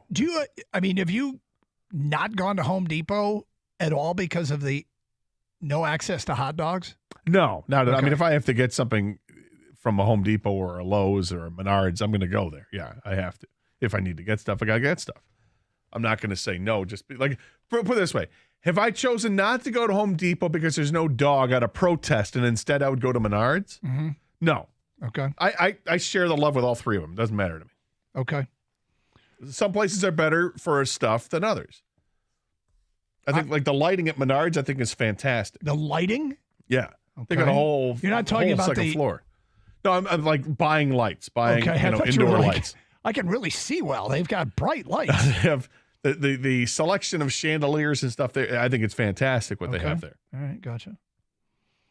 Kang, have you avoided Home Depot or said, yeah, I'm not going to go. They don't have dogs. I'll just go to this other local place or Lowe's or something? No, in fact, I've gone more because they have these. I think it's like once a month, the first Saturday of every month or something. They have these workshops for little kids. Yeah. And I take my little girl, and she watches my wife put together something while she stands there with her cute little you apron. don't do it? No, I don't want any part of it. Really? Nope. I'm going to get a hot dog at this point. Kang's got a policy. Your policy is you don't participate in the workshops? Nope. Nope. I'm like the only dad, too. I think it stands on the side. Really? Well, I got 2, so I'm watching the 2-year-old. But yeah, she's always like, "You want to do this?" I'm like, "No, you're good at it. Go for it." It's mother-daughter. The positive reinforcement so you can back out gracefully. You're really good at this. Do you want to? No, I don't want to. Momentum's your way. You've got this. Momentum is your way. You're making great progress. That's a hell of a bird feeder. You're doing a great job. That's a hell of a bird feeder. Yeah. No, great job. What do you need me to get some more wood glue? I'll get some wood glue. I got it. I got that. Because what ends up happening is you do the whole project. The kids are like, if you want it done okay, there's some hammering going on. There's nails. There's painting. I don't want it. He's getting the replacements for the Swiffer wet jet. You're getting the replacement pads. I'm going to go be in the fern section. Yeah. What size did you want? What kind of color pot? How big of a fern do we need? It's going to grow everywhere anyway. Ferns. All right, so we've got the list. Ferns on the list. If there's a plan on the list. I had some ferns growing wild in my backyard along my house, and I've had to try to limit the fern, cut some out, like a lot of it out, and it still just grows back. All right, here's an update from Ken Rosenthal regarding the Dodgers' pursuit of Eduardo Rodriguez. The Dodgers are on Rodriguez's 10-team no-trade list, sources tell The Athletic. Players generally require to be compensated in some form to waive a no-trade. Isn't always monetarily, but the no-trade gives the player leverage. So Erod did not want to go to the Dodgers. Well, he's not been traded there. No. Dodgers showing interest. But if he's going to go there, he has to waive the no-trade clause. So what would be on his list? Hot dog roller? Griddle? Both? He's in a position of power right now. A Yeti so, cooler? Yeah. He really is. All right, so 8-track player. 4 hours, 20 minutes ago, Tiger's name circling around Major League Baseball and Tiger starters, all possible, going to a variety of places. Dodgers are after Erod. Diamondbacks are after Lorenzen. We'll keep you updated throughout the day here on Carson Anderson, 97.1. Are you tired of being tracked online? Well, of course you are. So do something about it and download the DuckDuckGo app to help block those trackers when you're browsing and searching. If you use DuckDuckGo as your browser, you're going to be able to conduct private searches with the help of tracker blockers that help to prevent the spies that are on your searches. Look, it's not the number 2 mobile search engine in the country for nothing. Also Canada, the UK, Australia, and more.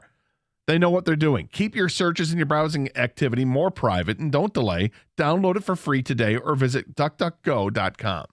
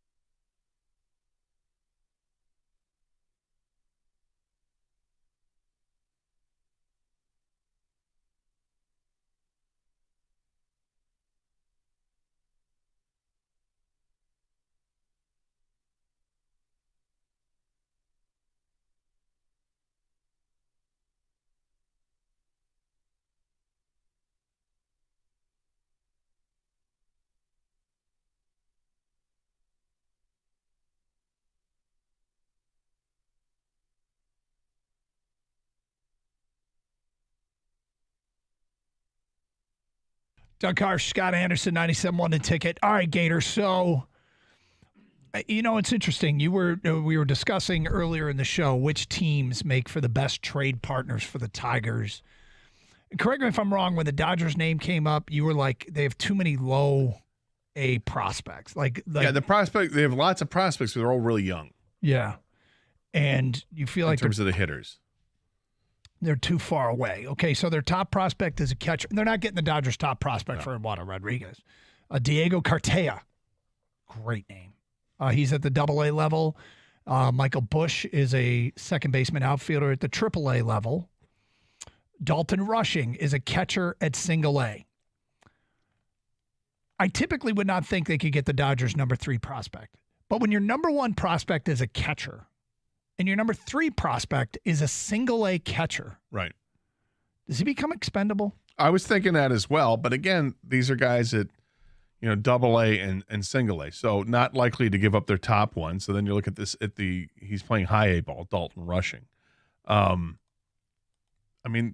The Tigers have a catching prospect at single A level right now that they like, and he's 18. Mm-hmm. But I don't know. That screams to me, if you're playing high A right now, you're 2 years away at least. At least. But he's 22, so maybe he's on a faster track than that. Although the ETA says 2025 on MLB.com. But their next guy is an outfielder, Andy Pages. And he's hit 277 this year in the minors with 2 different teams, including he just got promoted, or maybe I don't know if he was just promoted or he played at least one game at Oklahoma City at AAA. But he's basically played at AA all season. Hit 284 with a 430 on base percentage. Andy Pages is considered the 53rd best prospect in the game. And I think the idea of getting a top 100 prospect for Eduardo Rodriguez as a potential rental is probably unrealistic, but could they sweeten the pot somehow, some way? Could they include an addendum of potentially not, picking up his contract or, picking up some of the contract, Yeah, but again, this is where you start to talk about teams that have depth in their organization. Teams like the Dodgers aren't afraid to spend money on free agents and make trades for other teams' players. They operated at a different level with a different kind of payroll. So it's like they can do anything they want, which means that they can afford to give up top prospects. They don't. I don't know if they care as much. If it means that they can have a better chance of winning the World Series, which is all they care about. It's really kind of all you should care about at that level. So, could that happen? It could happen. Well, it's just interesting to go over their prospect list and see if there is a match there. Teams I want to be talking to include the Dodgers, the Orioles. It seems like they have plenty of talent to offer back the other direction. Maybe not so much the Diamondbacks. Their prospects, their best prospects. They don't have a ton of them. They have 2 position players in the top 15, though, and you probably aren't accessing them. Probably not. But again, I'll go back to what I said with the Tigers guys, right? The Tigers top 30 list on MLB.com does not include Justice Bigbie, right? He's a 22-year-old kid who's played at single A and double A this year. At bats kind of distributed equally there, and he has just killed it. So when the next list comes out, would he be on that list? I imagine he is. How high is he on the list? Is he top 15? Is he top 20? I don't know. But the Tigers have players like that. So do other teams have players like that? Of course they do. So there'll be players that after a second or a deeper dive, you'll look at him like, oh my God, this guy looks pretty good. How come he wasn't on the top 30 list? Well, it hasn't been updated yet or just kind of ran under the radar. I'm encouraged because I think Scott Harris, I think he's got a really good feel for what's going on with the minor leagues. Well, it's kind of like where he came from with the scouting and all that. There's a lot that goes into this job to be successful, right? You have to be able to identify talent and draft talent. And Harris sounds like he is a draft, like he goes over the top. It's his passion is to scout and draft players, and hopefully that proves to be the case. Another part is wheeling and dealing, and I think our previous guy was awful at this. Yeah. I said earlier in the show, I thought he had no creativity. He said, I have an apple, you got an orange, you want to trade? And that was it. There was no, hey, we'll pick up a portion of this salary And it was more like, I have an apple, you have a rock. Yeah. Let's make a trade. I got a rock. Thanks, Al. I mean, honestly, it was no he would publicly disparage players that he had to trade. I mean, he was awful at creating a market. So if Scott Harris, speaks of being just a absolute freak when it comes to wanting to excel at the draft. Like he really wants that to be a strength, and he's a geek when it comes to drafting players.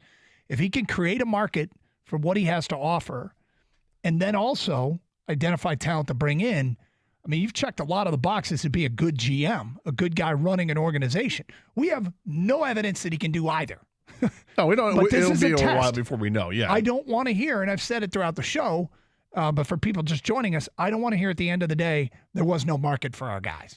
Correct. Because there's a market for the guys you didn't create. If they don't trade guys, I'm getting hostile. I'm not meaning hostile. I sound like I'm getting hostile, but if you get to the end of the day and you say that tells me that you asked too much or didn't do a good job creating the market that, hey, people, I got to outbid them just to get Erod. When I'm getting ready to watch the Tigers tonight, I'm hoping to hear that there have been at least 2 players moved, being the 2 starting pitchers. And I think that there's room for throwing in a Cisnero or a Lang in a trade if it makes sense. But those 2 guys have got to go. There's a market for them. We're nearing just over 4 hours left until the trade deadline. This is what I want to hear. And I want to hear who they got back, or guys that are part of this team's future, guys that are going to be the core of the future, added to the core. And guys that represent what Scott Harris has been preaching about since he took over on day one, players who can command a strike zone as a hitter. They don't chase. They swing only what's in the strike zone, and they know how to draw a walk and get on base. That's what I'm hoping for. We'll see how it plays out, but I'm confident he can get it done. But each minute that passes, you get a little more nervous. Who's going to blink about first? This. Yeah. Scott Harris or Bayer, whatever Bayer team is involved. Jim Costa and Rico Beard have made their way in studio. What's up, gentlemen? Kind of hot in here. Is it? I think so. Heat's cranking up as we get closer to the deadline. It's getting hot in here, so don't take off our clothes. These cameras aren't on, right? We can do that. Goes back to our conversation we had out in the bullpen. Which was? You had for David. Can we share on the air or no? Well, yeah, it's a segment we're going to do. So. Oh, okay. Quizzing David, because he basically said that he's now a white guy. So. Oh, white guy. Things that white people like. Yeah. Was it 50 degrees out and he was wearing shorts? Oh, might be on the list. That's a big thing. White guys in shorts way too early in the spring. It's warmer today, so I didn't see that until I got to college. Like, what are you doing? That's what we do, man. I was like, man, it's cold outside. I know, but we're just going straight to class. Sun's out. Right. Sun's out. I just want to feel comfortable. Shorts make me comfortable.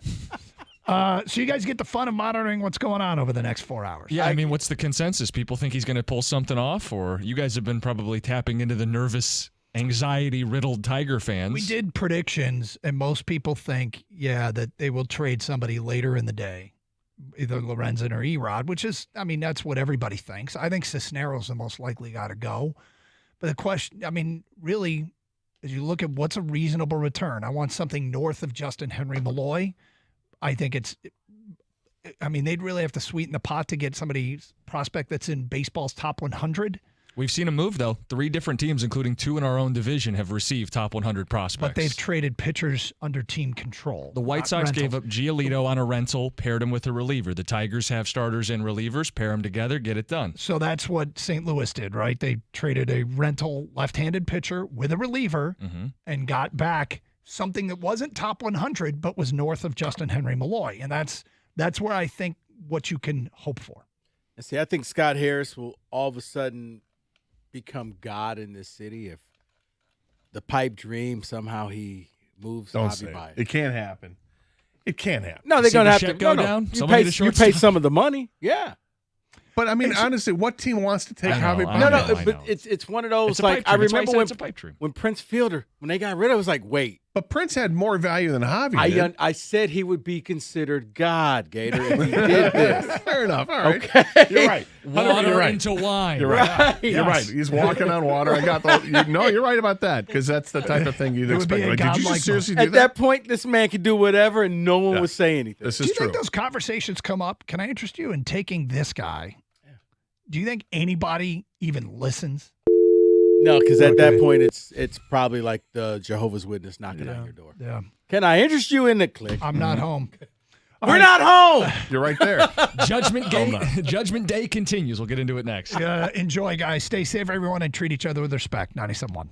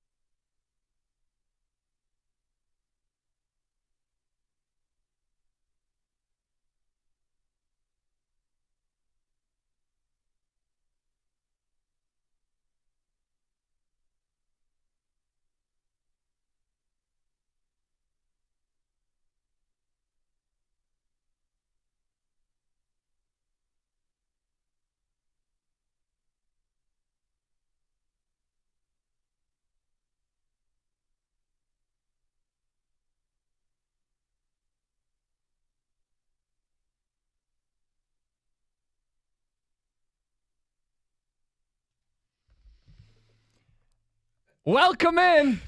What do you think we're talking about today? Deadline day. You see a smile on your face, Rico. It's 4 hours. No, I just put 2 and 2 together. That's why. Because I heard one of these, and I was just like, that's not what I get what you did. Okay. Do we know where he is? 4 hours and counting. Each hour. Okay. Maybe more often than that. We'll see. Rico, that's where we begin, and we're going to stick with this for a good chunk of the show, trying to figure out what's going on in the head of Scott Harris. I think Scott Harris he's told you without telling you, and you kind of heard it in the update, the reports are, he's got a hard line in the sand. I want this for these guys. I'm not willing to take anything less than that. We have to wait and see. As the deadline gets closer and closer, I think teams start to become a little more flexible. Okay, are we going to do this or not type of thing. But I'm okay. But I haven't hit the button yet. You're not panicking? No. A little anxiety? No. None? None. You're just cool, calm, collected over there? This is his job. This is a first-time executive. Right. He's never done this before. So, is it at all possible he overplays his hand and he gets left holding the bag and we get pennies on the dollar? Does that not even enter your mind? No. Maybe tomorrow, but let's let the man do his job. Okay? It's like your mother telling you, get out the kitchen. I'm cooking. Leave me alone. He's doing his thing. He's quiet. That's not going on in your head? No. I mean, you guys, you're like being in the rocking chair, man. It gives you something to do, but at the end of the day, you went nowhere. Rico, I think they're going to move Lorenzen, and they should move him and Eduardo Rodriguez. The question is, will he get the return we want? What is it that we want? Well, we can help answer that together collectively. We got phones. We can take them. But to me, I think the asking price, the return required is a top 100 prospect or major league ready player. No, and that sounds fine. But I always laugh because we do this all the time as fans. And I guess that's why you're fans. But what do we want in the NFL draft? Oh, it's got to be defensive lines. Hey, David, what don't we do? We don't draft running backs in the first round. And what happened? All of a sudden, he did it, and you know what you do as a fan? You shrug your shoulder. He's a weapon, Rico. He's not just a running back. He's going to catch passes. It came down, for NHL free agency. Poor Kenny is locked out of X or Twitter because he keeps refreshing. And in the end, Eisman pulled off the deal. That's what we do. I understand where you are. Come 6:01. And Rieger and Wojo are in here annoying us, and they've done nothing. Okay, you were right. But for now, I'm good. I'm going to let this man do his job. I have no panic. I have no anxiety. Rico. And I do believe because there has not been a deal made, he's going to get what you want. He's not just saying, I'll take anything. He's saying, no. New sheriff in town, you're going to respect me. So it sounds like he's not making a deal today. That's what it feels like right now. Gloomy Gus over here. After 2:00. Make a deal. Rico, you said you're going to let him do his job. So am I. I don't plan on going downtown and stopping him from making phone calls. Right. I'm going to let him do his job too. Right, but you know I what do you want to turned paint into? The picture. What have I done? You're kid in the back seat. Are we there yet? Are we there yet? Are we there yet? That's you. Are we there yet? I think there's a heightened emphasis when it's your first trade deadline. And we're trying to figure out what exactly it is that you do and what do you believe in and how are you going to build this thing. And yes, I respect drawing a hard line in the sand. But if you misplay your hand, if the market dries up, there's a deadline for you too, not just for the other guys. If we get to 6:00 and he's got to just take what he can get, he will have misplayed his hand. And you know what's going to enter the equation at that point, Rico? I know. Why didn't he hire a general manager? There it is. First-time executive. Asked about it a year ago. We'll get to it. Asked about it this summer. I'm going to get to it. Too much going on. Would it help to have one more smart baseball guy in the room when you navigate your first trade deadline? Again, that's not relevant until the deadline passes and he doesn't deliver. It's right. It's not relevant until he fails. Right. It is. It's. I've seen this before where, I remember. It was, what was it? Rich Rodriguez didn't wear headsets. And he was like, I got $1 million coordinators until all of a sudden plays were getting screwed up. And then you don't wear headsets. This is it. Well, why don't you have a GM? I don't need a GM until you screw this up. Until you need a GM. Give him a chance to screw it up. Where are people at today? The anxiety index. We've called it Judgment Day for Scott Harris. I know, Rico, you're hesitant to judge the man on today. I think it's entirely fair to judge him this day on what he does as the general manager and team president, because he's occupying both roles. He's come in here, and this is his first impression, navigating a deadline where he does have leverage, where he has Eduardo Rodriguez. He's one of the 10 best pitchers this season. You look at ERA, the guy's a frontline ace. He's a lefty. Every contender wants him and reportedly are interested in him. So does he maximize the value? If it's the Orioles, who I think are the best trade partner out there with 8 top 100 hitting prospects, I get it. You're not getting Jackson Holliday number 1. But can you pluck off one of these infielders? Can you get these guys who are on the cusp of being in the majors that don't fit into Baltimore's plans? You would hope so. How about the Dodgers? They have 4 top 100 hitting prospects. Reports out today, if they don't get Verlander, they're going to be looking at Eduardo. Can you get one of their top prospects? And I think you will. I think it happens, but right now it's set up for him to do it. But if he doesn't, he's not above reproach. He should be criticized, and we should question him. Oh, he should be. And I'm not going to sit here and try and defend him on this hill. Like, no. I am simply saying I can't criticize a man because he's in the process of doing his job. Now, if at the end of the day he does nothing or is lackluster, fair game. Jim, I can't stop you because I probably will join you. But my anxiety, you know what? Come 5:30, if we've heard nothing, then okay. Now I'm starting to feel like, okay, what are we doing? But right now, I'm assuming he's working the phones because like most GMs, you're hearing the rumblings that the Tigers are in play, but it sounds like Justin Verlander is the linchpin. Yeah. Once we figure out where he's going, then I think you're going to see a whole lot of trades fall into place after that. But teams, I think, would rather have Verlander than Rodriguez. So if I can't get Verlander, we got the Tigers on speed dial, and we'll make that call to them. Here's the reporting. Morosi today, MLB Network, he says the update on Verlander. Astros, Dodgers, Braves, and Orioles are all involved. The same 4 clubs are engaged in other rotation options. They likely will come to a point where the suitors pivot to find pitching elsewhere. Right.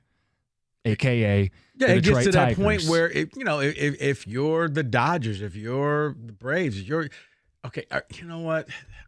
I'm tired of dealing with this Verlander. Call Detroit. Call Detroit. Let's just make the deal, and we can live with that. That's what happens as the deadline. And at that point, now if you got 2 teams going, Harris is like, well, and telling the Dodgers, Atlanta's on the phone with me. I mean, it's like the scene out of Moneyball. I got them on the phone. What do you want to do? So, wait, something happened? No, David was just passing along that we're going to update people when we get stuff because, of course, stuff should happen today. We're of the belief stuff should happen today, but I want to check in with people. Except for David. It ain't happening yet. He's as skeptical as they come. Make the deal. David wants to talk about the 20 NFL players Harbaugh's going to get drafted. Hello, are you there? Are you in your office working, Scott? Do you know where your general manager is? Okay, it's simple as this. You Team Rico, Team Costa. Are you nervous or are you cool as a cucumber today? You have no issues, no stress. It's going to happen. No big deal. Or do you have that clock going in the back of your head? Tick, tick, tick, tick, tick, tick, tick, tick, tick, tick, tick. Is he going to do it? This is a first-time executive. A lot of pressure on Scott Harris. That's not why the tick, tick, tick, and that's not why it's the pressure. It's not because he's a first-time executive. Let's be real. Everybody still has PTSD from the last guy.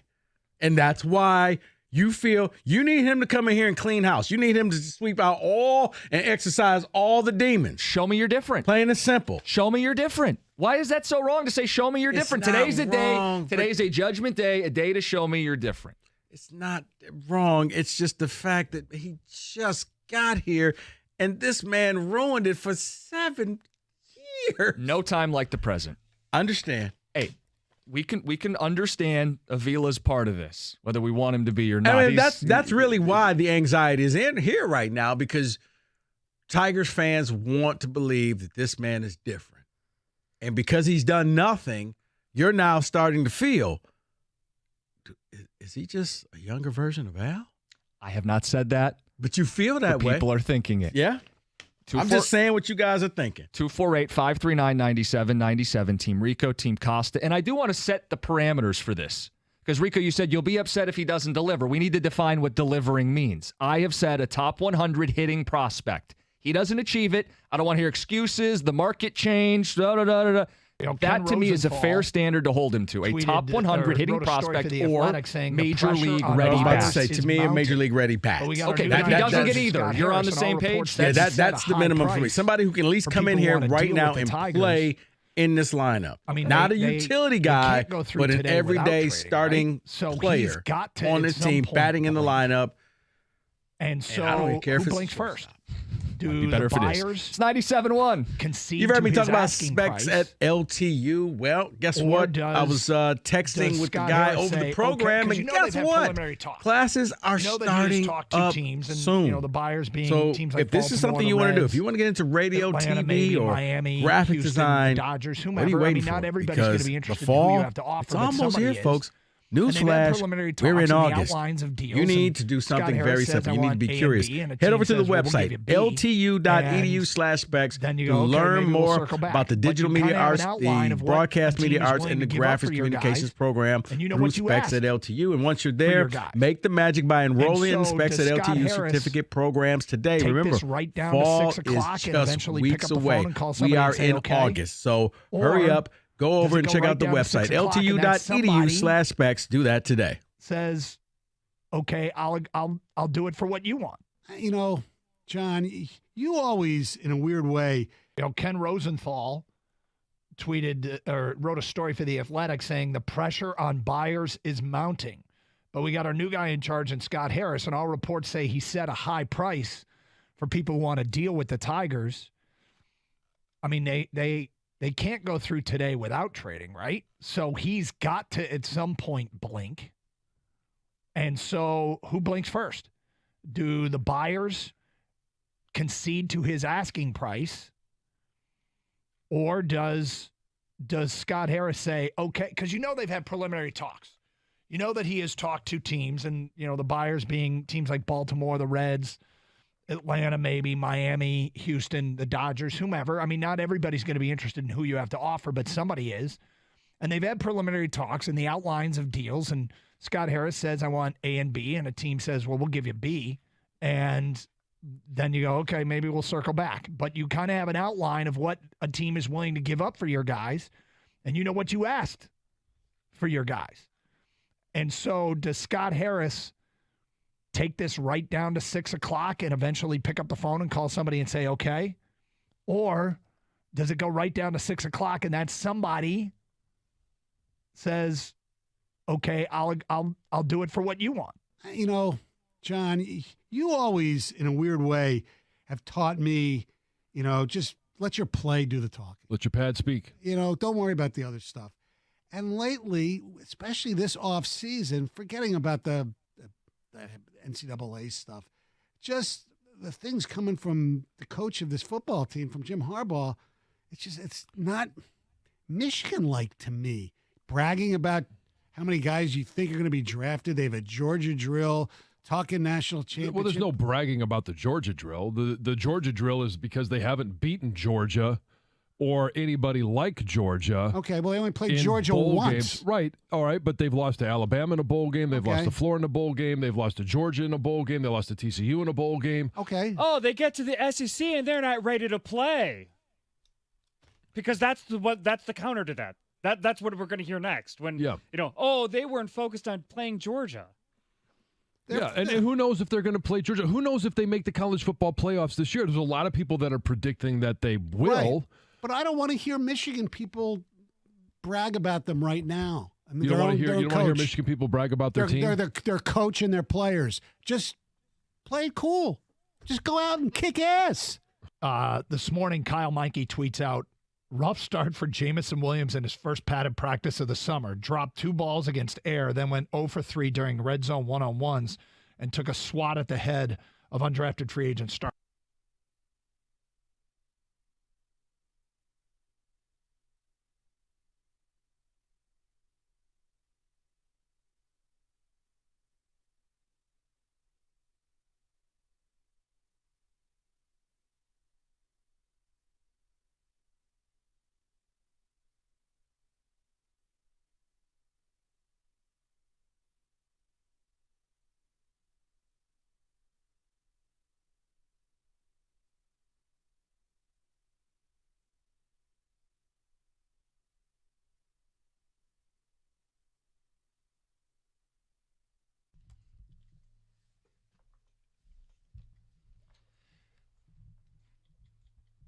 tick, tick, tick, tick, tick, tick, tick, tick, tick, tick, tick. That's all I can hear.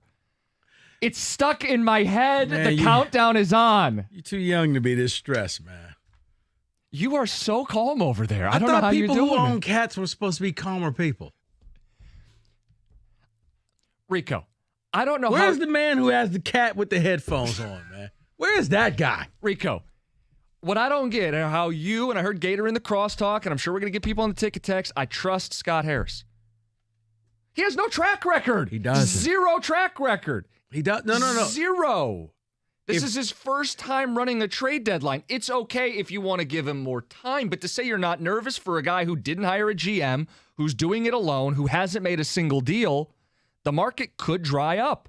Maybe he plays this right, but Rico, you have to at least open up the possibility that inside the final few hours, he might blow this. Here's the thing, Jim. Here, and maybe this is where we're different. I have concern. I don't know what he's going to do. Now, come tomorrow and Thursday, yeah. If you've done nothing, then I'm going to be a different person. But right now, I got to give you the benefit of the doubt that the Tigers knew what they were doing when they hired you. You came in with credentials. This man hasn't lied to the fans from the beginning. He came in. He didn't give us the whole, we're a player or two away. Man, he was just like, I got a lot of evaluation to do. I got to kind of change the culture here. So I'm going to let him do his job today. I'm not going to bother him. You do what you got to do, and I'll judge you at 6 o'clock on what you do. Okay. Now, well, I know that may not be popular, but I'm not the freak out, oh, my goodness type of person. Yeah, does this help? Evan Woodbury tweet. Tigers right-handed pitcher Michael Lorenzen is currently doing running and agility work in right field at PNC Park. Doesn't sound like a guy that's been told he's going to get traded. Okay, but yeah, I've seen players literally come out the game in the middle of the game. So, once again, that doesn't mean anything. Games have been playing, and they've yanked people out off the team. They've changed that rule for that reason now. They don't have to worry about that. Has the game started? Why would you put a guy out there to work out when he can get hurt? David, I'm not worried. David, he can get hurt sitting in the bullpen. He can get hurt sitting wherever. All right, Mr. Calm. He's calm. I'm nervous. David seems like... Kenny, are you nervous? Yeah, Kenny, where are you at? I'm unusually calm about it. I'm on Rico's side of things because I don't really feel like you said he has no track record of like we have to have faith in him. Yeah. He also doesn't have a track record of making bad moves either. What? So I don't have a reason to be nervous. Right there. There's no reason to be nervous. Well, the only reason there's nervous is a deadline. If you don't make a deal, and the or you deadline have to is settle for a deal, almost 4 hours away. We got time. But just paint the picture. Two teams in the division got top 100 hitting prospects back in the last week. Okay. If they don't also do that, it would be fair to question what took so long. Did you wait too long? Did you misplay your hand? Those would be fair questions. They would be. And you're right. Come this time tomorrow or at 6:01, I will gladly say, you know what, Jim? I should have been more concerned, and I gave this man way too much credit. But right now, because he hasn't done anything bad, he hasn't done anything great, hasn't done anything bad either. So do your job. I will judge you harshly. Okay. If there's nothing there, entirely different tone for me. But I can't get angry because everything is quiet, because that means that you're probably out there trying to do deals. And just because the guy is working, Lorenzen is throwing and warming up, I'm okay, David, because they have to be just prepared. blew his arm out. Can't be traded now. Wow, shouldn't have worked out. Stop it. Let's go to Adam. Adam, how you doing? 97.1, what's up?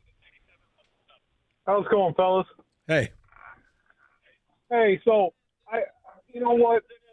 I'm up in the air. You know, I feel like he's pulling a Stevie Y. He's holding strong and he's holding pat what he wants and what he's going to get for his players. You know what? Let him do his thing. I think at the end of the day, if he doesn't move either one of them, no big deal. We knew Lorenzen coming in was going to be a question mark on how he was going to pitch. Whether he was going to be the Lorenzen of old when he was with Cincinnati, or if he was going to be the Lorenzen of the last couple of years where his record wasn't good and his ERA was high. Eduardo Rodriguez, I think he's pitching what we're seeing this year. Yeah, it might be a little overshot, but at the end of the day, I think his ERA and his record with the White Sox was because of the ball field that he played in. You're saying that the Red ball Sox field in Fenway with the Red Sox is just it's a hitter's ballpark, especially with that left field wall. So if they can restructure the deal with Eduardo and get him signed, I say keep him. Lorenzen, you're not going to get a top 100 prospect for him. I don't expect to get a top 100 prospect for Michael Lorenzen in a straight-up trade. So let's be clear what we're talking about here. We're talking about bundling, where you take a starter and you throw in a Lang, or you throw in Foley, or on the lighter side, you have Cisnero as an expiring reliever. The idea here is follow what the White Sox did. They took expiring Lucas Giolito and expiring, got creative, threw another reliever in there and said, here, boom, there's a top 100 prospect out of thin air. The blueprint is right in front of you. The market has already produced that for them. Adam, if they don't create a top 100 prospect and they lose Lorenzen and Erod at the end of the season for nothing, you'd just be cool with that? I would, because because of the way he has drafted his first year, he's proven that you got to give him some leeway. You can't hold an Al Avila mentality with this guy. I didn't say fire him, but we should absolutely question if the general manager of our baseball team at the trade deadline, selling in a seller's market, can't produce a top 100 prospect when two different rivals in the division got creative and did that with pitching. I mean, I'm sorry. That's not making him Al Avila and hanging him out to dry and, doing a public, proclamations that he should be fired. Rico, that feels like the bare minimum right now. Right. And he says, well, because of his draft, I liked the Max Clark pick. Right. But you can't say because he's got a draft track record, he doesn't have that either. This is his first time running the show. That should make you nervous given the fact that he does not have a Steve Yzerman track record to fall back on. Like, Kenny, that's the difference. Yzerman didn't have a hard deadline. He flipped the expiring guys plenty enough early. Bertuzzi was flipped not an hour before the deadline, but with enough time before the deadline. Like, this isn't Steve Yzerman. He doesn't have an Yzerman resume, but he also doesn't have an Avila resume. Let's make that clear. So there's no reason to be as nervous as I feel like you and David are getting. Right. The only thing is I got to disagree with the caller. I mean, I guess with Lorenzen, is his stock as high as it's going to get? Meaning he was an all-star. You can sell teams on that because if you bring him back for next season, he may not be as good. And now you're kind of in that whole Erod thing, except for he's just going to be a free agent at the end of the year. Yeah, Lorenzen, he says, well, Lorenzen wasn't expected to be much of anything. Well, the reality is he has been something. And that's what I'm saying. His stock you're now saying, is his stock as high as it's going to get? Do we need to cash in right now, or is this something that we hold on and we're talking about him next year? Erod is the one for me, because if you don't get rid of him, then the next thing out of your mouth should be, we've already locked him up and he's coming back. And if they don't say that, then you do have to wonder, did he misplay at that point, yeah. I will fully say maybe you should have hired a GM. Last 7 starts for Lorenzen, 2.5 ERA. Guy's been cruising, 36 strikeouts, 12 walks, 3-1. Stock's high. Yeah, I mean, if they walk away with nothing and these two guys are still on the team come tomorrow, then yeah, maybe you should have hired a GM. Maybe you should have had an extra smart mind in the room with you. Just someone else to help float ideas to. Yeah, somebody to say, hey, Scott, okay, sidebar, we're asking too much. Right. Take that. Hey, I used to work with this guy at another team, and he knows so-and-so. Yeah, someone take else. that deal, okay? Let's not sweat this out to the wire.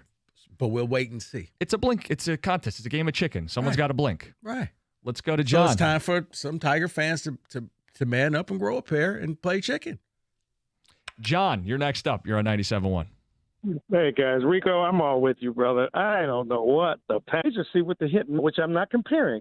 But like football, when you actually need that one or two guys that can put you over the top or get you to the next level, this doesn't bother me at all. I hope he sits on his hands. And you know what is possible, too? He may be sitting there and saying, you know what? I'm not like the last guy. I'm not going to take anything. And maybe everybody's expecting him, too. And he said, you know what? I'll see you guys next year. Maybe y'all act right. When we come around next year, maybe you guys will act right because I'm not going to take any old thing you throw at me. It's both ends. There's so many variables in this. It ain't that much to worry about. The Tigers are a team. They aren't going very far. But I'm tired of them not going any further, if you guys know what I mean. They get to this point where they look halfway decent, and then we start wanting to sell off pieces, think we're going to get some great young kids. We need to build that farm system, focus on how to get these guys to play better within the farm system, and so we can bring them up to the major leagues, not just go get some prospects, and then they wind up in the same position that we are in today, trying to deal them to somebody else. That's how John, I pick up most of what you're saying, but if you want them to build up the farm system, one big way to do that would be to flip players on a losing team to do that. Right? I mean, you say this team's a bad baseball team. Let's not sugarcoat it. I know for a while we were trying to convince ourselves maybe they were going to be bad okay. team in a bad division. A bad team in a bad division. Right. So what Bad do? team, You bad division. should build your farm system up to do what you said, to develop, to bring them up, to have control, to have guys for the first 6, 8, 10 years of their career. The way you do it is on today. It's hard to do it. What I'm not saying it's easy. If it was It's easy, hard to anybody do it could with do a it. bad team in a bad division. That's what I'm saying. It's hard to do. It's going to be hard to do it with a bad team in a bad division. Everybody knows this division is horrible, and they know that the players in the division are mediocre. You go up and down this division, you might be able to name 5 superstars in this whole division as far as hitters, but that's it. That's it. So why would anybody be? The fact that they even looking at the American League Central is a laugher to me, because we don't. This division doesn't have anybody. So let's just chill. Let this man do his job. He's in there saying, you know what? No, I'm not taking that. I'm not taking that. I'm not taking that, because again, the reputation we've had the last few years, the face may have changed, but the reputation of the Tigers just taking sucker deals, maybe that hasn't changed. Appreciate it, Jim. 248-539-9797. Clock's ticking on Scott Harris. Do you feel pressure? Are you saying, whoa, slow down, it's going to be all right? Thank you. 97.1.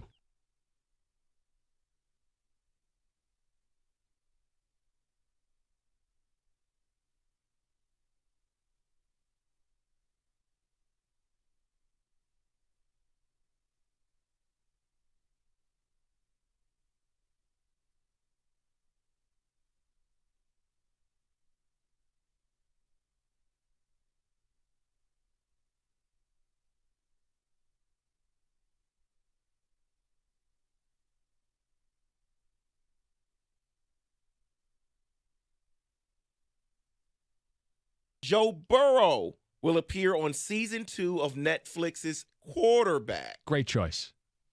Great choice. You're making a face. No.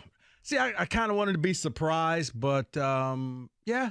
I mean, he's interesting. Well, they have to announce a headliner, right? Someone, they had Mahomes. People were going to watch Burrow. regardless. I think they could have really drug it out until maybe a week before and then said, okay, by the way, because now anytime you see Burrow doing something throughout the season, is it genuine? Or are you doing it for the cameras? How nervous was Peyton Manning in the show, Netflix, the quarterback, when Burrow was limping with the calf injury? Like, oh no, it's ruined. Take the cameras away. We got to find another one. Find somebody else real quick. Who's on the Rico Beard short list for quarterback season 2? Fields says he's not doing it. Hurts isn't going to do Your it. headliner is already gone, because I wanted to see Hurts. Okay. I wanted that to be the headliner. So now you got to get a struggling quarterback and one who probably just quarterback. So I still want Russell Wilson, because I think he's interesting enough. And maybe one of these rookies. Kenny says no to Russell Wilson, by the way. I'm saying, violently no. Maybe one of the rookies. Okay. You know, Stroud or whoever. Young. We'll get one of those guys and kind of follow them and see what life is like in their very first year.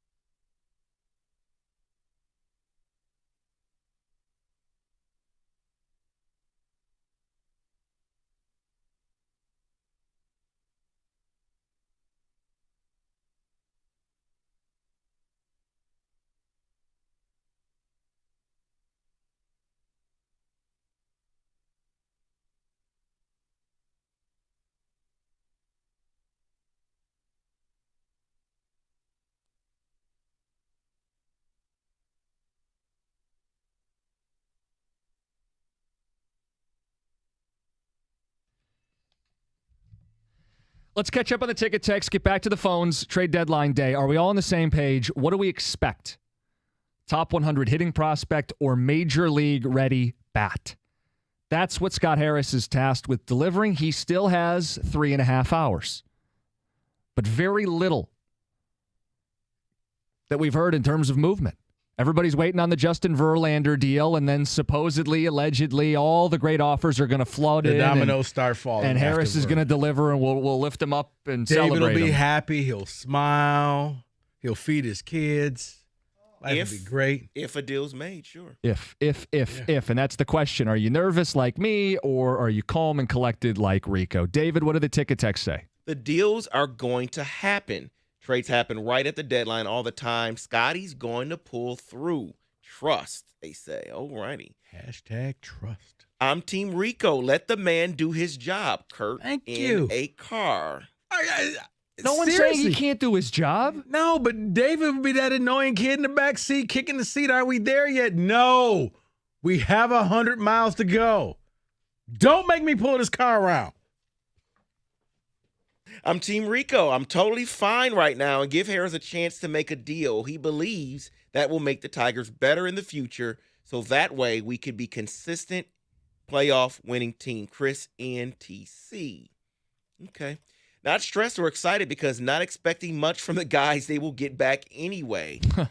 Why are you a fan? Sad state of affairs. No, I mean, at some level, the fan base has been nuked. They've been battered. What else we got? I'm on Team Hatchet and Costa. See, there you go. There we go. Some people with sense. Another one says Team Rico. Cookies needs to calm down. Stop burying this guy before he even has a chance to do anything. Joe from Lincoln Park. I'm not burying him. I'm just setting the parameters because what I don't want is there's enough people in the fan base that if he gets any prospect, they'll go, well, he did the best he could. This is all he could get. No.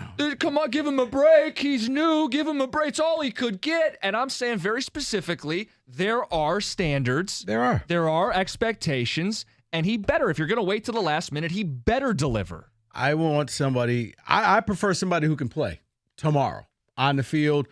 Like you said, like Grissom, you have no place to go in Atlanta, so they made the deal with the Braves. He's here. The top 100 prospect, great. But I'd rather see somebody who can help this team out right now.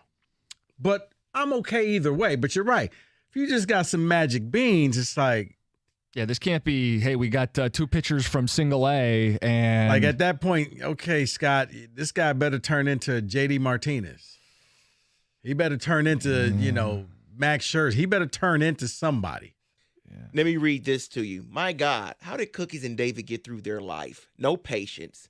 You are both like snotty children waiting for their mommy to give them ice cream. You will get it when I'm good and ready. Zero anxiety. Rico is right. Relax. Privileged and entitled. Who likes waiting for ice cream? Give me the ice cream right now. Thank you. If the ice cream truck rolls into the Odyssey parking lot, I'll see you guys in 5. Who's waiting? If you can get it right now, you want it right now. You're not going to get that. I found out. What? There's no ice cream trucks in the city of Southfield. Very true. It's like a real thing? Yeah, it's a law. Did not know that. Whoa. It's a law? Yeah. Or an Who ordinance made or the ordinance? What kind of mean, spiteful person was like, and not a single ice cream truck shall roll through Southfield? They legislated ice cream out of the city? What the hell is that? It's like, have you ever seen him? I was like, no, I have. And now that you say that, I don't think I have either. Yeah, I guess either that or you can roll through with no music, but you got to have the music with the ice cream truck so you could yell at your mother to give you some money. But anyway, I digress. Ken, you're up next. Your thoughts, deadline day. Yep. Okay, let's get right into it. So last week we had the Angels in town, right in our house. Okay, they brought scouts. We know that. So Chicago got a number 2 and number 3 prospects in the Angels organization. One was a catcher. Mm-hmm. That's my measuring tool. We need to get. I want something like that. He's got 3.5 hours to pull something out of the hat, but that's my measuring tool. That why didn't we talk? I would love to hear what happened talking with the Angels in our own house. Well, Ken, it's only going to be an issue if he doesn't deliver the way you're talking about, because then you will look back and go, hey, the White Sox jumped out early. and got themselves a good return, a top 100 prospect and another pitcher. And not that we need pitchers, but another pitcher just to plug into their farm system. The reason Scott Harris didn't do it, in theory, is he's going to get more. He's going to wait. Teams will get desperate, and he'll get more. A feeding frenzy. The Braves still need pitching. The Astros still need pitching. The Dodgers and the Orioles all need pitching. Some of those teams, especially the Orioles, have 8 top 100 prospects.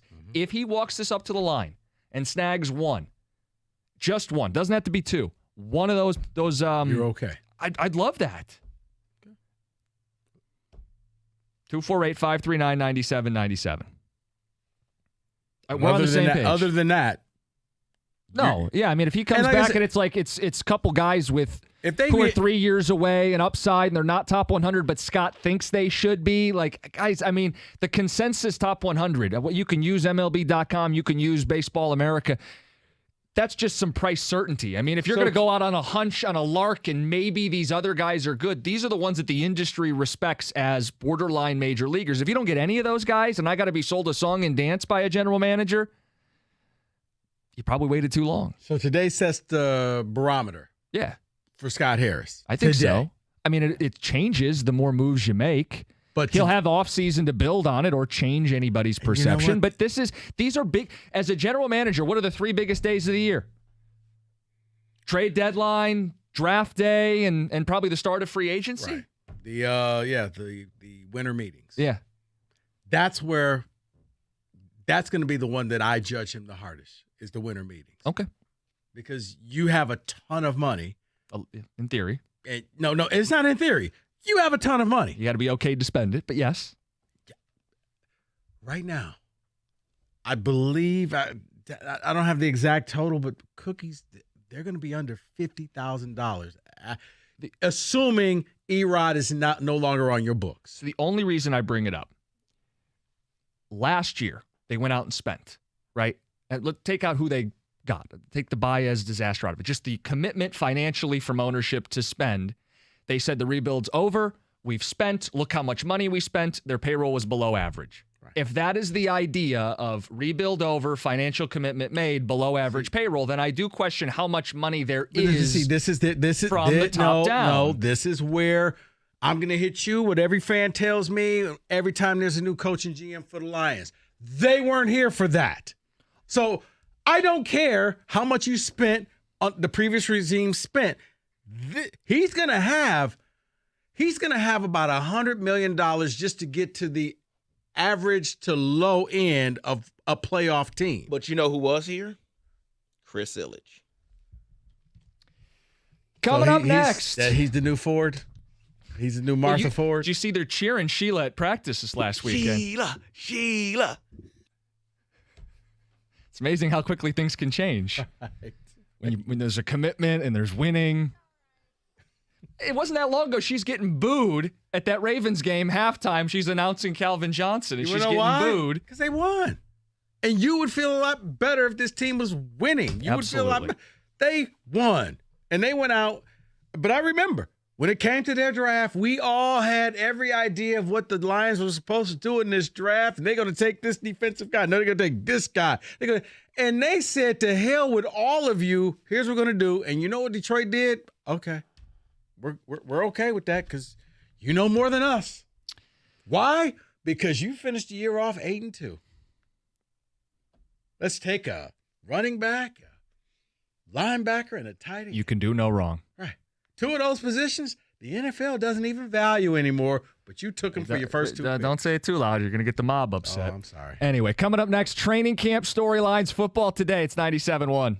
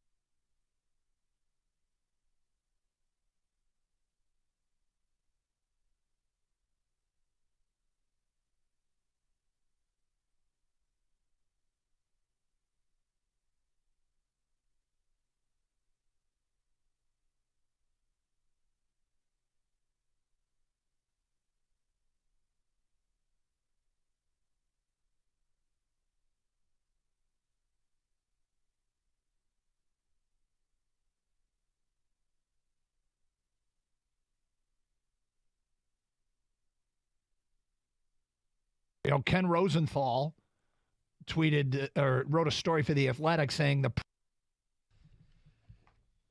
Take a quick pit stop away from the deadline.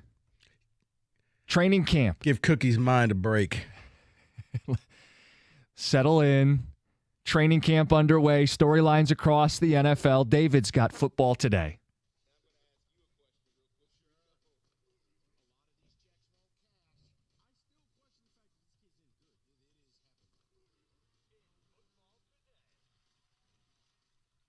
So, guys, I'm going to go through some predictions real quick on some stat leaders that will happen in the NFL, if you think you agree with them or not. But first, a few things in the news, including CBS Sports and Nickelodeon team up for the first alternate telecast of the Super Bowl. They will have that slime-filled telecast of the Super Bowl in February on Nickelodeon. Now, let me say this first. I am a fan of the Nickelodeon broadcast, not for the Super Bowl. Your Why? thoughts on them doing the Super Bowl? What's the harm? Because I think now there's an the issue harm- already getting kids involved in sports. No. The problem I have Anything to is get them on the game is good with me. now you're going to have Super Bowl parties. Are the hosts of the party going to be required to have a separate television for the kids now?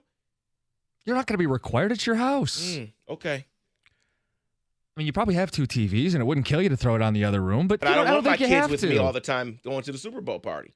You know, see, I kind of agree. I was listening to the update as I was walking through the building in the break, and it made sense.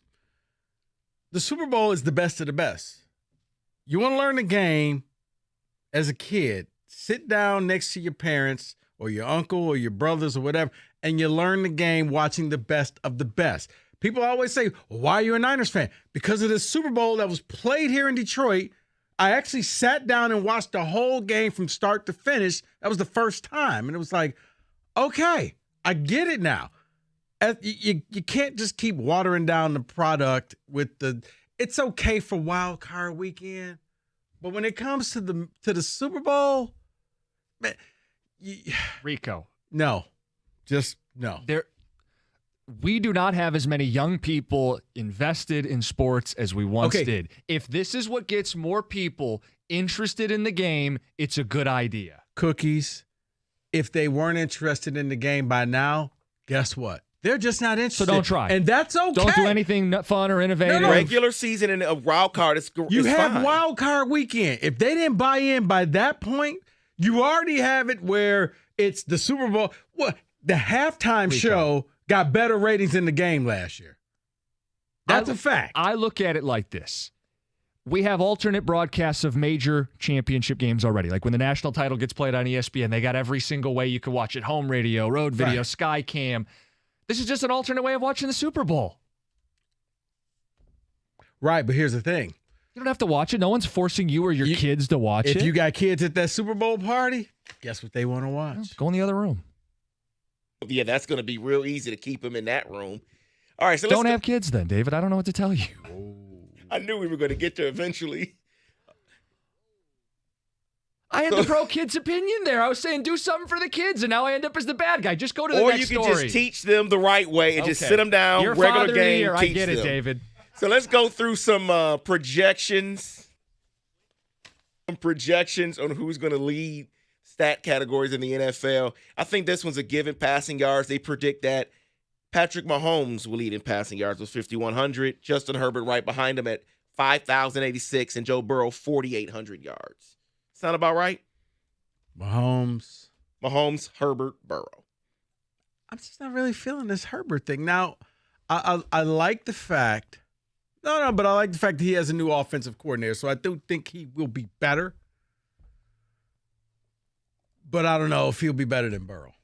So, no, I'm not willing to say he will be the second best. Now, he does put up a bunch of stat padded. He's the new Matt Stafford. Okay, doesn't do much, but he pads his stats. I think he gets more credit than Stafford ever did. But I see the comparison. I've made the comparison. It's not crazy. He threw for 5,000 yards 2 years ago. Last year, it was kind of a house of horrors. They lost Mike Williams and Keenan Allen at different points in the season. They had a disaster of an offensive coordinator. Their left tackle got hurt. Right. Now Healthy, Dallas' plus you coordinator comes over. Yeah, and you plug in a first-round receiver, Quentin Johnson, into the mix, too. I think they're primed to have a big stat year. I'm not saying they're winning a Super Bowl, but this is about stats. Could he throw for 5,000 yards? Right. He's already done it. I wanted the Lions to get Quentin Johnson. So I'm going to skip the QB touchdowns because it's the same guys, okay? Yeah. So we'll go to the rushing yards. They predict the leader will be Saquon Barkley at 1,597. Henry will be right behind him at 1,538. And then Nick Chubb, third, 1,400 yards. Is there anyone you think that can jump into that top three maybe? I mean, Jonathan Taylor's dealing with a contract situation. So they use them as receivers and running backs, but guys like Christian McCaffrey, Bijan Robinson would be two others I'd throw in the mix. Jahmyr Gibbs. For rushing leaders? I'm kidding. Okay. You know what? I don't think Saquon will be the rushing leader. Who do you think it is? Because Saquon is upset. Now, it depends on how hard what he does in training camp.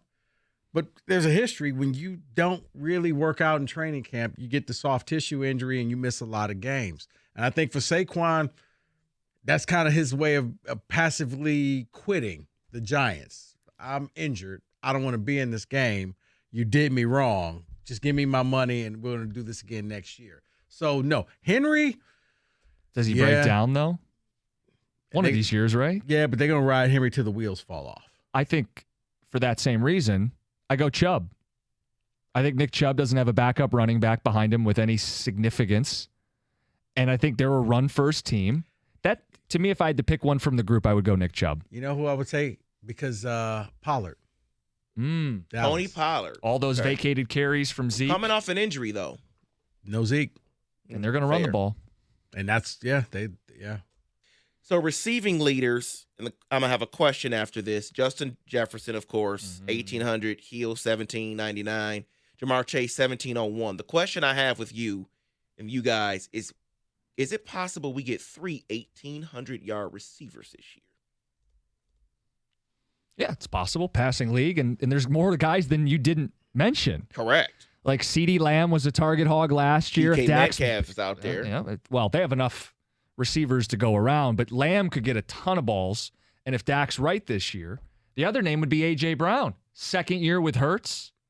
I think those two guys are also not in the same tier as the three you mentioned, but there's more than enough guys who could achieve it that, I could see it. Yeah, but you got Smith there in Philly, so you look for players where... But Tyreek Hill's on that list, and he has Waddle.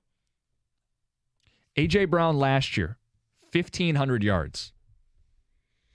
I to can make up easily another 300. I'm not saying... Look, guys, the NFL is going 7-on-7. They've already devalued the running back, so, I do think that you could have multiple 1,800 where that becomes what 2,000 yards rushing used to be. That if you could average... That's just averaging, 110 yards a game. Average 110 yards a game, you will hit I'm 18. 17. Yeah, there it is. And then let's close it out with the guys that go into Harvard? With guys that go get the quarterback, and let's get the sack leaders. Projections, T.J. Watt at 19, Myles Garrett 18.5, Nick Bosa 17.5. Where's Aiden Hutchinson? Don't see him on this one. It's just top 3 here. They probably won't be. But Bosa goes the same thing. I need Bosa to get into camp. That's what it is, yeah. If not, I could easily see that injury happening. You know, the fact they went out and picked up Taco Charlton kind of tells you, they're expecting something to happen down the line. It's going to go a little longer than they expected, But Myles Garrett, he's a beast. I'll go T.J. Watt. I'll go David's guy. Feels like he's at the top every single year. He'll get in the 20s this year. Probably won't do nothing, especially week 1. 21.5, because he'll get 2 in week 1. Week 1. That is in football today. Pressure on buyers is mounting. But we got our new guy in charge in Scott Harris, and all reports say he set a high price for people who want to deal with the Tigers. I mean, they can't go through today without trading, right? So he's got to, at some point, blink. And so who blinks first? Do the buyers concede to his asking price? Or does does Scott Harris say, okay, because they've had preliminary talks. You know that he has talked to teams, and the buyers being teams like Baltimore, the Reds, Atlanta, maybe Miami, Houston, the Dodgers, whomever. I mean, not everybody's going to be interested in who you have to offer, but somebody is. And they've had preliminary talks and the outlines of deals. And Scott Harris says, I want A and B. And a team says, well, we'll give you B. And then you go, okay, maybe we'll circle back. But you kind of have an outline of what a team is willing to give up for your guys. And you know what you asked for your guys. And so does Scott Harris take this right down to 6 o'clock and eventually pick up the phone and call somebody and say, okay? Or does it go right down to 6 o'clock and that somebody says, okay, I'll do it for what you want? John, you always, in a weird way, have taught me, just let your play do the talking. Let your pad speak. Don't worry about the other stuff. And lately, especially this off season, forgetting about the NCAA stuff, just the things coming from the coach of this football team, from Jim Harbaugh, it's not Michigan-like to me. Bragging about how many guys you think are going to be drafted. They have a Georgia drill, talking national championship. Well, there's no bragging about the Georgia drill. The Georgia drill is because they haven't beaten Georgia or anybody like Georgia. Okay, well, they only played Georgia once. Games. Right, all right, but they've lost to Alabama in a bowl game. They've lost to Florida in a bowl game. They've lost to Georgia in a bowl game. They lost to TCU in a bowl game. Okay. Oh, they get to the SEC and they're not ready to play. Because that's the counter to that. That's what we're going to hear next. When, they weren't focused on playing Georgia. And who knows if they're going to play Georgia? Who knows if they make the college football playoffs this year? There's a lot of people that are predicting that they will. Right. But I don't want to hear Michigan people brag about them right now. I mean, you don't want to hear Michigan people brag about their team? They're their coach and their players. Just play it cool. Just go out and kick ass. This morning, Kyle Meinke tweets out, rough start for Jamison Williams in his first padded practice of the summer. Dropped 2 balls against Air, then went 0 for 3 during red zone one-on-ones and took a swat at the head of undrafted free agent Starling Thomas. I don't read too much into that. I don't worry about it in particular, although there's so much expected from him that he's got plenty of time to get up to speed. We know that.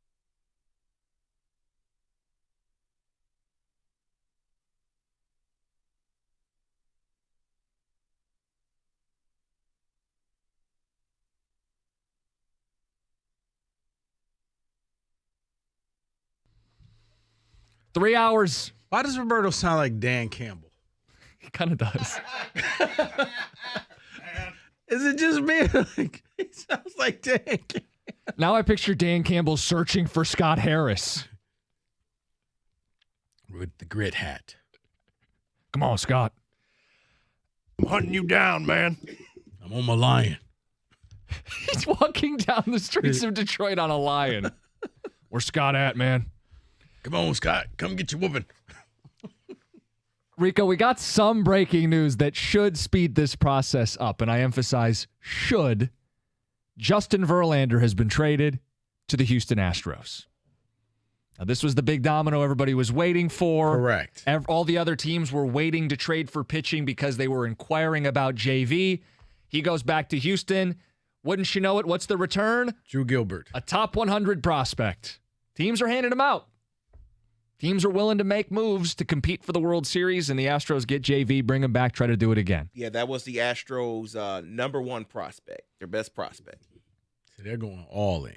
This is good news for the Tigers because I don't think you were getting... Another reason, I'm sorry, I don't mean to cut you off, but it's another reason why I'm not panicked because... What makes you think Scott Harris is brain dead as a GM? It's still PTSD because the past GM seemed like he was brain dead on some of these trades because he lost them all. I don't know if that's mathematically even possible to do. Yeah, you think you'd accidentally discover a prospect. But you would act right. One falls out the sky. Like, dude, okay.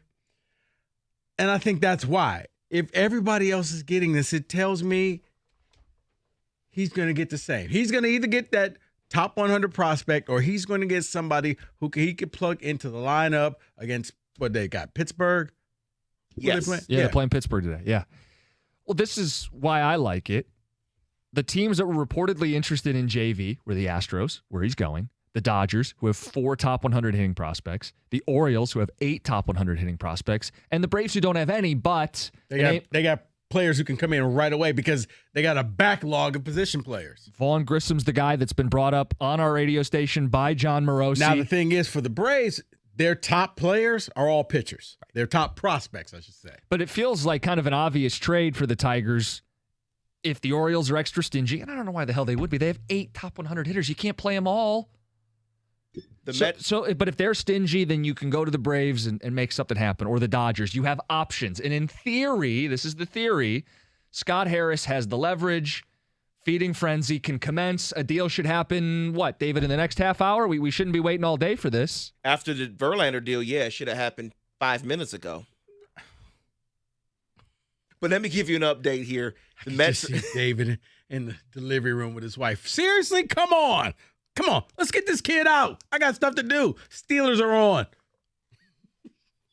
The Mets are also getting outfielder Ryan Clifford from the Astros, who was number 4 on their list. I don't know where he is in the top 100 or not. Mm-hmm. So get a deal done. We'll see. My thing is, it certainly points to a deal being done. We see what's going on. I think Harris is going to get the same thing that everybody else. He's going to get either your prospect or the everyday position player bat that you can stick into the lineup and play immediately. The only pushback I've seen on JV going to Houston is the silliness of like, well, now he's going to retire an Astro. You know, only Jeff Rieger and the Riegerettes are feeling this. Do people care about that? Yeah, Rieger does because he can fire up the. Oh, he should be guys. If he goes out there and wins again, he's an Astro. But does it really bother you if you were to go in wearing the Houston hat? Like, it doesn't cheapen any of the memories you have of Justin Verlander in a Tiger uniform. No, but those big, Game 5 playoff games. You want games. him to represent the D in Cooperstown. Well, he can be. It's silly to me. That's what you want. Trust me, that is a topic that there will be people so angry. It's like, certain players, man, you only remember them for their second team or for other teams, not yours. So Miggy, he'll probably be a Tiger. I'm sure Florida Marlin fans are like, well, he should be a Marlin. Well, he's not. He'll be a Tiger. David, any ticket texts? Again, we're waiting to see the Tiger move, but this feels like the precursor. Someone's asking Tigers GM messed up for not getting JV back, they're saying. Oh, man. What's the logic there? You wanted him on this team? Okay, you already have somebody. You got Miggy. Because, those two could do like the retirement tour, like the band that just won't go away. Right. Yeah, Kiss. Yes, there it is. One more time. Final tour. Verlander traded. Sponsored by Depends. Metamucil. Verlander traded. Harris is officially on the clock now. Oh, now they're going to get worried. Rico's not going to be worried till it's 6:01. He set that standard. He's not going to be concerned. There's no issue. Harris is going to do the thing, and we're all going to be happy. I hope he's right. I'm just sweating it a little bit. I'm just being honest. Let the man do his job. All right. Well, no one's stopping him from doing his job. We're encouraging him to do his job. He will. Okay. He's doing it now. I appreciate that. Someone does ticket text. Brian in Monroe says, I'd be more concerned if Scott Harris was seen running in the outfield of PNC Park. Calm down, fellas. Right. Let the man work. Right. If he was out there just doing nothing, he's on the phone. He'll make it happen. Oh, and said he's in his office doing nothing. Gotcha. Stop it, David. So, David, do you just need to see a camera of him constantly just on the phone? What are you doing? I'm just calling a pizza place because I need to be on the phone. Yeah, like when that camera's watching Eagles or whatever. So you basically need like NFL draft day war room camera of just fake high fives all throughout the room. Correct. Way to go, and slapping each other on the back. Hey, guy, you're the man. He could be high fiving because his lunch was delivered, but it makes it look you need something like he's doing something. Is your anticipation that it's Lorenzen and Eduardo and nobody else? Because those are the two names that most people have said they'll be gone. We'll see what he gets, but they will be gone. Do you think he throws in any of the relievers? to juice up the return, to get as much back as he can? Or, Rico, is your anticipation it's just the starters? No, I can see. I know he's inconsistent, but Lang, maybe somebody wants to use him as a setup guy. Yeah, someone out of the bullpen in a postseason. Yeah. That, you know what? Because teams that are going for the final push, we need all the arms we can get because you don't know who's going to be the hot pitcher in the playoffs. Well, we've seen when Lang is on, and it's been a minute, but when he's on, he throws the change or the curveball, and no one can hit it. So I think it's really there's only a handful of guys that are untouchable on this team. Right. If somebody calls and asks you, Riley Green, I can't take that phone call. Anybody, okay, what do you got? Well, right. And with Lang, I know he has control. He has a couple seasons before he'd hit free agency. That's why he's attractive to a contender.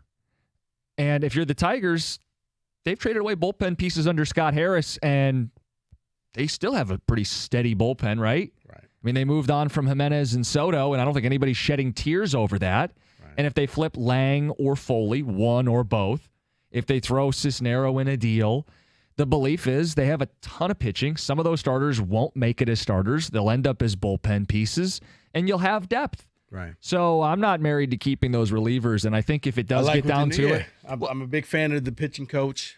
Fetter? This guy, man, he's the new school Leo Mazzoni. It's just like every pitcher he touches just gets better. And if it gets down to it in the next 3 hours, and Harris is on the fence, and he's got a buyer, he'll make the deal. He can, but my point is, he's got the sweetener to throw in and get this done. There's no excuses. He's set up well. Go out and deliver. He's got a handful of players that really, and trust me, if anybody even remotely calls and says, "So Javi, you Javi Bias? You want Javi Bias?" And I was saying, have you heard what was going on with Justin Verlander? I didn't say Javi. I said, have you? Okay, it sounded like Javi because Javi's ready. If you want Javi, we'll send him. Yeah, sure? When the Blue Jays lost Bichette last night, and Kenny's already shaking his head. For a half second, I was like, could they? No, they wouldn't even take Javi. But for a second, I thought about it. I'm like, we should at least call him up and see. They already struggled to drive in runners in scoring position. Why would they bring in a Javi? But his glove. Let's make it worse. How about his glove? Have you seen? Look at this. You see him throw that ball highlights. into the dirt at first base? We won't put that one in the highlight reel. Don't send that clip. Look at this. Look what he did in a Cubs uniform, running down between home and first. Look at him. Look at him. He's electric. Every highlight is from 5 years ago. He's a magician. Look at him. Probably not going to get you very far. You want to talk about Scott Harris and how his perception will change at the deadline? Yeah, if he does something like that. I told you. Yeah. I said in Cross, he would now be God. He would now, at that point, he would jump Steve Eisner. He would. I don't know about that. He got rid of Javi Bias, he would. There's a difference in removing a problem contract and adding someone who's going to be a star. Let's play the what-if game. He gets rid of him, and you actually get something in return. Right, then it opens it up. He's at that point, he's now number one. Yeah. But that's my point. You can't say there's no pressure on the guy, but then acknowledge if he does a good job, he has something to gain. If you have something to gain, you have something to lose. He does. And if something to lose is he comes back and both guys are still Tigers tomorrow. He made no deals. Mm-hmm. He's got a lot of explaining to do to the people. It's not as easy as if they come back with Lorenzen and Erod. He might trade them. He's got to get a good return for him, too. Correct. Because otherwise, Well, that's what I'm saying. If they're still on the team tomorrow, then when you address the media, there's a lot of questions that need to be answered. No, I think he's going to move them both. It's just a question of, did he leverage this right? Did he negotiate properly? Did he yield the return? Presenting a top 100 prospect or MLB-ready hitter into the organization to help this team move forward. And if he did, then he absolutely nailed it. And he will gain more respect. That's the other part of this, Rico. As a first-time president, he sets the tone.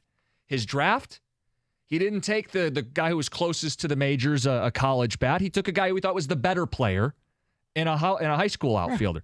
That's setting a tone at the deadline. What type of player does he take from the Orioles or the Dodgers or the Braves? That sets the tone. He is going on his own agenda, not what we want. That's why I'm sitting back. I'm waiting. I'm going to see. If nothing happens, Lucy, you got a lot of explaining to do. We're talking deadline. You guys can jump in 248-539-9797. Coming up next, if you stayed up late like David did, I think you were cheated. Oh, they're fighting. They're fighting, players and coaches. You just need help if you stayed up late like David did. Well, I think you're disappointed. We'll get to it. It's 97.1.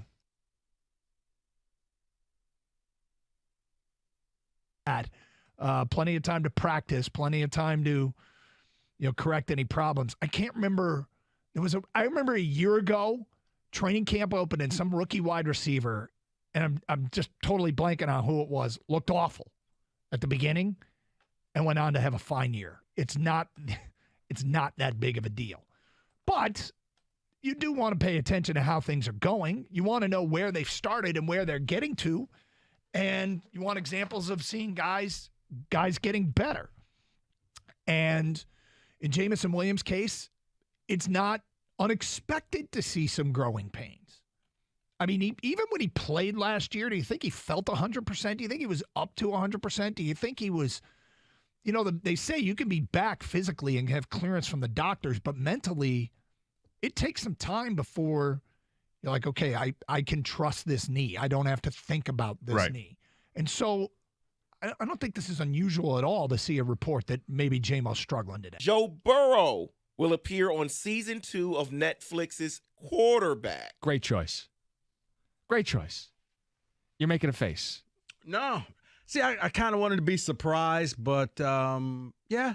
I mean, he's interesting. Well, they have to announce a headliner, right? Someone, they had Mahomes. People were going to watch Burrow. Regardless. I think they could have really drug it out until like maybe a week before and then said, okay, by the way, because now anytime you see Burrow doing something throughout the season, is it genuine or are you doing it for the cameras? How nervous was Peyton Manning in the show, Netflix, the quarterback, when Burrow was limping with the calf injury? Like, oh no, it's ruined. Take the cameras away. We got to find another one. Somebody else real quick. Who's on the Rico Beard short list for quarterback season 2?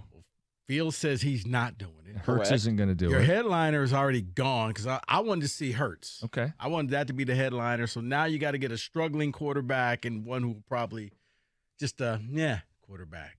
So I still want Russell Wilson because I think he's interesting enough. And maybe one of these rookies. Kenny says no to Russell Wilson, by the way. I'm saying, violently no. Maybe one of the rookies. Okay. Stroud or whoever. Young. Get one of those guys and kind of follow them and see what life is like in their very first year.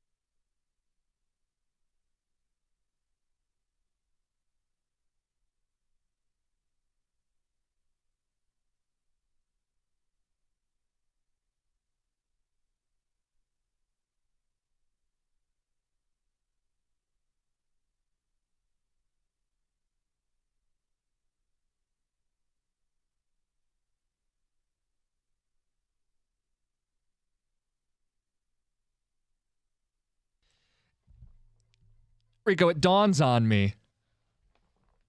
Justin Verlander traded from the Mets to the Astros.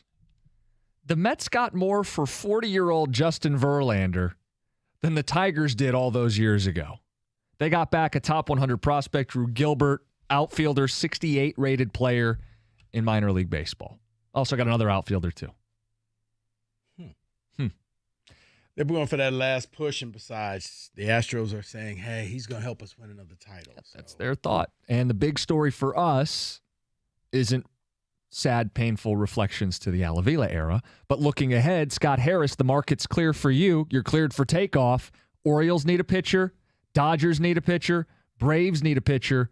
You have Eduardo Rodriguez, the best remaining option on the market. You also have Lorenzen. You have relievers. You could throw Akil Baddoo in there if you need to get the deal done. What are you doing in my car? What are you doing in my trade? What are you doing in my trade? Look, I don't feel like you're going to be eating sad pizza at 6 o'clock. As a matter of fact, you and David.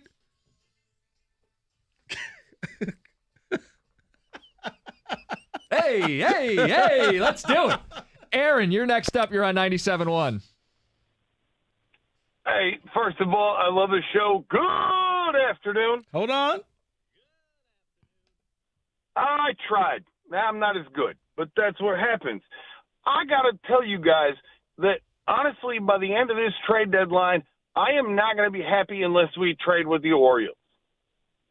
And I know that sounds real. Say again? It has to be with Baltimore. They have some of the best infield and outfield prospects in baseball, and they have zero pitching. You guys have been talking about Erod and Lang and all these guys. They don't have anybody in their farm system that is going to come up and be a real pitcher in the next 2 to 3 years.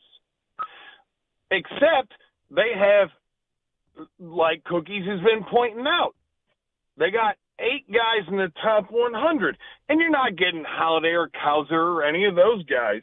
Right. But look at the next 6. It's Westberg, who's an infielder, Kierstead, who's an outfielder. Joey Ortiz is this guy with a great glove. He can play short. They play him some at second. And that kid Norby, who can apparently play second base in every outfield position. He has some pop. He draws walks. You go down the list. Right. The white Kobe Mayo is a third baseman that they have in the top 100. No, and I know I'm nerding out baseball-wise right now, but, this is the team that needs what you have and has what you need. All the other stuff you guys have been talking about with the Braves or whoever else, they're MLB-ready players, but they don't have the stable of talent that Baltimore does in their young system. So the Tigers need to go out and just get this done. Say you want to win because I'm telling you right now, if Eduardo Rodriguez is on Baltimore tomorrow, they're a World Series contender. They're way more serious, that's for sure. In that AL East especially, that's the ultimate arms race. Exactly. No, they can go out and they can go out and become a contender tomorrow, but I want the return, and that's a team I want it from based on what they're doing. Appreciate it, Aaron. You want the white Kobe too? The white Kobe, yeah. Kobe Mayo, third base. I didn't quite. Yeah, that caught me by. Do you know a lot of white Kobe's? No. And I double checked. It's not Colby. I was looking. Is it Colby? No, it's Kobe. Coby. Kobe Mayo. Yeah. Third baseman. He grew up in the era where Kobe became the. Yeah. It's like the Jalen phenomenon it was for like a while. Jordan, where boy or girl, you were Jordan. Spelled all different types of ways, but you were Jordan. We'll get to Jeff, then we'll get to why David was yelling and screaming at the TV last night. Jeff, you're on 97.1. Hi, how you doing? What's up? All right. No, I just wanted to get into – I'm a little more Team Rico and Team Kenny as far as calmness because I really thought it through and said all these 2 players, even, Erod and Lorenzen cost us was money. We didn't use a high draft pick on them. We didn't give up prospects to get them. They are just money, and if we can get something for them, I think it's a plus. Yes, I would like to see something, but I realize that he cannot erase all of what Al left. All he can do is try to make straight passing deals consistently to rebuild it. But he isn't going to fix all that Al did in one deadline. Oh, and I don't expect him to, Jeff. I know I've come out kind of heavy-handed today. I just feel so excited about the opportunity. Like, what's available to Scott Harris that I think this is so paramount that he capitalize on the moment. And if he fails to, I'm going to be bummed because I want things to be different. I don't want things to be like the last guy. I don't expect Harris to wave a magic wand and fix a farm system, but today goes a long ways to doing it. It does. It does. But he's got a little over 2.5 hours. And change. Okay. A little over 2.5 hours. Hey, before we get to well, go ahead. Let's get to David. Now, let's do it. Okay, because, David, I saw this was making headlines everywhere. I did not stay up late for it. But the World Cup's going on right now. The women's team tied. They did. They tied the last 2 games. Stop it, Rico. And for the team that is the number 1 team in the world to tie not once but twice in the group stage, to not win their group, David, you weren't the only one calling him out. Carly Lloyd, their former star player, this is what she said after the game.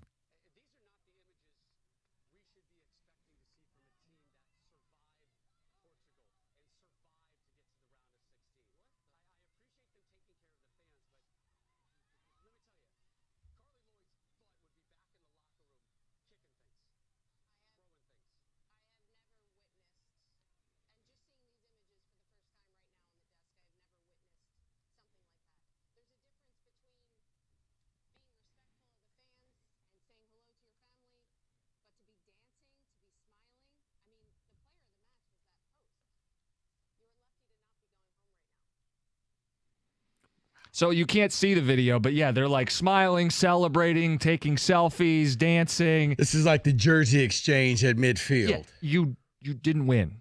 Yeah. You're the number 1 team in the world, and you didn't win. And people have called out the passion, and they were the coaching. They were a post away from losing that. Yeah, that's what she references. Time. The 90th minute. Yes, from losing and potentially not advancing at all. So it got into this little scuffle because Carly Lloyd also went on to say that they weren't playing with passion. Do we have the audio from the coach who responded to that too? Because there's a little drama brewing last night for people who didn't stay up for this. This has become a story.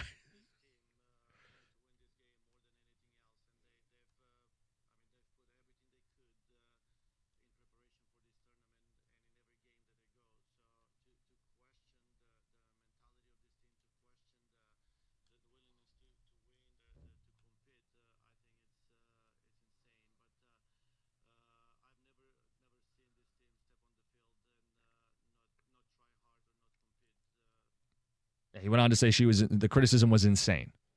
I know you're getting a chuckle out of this. Yeah, because, Rico, this is like one of the things we expect to dominate at. Our women's national team is supposed to dominate. Otherwise, people don't give a damn, they right? look awful in this entire World Cup. Almost didn't make it past. Almost didn't make it into. If a game comes on at 3 o'clock in the morning, did the game really come on? Yes, it did. It's a women's World Cup. They're in Rico. Australia. Come on now. It's the time difference. This is a huge tournament, and we are the number 1 squad, and we're playing awful. We look uninspired. Carly Lloyd's right. They look uninspired. They look like they're not focused. There's video of them before the match, dancing around the field, playing around, taking pictures, doing all this other stuff that doesn't look focused for the game, and then they come out and do that. I woke up at 3 o'clock in the morning to be disappointed. Disappointed, man. You're laughing at him. All right. Do you not think, like, I'm not telling you that this is. I'm sorry, David. I'm sorry. You know what? Go back up on that hill, David. I'm sorry. I'll just give you John Morrissey's tweet. Yeah. Nope. You know what? Shame on them. Nope. I'll just give you Morrissey's tweet. The Tigers are close to trading Michael Lorenzen to the Phillies. The Phillies. Had not expected that. David's no more soccer talk. I'm not. It's not that, David. I guess it. But here's what happens. It reminds me a lot. It's how the Dream Team came about. When all of a sudden the United States didn't dominate, they just hit the full panic button and went out and started. We got to get the best of the best, and then it wasn't any fun anymore. Like it or not, all seriousness, David. Isn't it? Even though you had to get up and watch it, isn't it better when you don't know that this team is going to win? When there is some drama in the game, when it's not just, okay, they're just going to go out there and kill all their opponents. The fact that they had to struggle, the fact that the ball hit the crossbar, and that's the only reason they made it in, gives a little drama and intrigue. Not really. Not so to you me. need utter dominance. No, I'm not saying dominance. No, but can I'm you saying win? Play better. Score more than the other team? They look like they don't care. Rico, maybe they aren't that good. That may be. But that feels unacceptable. They are the favorites, and they took the entirety of the game scoreless. They didn't win possession. They didn't score on 6 corners. That feels like unacceptable. And then you know what? Fine. Rico, it's sports. You don't win every time. But then after the game, stop looking like you won. Stop celebrating like you won the game. Okay. I'm with Carly Lloyd. I'm with David. I didn't even stay up till 3 a.m., but I saw the aftermath this morning, and I'm like, wait, why are they celebrating? This feels like a letdown. Have you seen pretty much any time games are over and it's just the yuck line at midfield or half court, and hey, give me your jersey. I'll take your jersey. Let's take this selfie. I've given up on that. I'm with you. I used to be like her. This is an entire new generation of kids playing. And I'm old school. When Isaiah Thomas walked off the court, yes, that's how I would have felt. I don't need to shake your hand. You won. Goodbye. I'm leaving. But now it's just like, hey, what you got going on tonight? Let's go have some dinner. How your mom and them, all of that. They've only scored 4 goals so far in the entire In tournament. 3 games. That's a problem. And because they didn't win their group, they still advance. They finished second. But because they didn't win their group, in all likelihood, they're going to face Sweden, which is the world number 3 team, who beat them in 2020 the last time they played. So will that game at least come on at a decent time? I think it's It's Sunday. in New Zealand and Australia. Okay, the time why is are you going to be yelling at me, because David? you're making it seem like time doesn't exist and that they all of a sudden are going to play at 5 o'clock in the afternoon. It's all over the world. It's across the world. To answer Rico's question, I'm sure the later we get into the World Cup, the more it would be featured. Well, they had games at 9 p.m. the first 2 Right, games. that's what I'm saying. Can we at least get an 11 p.m.?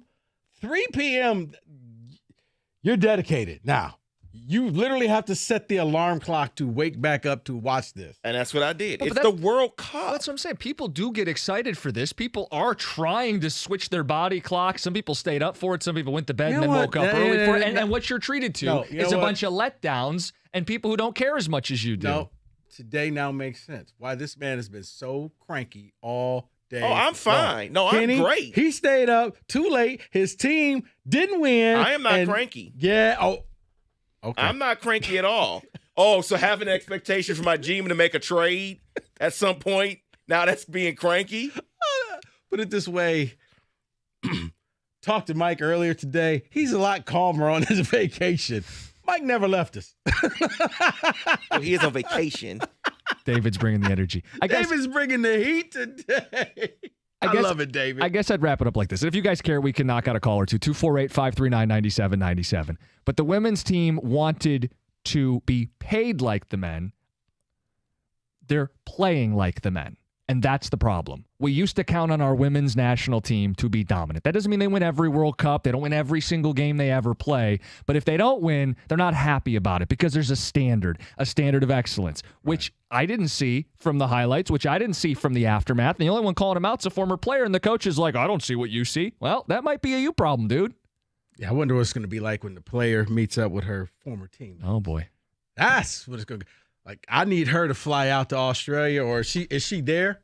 Is she sitting on the set? Yeah, I think she's all there. there. Yeah, I need to see that on there- social media. There was an exchange. Well, we have You know to what, go, David? yeah. Tell us about it next. Perfect. All right. Xfinity connects me to more of the great games that I love. I could have stayed up last night and watched it on Xfinity. We got baseball now, and we got the Women's World Cup.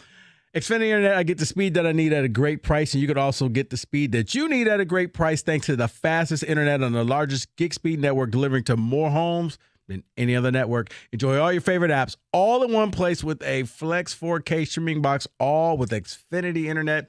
It allows me to stream my favorite shows. I just finished telling Cookies about another one that I like. It means you can get the latest scores, trades as they happen. Choose from a variety of speeds depending on your needs, including gig speeds up to 1.2 gigabits per second, and enjoy reliable internet on all your devices. To get started, call 1-800-XFINITY, visit Xfinity.com, or drop into a local Xfinity store today for more details. Maximum download speed of 940 megabits per second when hardwired via Ethernet. Actual speeds vary and not guaranteed based on Xfinity's fastest available download speeds.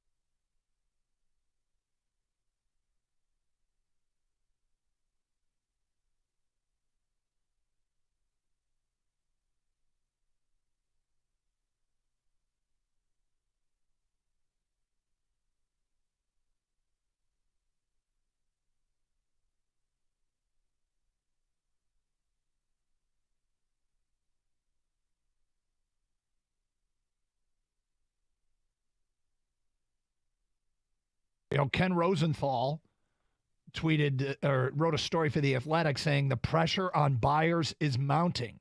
But we got our new guy in charge in Scott Harris, and all reports say he set a high price for people who want to deal with the Tigers. I mean, they they can't go through today without trading, right? So he's got to, at some point, blink. And so who blinks first? Do the buyers concede to his asking price? Or does Scott Harris say, okay, because they've had preliminary talks. You know that he has talked to teams, and the buyers being teams like Baltimore, the Reds, Atlanta, maybe Miami, Houston, the Dodgers, whomever. I mean, not everybody's going to be interested in who you have to offer, but somebody is. And they've had preliminary talks and the outlines of deals. And Scott Harris says, I want A and B. And a team says, well, we'll give you B.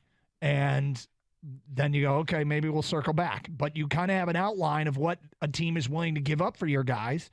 And you know what you asked for your guys. Details emerge. And a so deal to Scott Harris has been made. Take this right down. Let's not celebrate. Sorry. Yeah, let's learn who this guy is first. Wrong sport. and wrong nation. This is not a Russian player.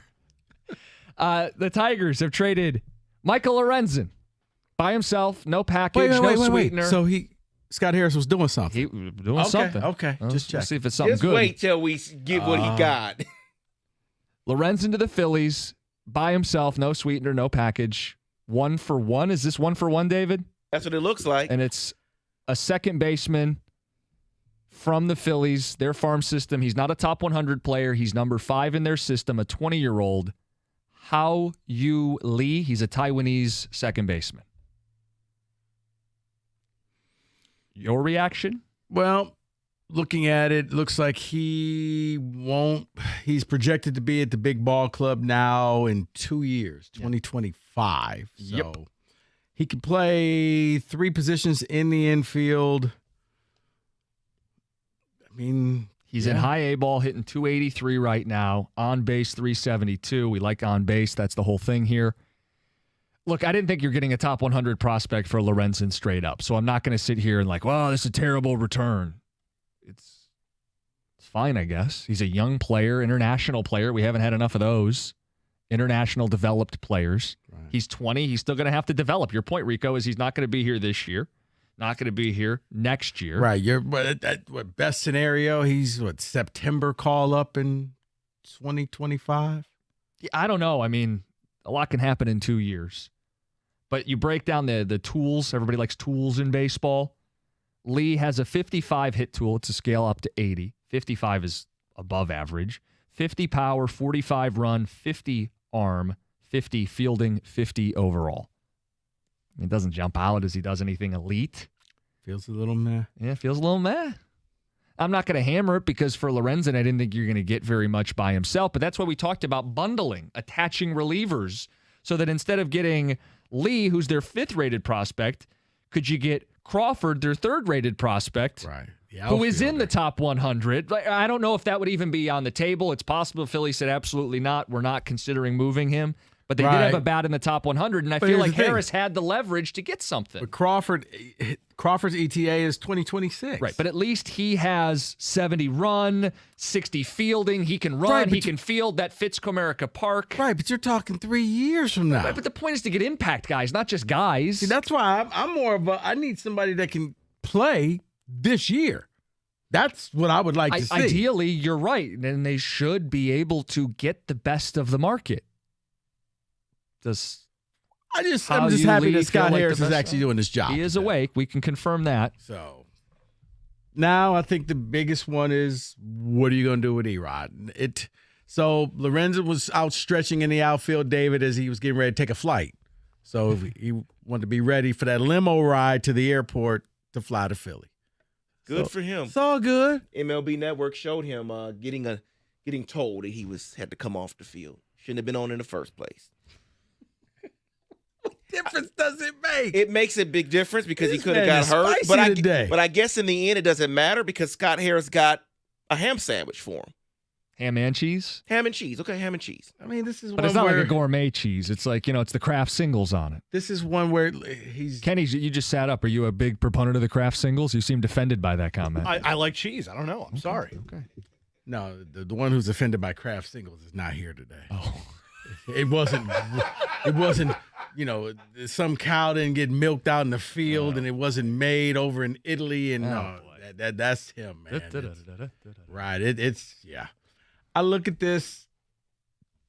It's meh, but this is Scott saying, I'm going to be here for a while. I'm going to do this my way. And hopefully Mr. Lee will be a part of the infield. I don't know where. He's a second baseman now, but he can play 3 different positions in the infield. He'll be up here. The estimated time is in 2025. Yeah, I don't think it kind of goes with his draft pick. He's long-term. He's not accelerating anything, man. This is a slow build, slow cook. I'm going to get this my way. I'm not into the quick fix. Backstory on this guy. This says quick. This does not say quick fix. No, it doesn't say quick fix, and it goes with the draft.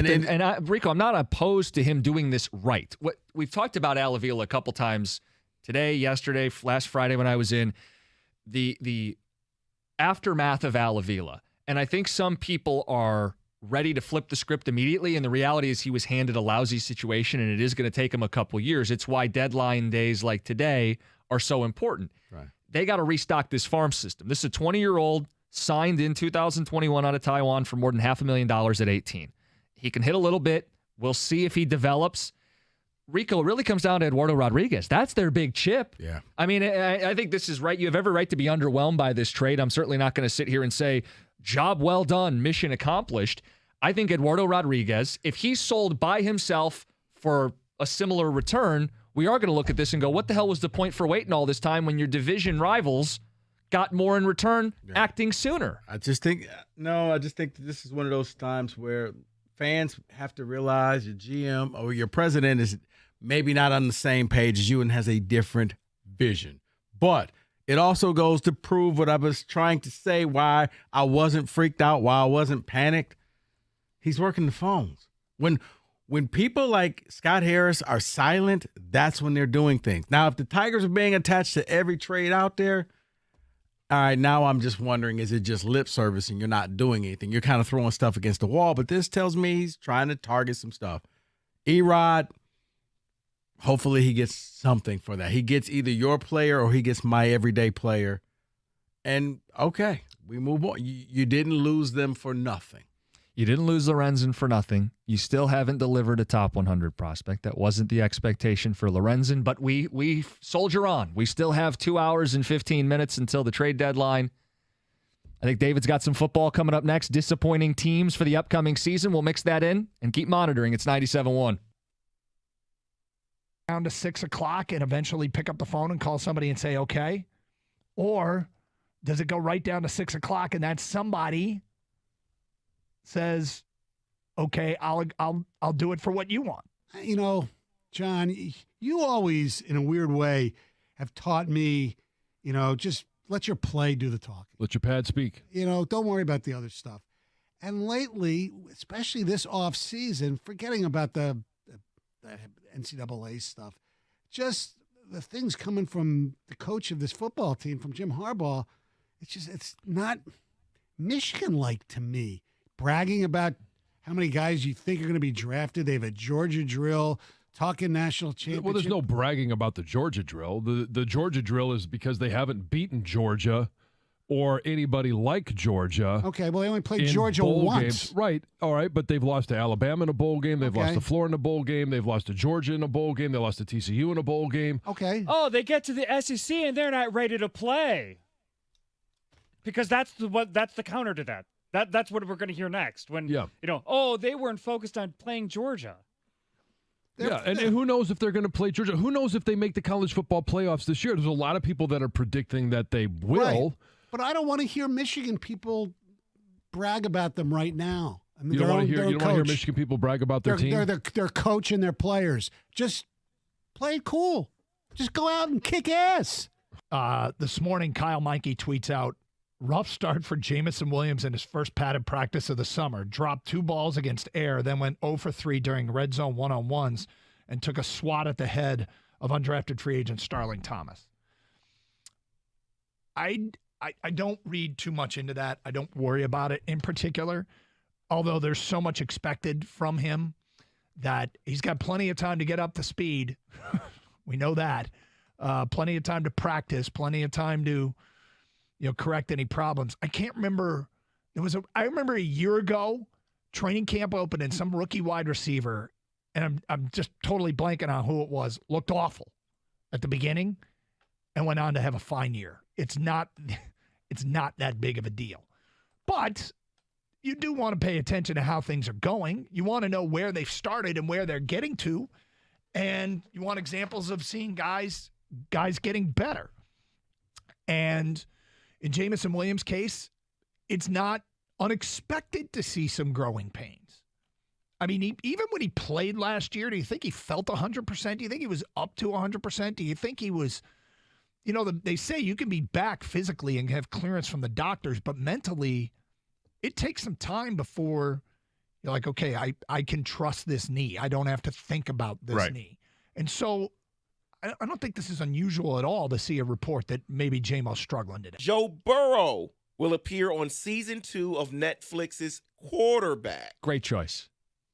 Great choice. You're making a face. No. See, I kind of wanted to be surprised, but yeah. I mean, he's interesting. Well, they have to announce a headliner, right? Someone they had Mahomes. People were going to watch Burrow. Regardless. I think they could have really drug it out until like maybe a week before and then said, okay, by the way, because now anytime you see Burrow doing something throughout the season, is it genuine or are you doing it for the cameras? How nervous was Peyton Manning in the show, Netflix, the quarterback, when Burrow was limping with the calf injury? Like, oh no, it's ruined. Take the cameras away. We got to find another one. Find somebody else real quick. Who's on the Rico Beard short list for quarterback season 2? Fields says he's not doing it. Hurts isn't going to do Your it. headliner is already gone because I wanted to see Hurts. Okay. I wanted that to be the headliner. So now you got to get a struggling quarterback and one who probably just quarterback. So I still want Russell Wilson because I think he's interesting enough. And maybe one of these rookies. Kenny says no to Russell Wilson, by the way. I'm saying, violently no. Maybe one of the rookies. Okay. Stroud or whoever. Young. We'll get one of those guys and kind of follow them and see what life is like in their very first year.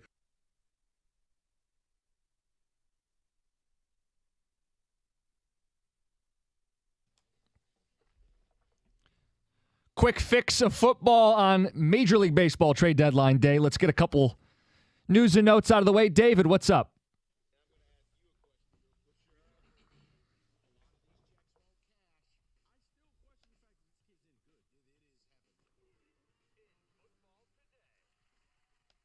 So I want to go through teams that are most likely going to disappoint in 2023.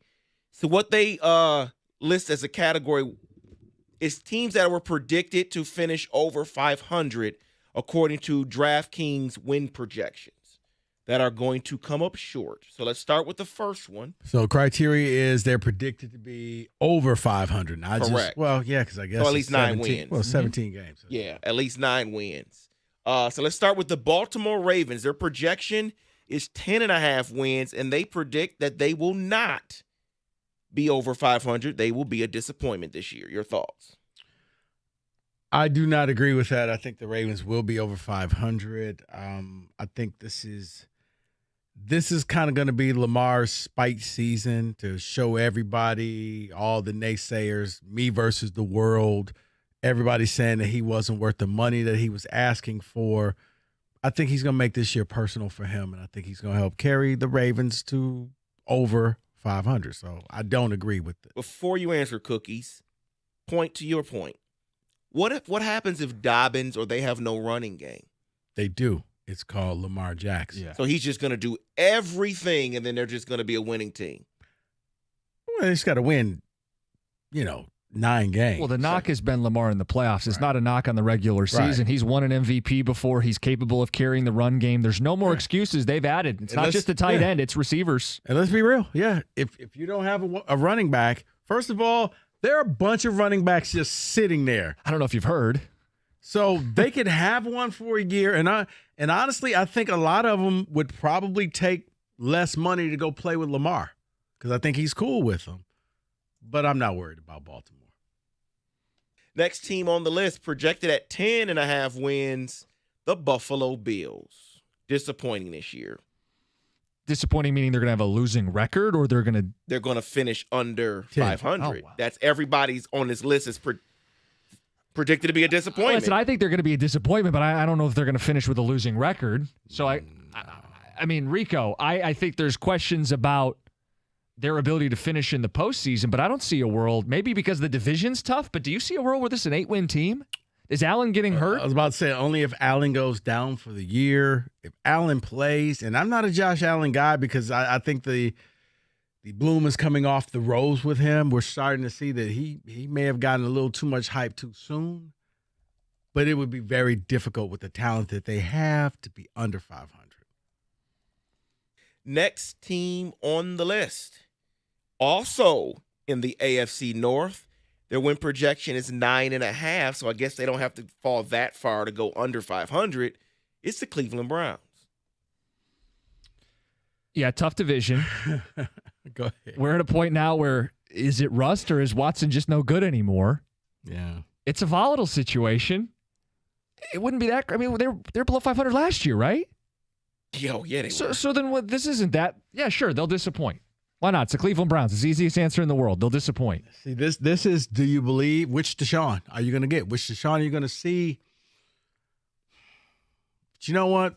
I'm going to say it was rust. I'm going to say no, they won't. They'll finish above 500.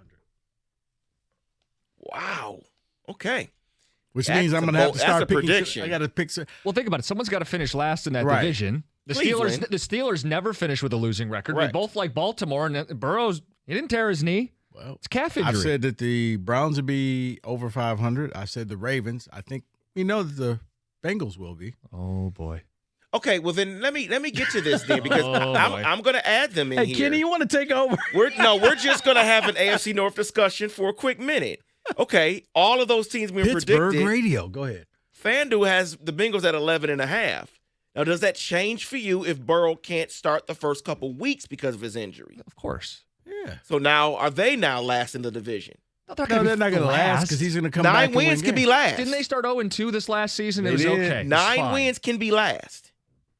And that's still over 500. You got the greatest division of all time over there. You know what, David? Record. Let's just get to what you want to talk about. Go ahead and say.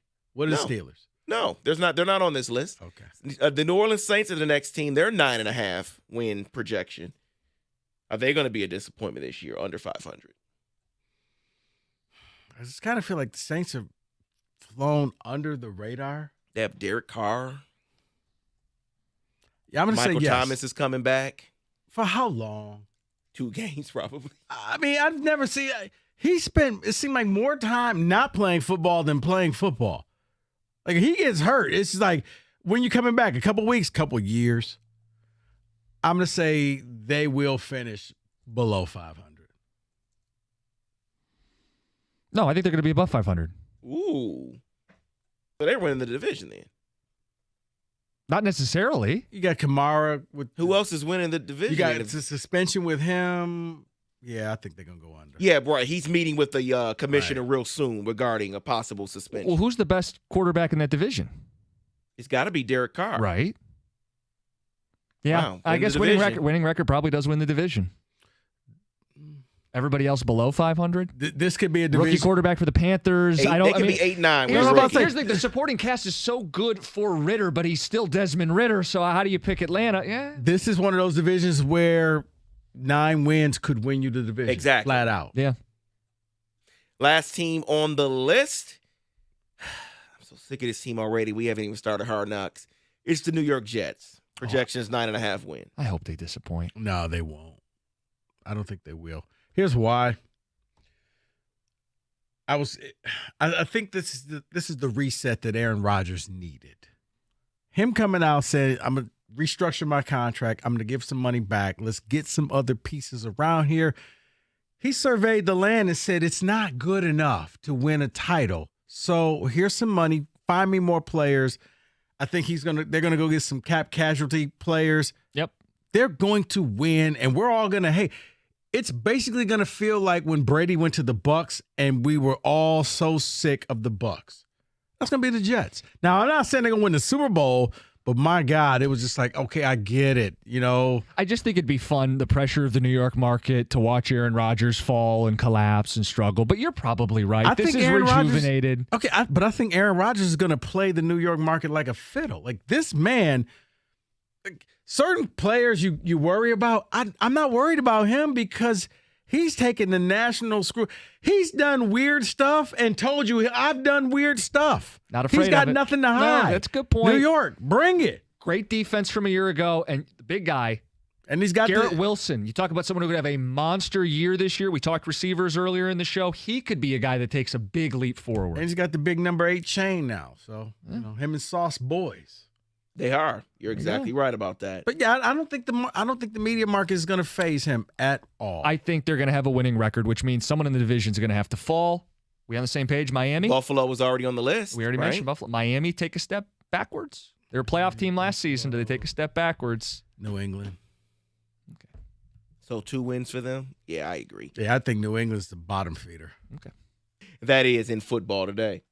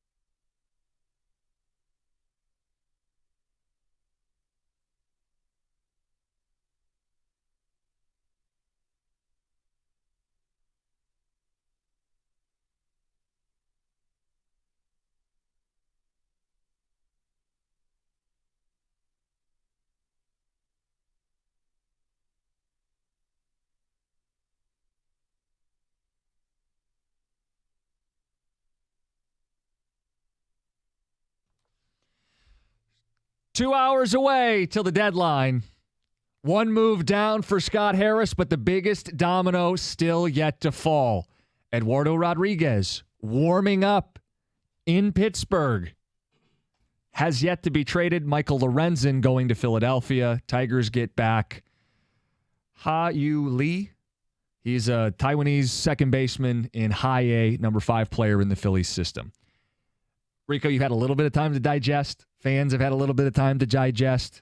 What's the latest, not just with what they got back from the Phillies, but what's going on with Erod? Because I'm reading that he has a no-trade clause to the Dodgers. They'd have to waive that if he's going to go out there. The Orioles still need pitching. And your Braves, can you just broker a deal already? Get something done with your Braves and get this over with.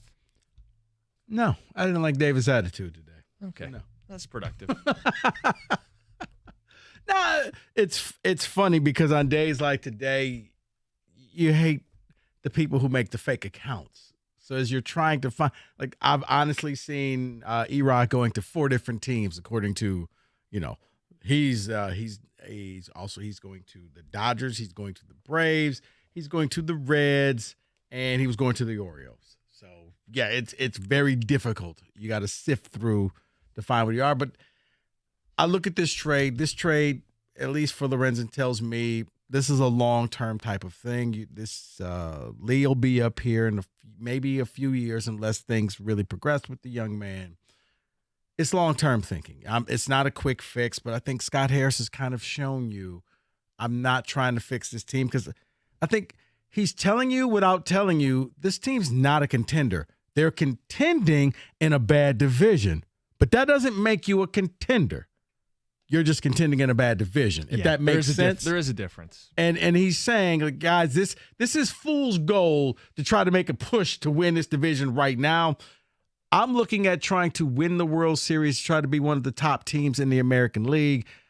I need to bring in better players with Lee. He's a second baseman, but he can play 3 different positions in the infield.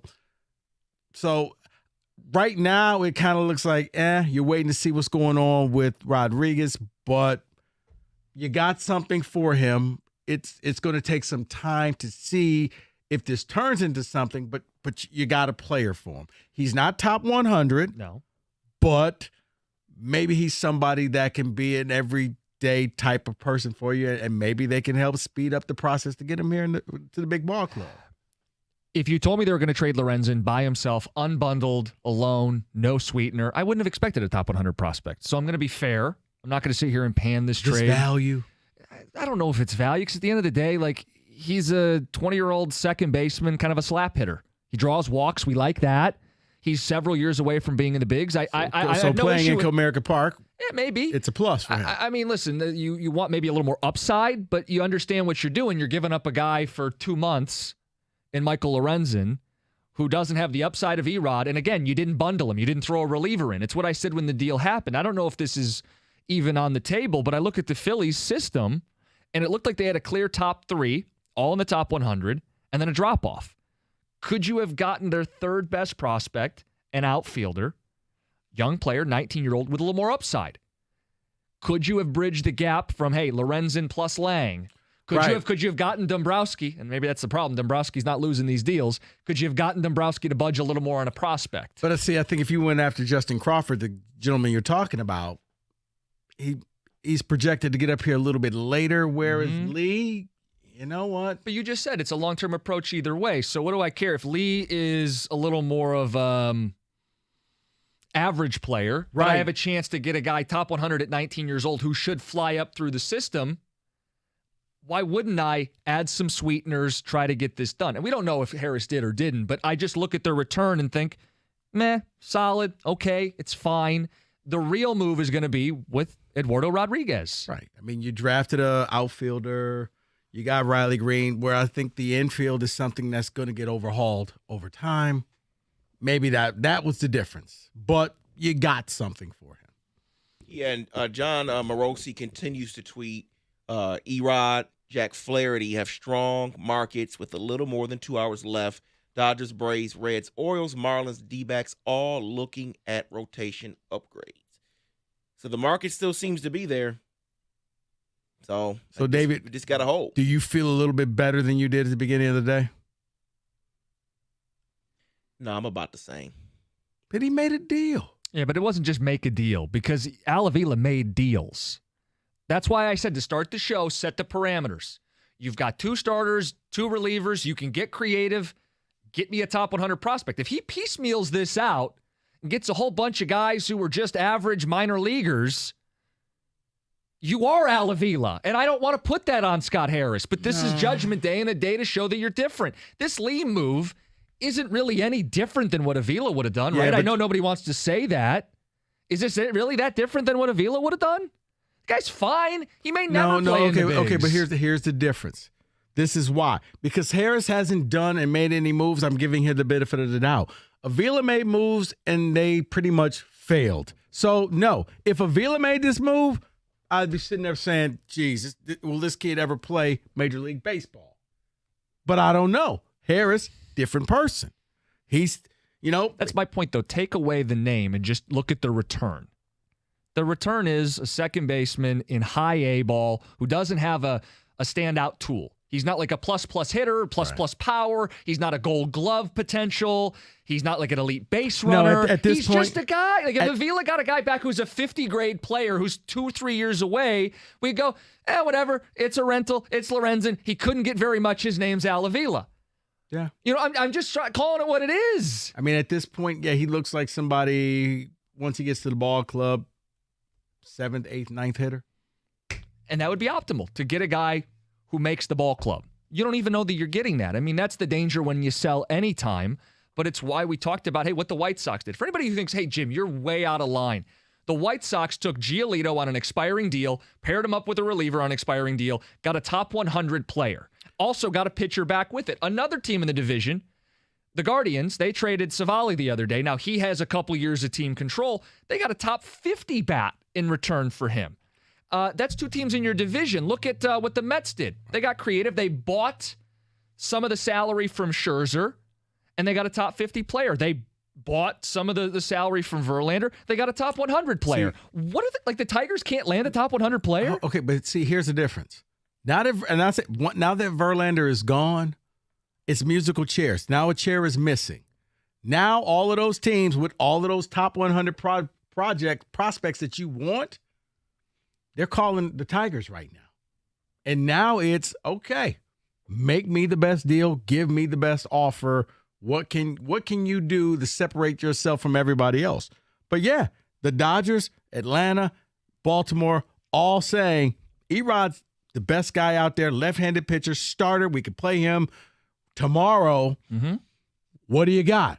So this is one where, in the end, looking at Lee, it's like, okay, Lee with this other person, okay, you did pretty well today. Sure. As of right now, standalone, it's meh. Yeah. But I do think that in less than 2 hours, we're going to get the news. He's taking advantage of these teams right now. Now, if he doesn't, Jim, everybody else, blast away. I'm not trying to be quote unquote right here. I want him to, because you're looking at what everybody else got and all the different the top 100 people. He's now sitting in the catbird seat. Verlander's gone. Mm-hmm. So everybody had to deal with the Mets first. Mets got what they wanted. They're done. We're out. Guess who now sits in? Okay, call the 313 area code. Let's start talking. Field some deals, work them against one another. You go, right. hey, maybe the Orioles are offering a top 100 for Erod, but you call the Dodgers and say, we like one of your guys better. Throw him in and you get the deal done. You guys are going to like this, but because you're sitting in the catbird seat, make this trade around 5:45. Make these teams sweat this out and just – you okay with that, David? I completely understand why you're saying that. Yeah, that makes sense. Because you can make a trade right now. But if you wait an hour, you not only got the person that you wanted, but maybe a player or two extra. But can I say this, devil's advocate? Avila also did that with the Verlander trade. At the last minute, still got nothing. I mean, the common thread with Avila is whether he traded him yes, early, you got JV, nothing, last minute, JV, every trade. So we got to hope that Harris last minute says, all right, I can get something better. Yeah. I think he is, because I think you got at least 3 teams who all want something, and they're all saying, well, the Tigers still haven't made the trade yet, so they're still looking for something. What else can we add to get this deal done? And for Eduardo, he's left-handed, ERA under 3. You want to compete for a World Series, he might be your number 2, a number 3 if you're a great team. Right. And you go, now we've got a rotation that can win a World Series. If that's not enough on its own to get a top 100, you say, hey, you can never have enough bullpen arms, Lang or Foley. Pick your poison. You know what? Hey, here's our guy that's stuck behind our third baseman. Mm-hmm. Here you go. You can have him. What can we do to get this deal done? We'll find out less than 2 hours. But I think it's going to be nerve-wracking for you because I don't expect anything within the next hour.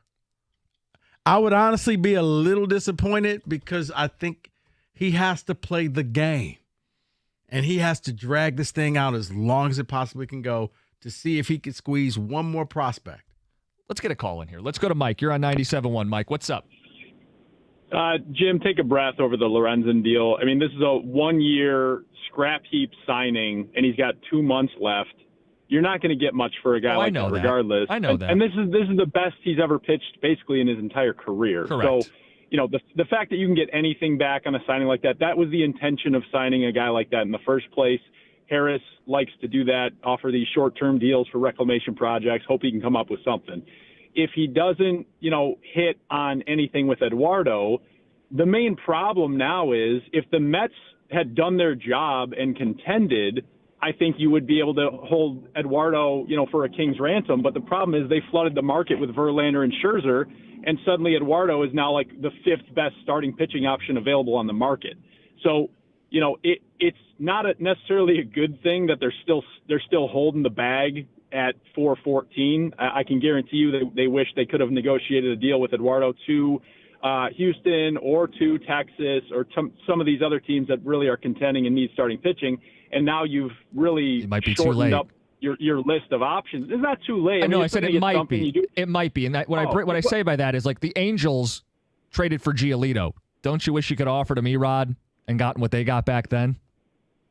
Yeah, but I mean, it's not like they got a king's ransom for Giolito either. And but they got 2 guys that are top 5 in their system and one in the top 100. I would do that today, especially with the clock ticking, wouldn't you? Would you do the Giolito trade today? About it. Yeah. You're gonna have to come away with somebody in the top 100 or damn close to it at this point. But again, let's take a breath. This is Harris's eighth month on the job, 10th month on the job. He has to basically tear down this nuclear pile of crap that Avila left for him before he can ever start to rebuild it again. So I trust the guy. I think he's a smart guy. I think he knows what he's doing, and I think we're going to see that in less than 2 hours. He's going to move Eduardo for something. Obviously, you can't hang on to him. Right. So he's going to get something for him. It's just a matter of what, and hopefully he can start this offseason in his vision for the entire organization. Appreciate it, Mike. It's a good baseball phone call. David, you clapped your hands back there. I mean, let's hope we're clapping by the end of the day today. All right, 248-539-9797. When will the Tigers make their next move? What do we hope to get back? It's 97.1. Let's face it, we've all been on the internet, and then you look for something, and then it just follows you and follows you and follows you. Why? Because you're being tracked. That's why I downloaded DuckDuckGo. It's a private web browser that blocks trackers, and it's free. And you can have it as well because then you can search for things and not have to worry about seeing whatever it is. If you're trying to surprise somebody with a gift, they're not seeing it pop up in the timeline. Go to DuckDuckGo.com or you can download it free in the App Store for either your iPhone or your Droid phone. DuckDuckGo.com.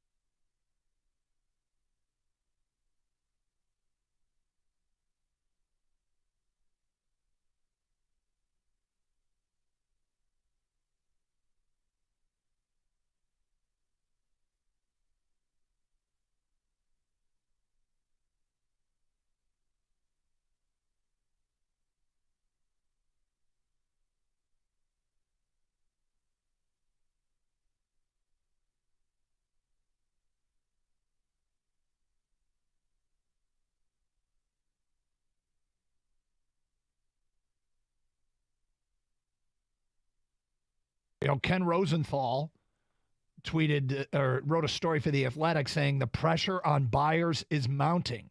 But we got our new guy in charge in Scott Harris, and all reports say he set a high price for people who want to deal with the Tigers.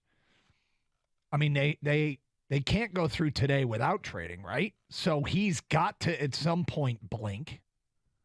And so who blinks first?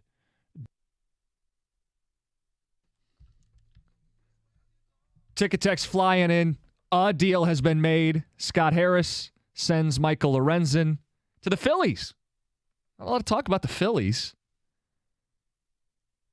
Listen, when it's just Lorenzen, you're not going to get much back. They get a second baseman, 5th-rated player in their system, a 20-year-old Taiwanese player, Lee.